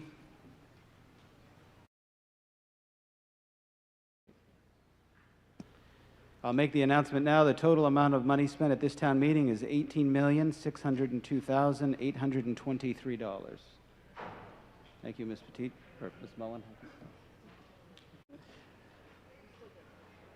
105, 72, 105, 72, 177 divided by 3.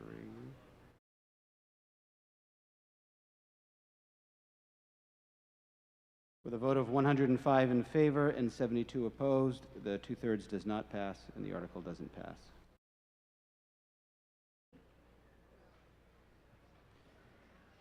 Chair of the Board of Selectmen for notification of the next town meeting. Mr. Moderator, the next town meeting will be April 4th, 7 p.m. at the Lawrence School. Okay, our next town meeting will be at 7 p.m. on April 4th. Chair will entertain a motion to dissolve the meeting. So moved. All those in favor of dissolving the meeting signify by saying aye. All those opposed, no. The ayes have it, and this meeting is now dissolved.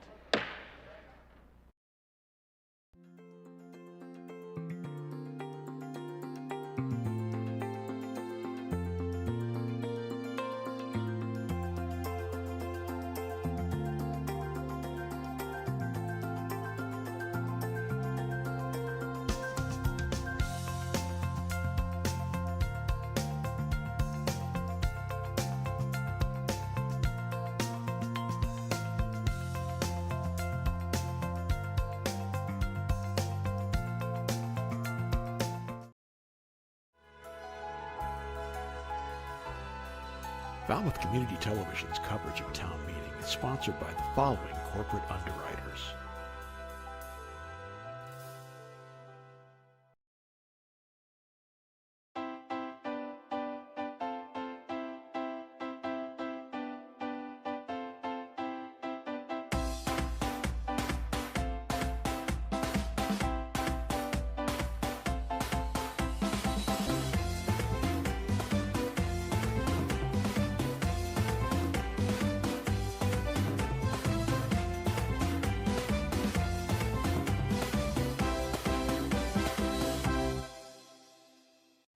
Welcome to the Falmouth Chamber of Commerce.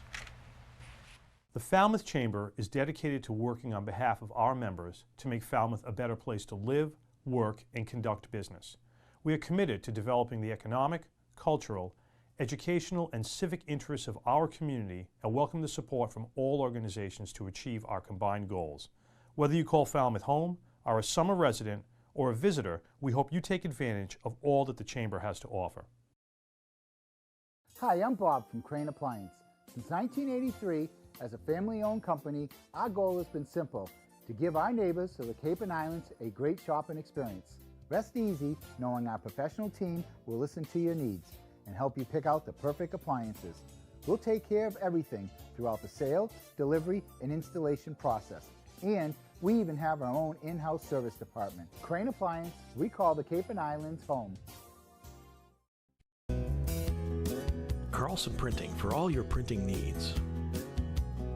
508-548-7303 or toll free at 1-800-696-7303. Our email address is carlsonprinting@aol.com. Carlson Printing for all your printing needs.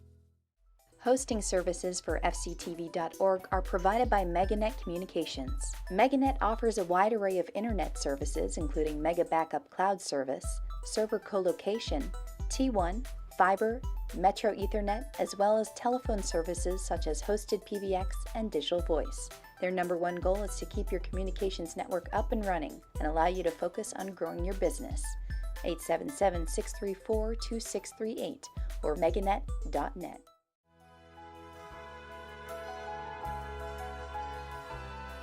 Additional funding and support provided by the following corporate sponsors.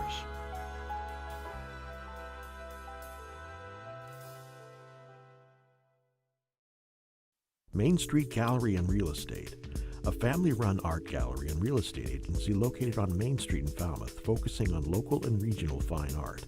Main Street Gallery and Real Estate, 774-763-5441. The attorneys at Oppenheim & Nickerson LLP have provided legal services in Falmouth for over 36 years. We advocate for our clients and work to provide quality representation in the areas of business and corporate law, real estate law, estate planning, and estate administration. 508-548-8255. Barrett Plumbing and Heating offers expert plumbing, heating, and air conditioning services to all our residential and commercial customers on Cape Cod and surrounding area.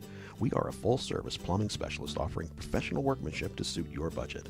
Whatever your heating or plumbing need, you can always count on a job that's done right. 7 Stars Academy, offering martial arts and Tai Chi. Training at 7 Stars Academy can transform your life. It's amazing to see the positive impact it has on our students. Classes for adults and children of all ages. Confidence, not conflict, at 7 Stars Academy of Martial Arts. Hamilton Tree and Landscape has been proudly serving Falmouth and the Upper Cape since 1978. Our newest location on Route 151 is now open for all landscaping and tree concerns. Appreciating your property is our motto as we continue to keep your tree and landscaping needs our top priority. At A&A Paving, we believe in providing customers with quality products supported by excellent service. We provide commercial and residential seal coating, asphalt paving, and repair services for Cape Cod and southeastern Mass. A&A Paving, 508-540-4944. Calfee Insurance, offering insurance policies for your car, home, business, life, and disability. Calfee cares about all your insurance needs. 508-540-2601 and online at calfeeinsurance.com. Thomas J. Bunker and Jeffrey E. Reither are BSS Design, providing land surveying and civil engineering in Falmouth since 1987. Licensed and fully insured, they're located on Catherine Lee Bates Road, and their phone number is 540-8805. Liam McGuire's Irish Pub. With a newly renovated dining room, it's what an Irish pub should be. Main Street, downtown Falmouth. Eastman's has been Falmouth's hardware store since 1913, with a newly added retail space providing kitchen accessories and gourmet foods. Our friendly staff is available to assist you with your hardware and kitchen needs. 508-548-0407. Carpet Barn, Carpet One Home Showcase, a local family-owned business offering all your premier carpet and flooring needs. They also feature tile and vinyl floors, area rugs, window treatments, and kitchen and bathroom cabinetry, serving you at 4 convenient locations.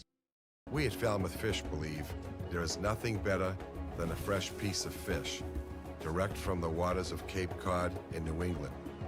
Nothing beats waking up at 4 a.m. to search out the highest quality seafood from the best fishermen in the world.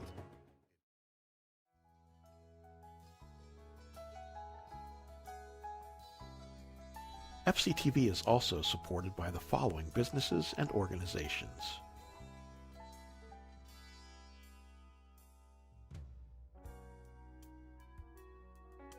Simply Hearing, Audiology and Hearing Aid Center, 508-548-8123. simplyhearing.net. Grassi Septic Solutions, 508-548-7500. Turning Point Dance Studio presents the Sea Captain's Nutcracker, turningpointdancestudio.org, 508-444-0278. J. Miller Picture Framer, 681 Falmouth Road, 508-539-3888.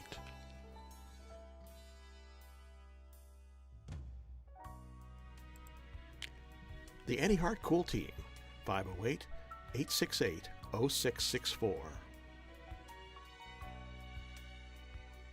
Dalpy Excavation Incorporated, 508-548-9788.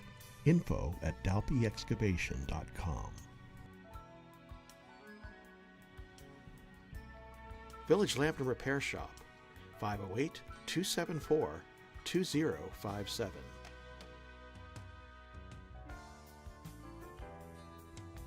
Nobska Lighthouse and Maritime Museum, friendsofnobska.org. People for Cats, 44 Beagle Lane, T-Ticket, Mass.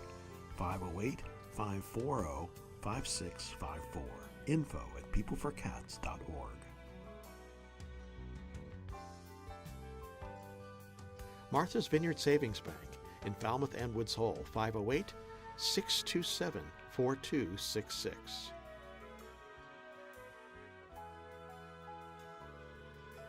The Falmouth EDIC, falmouthedic.org, 508-548-7440. Partners Technology, Voice and Data Solutions, 781-930-5000. Wacoit Congregational Church, 508-548-5269.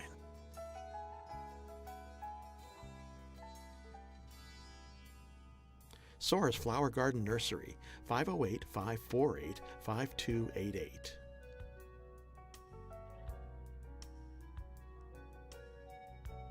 M. Duffney Builders, 508-540-3625.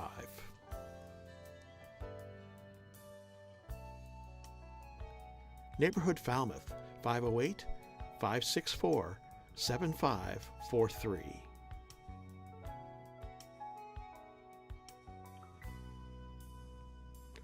Danny's Barber Shop, 508-548-6013.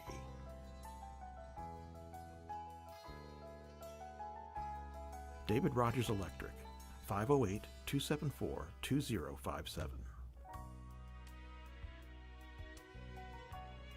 Murray and McDonald Insurance, 1-800-800-8990.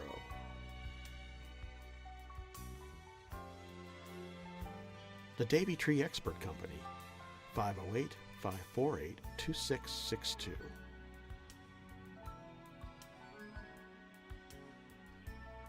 Chapman Funerals and Cremations, 508-540-4172.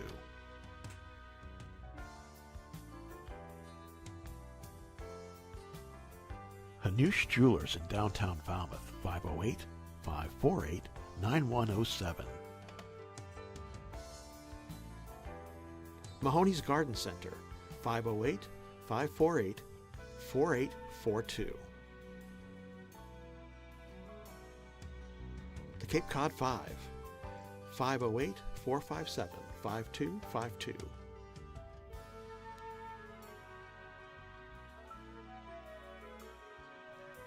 And Steve's Pizzeria and More, 508-457-9454.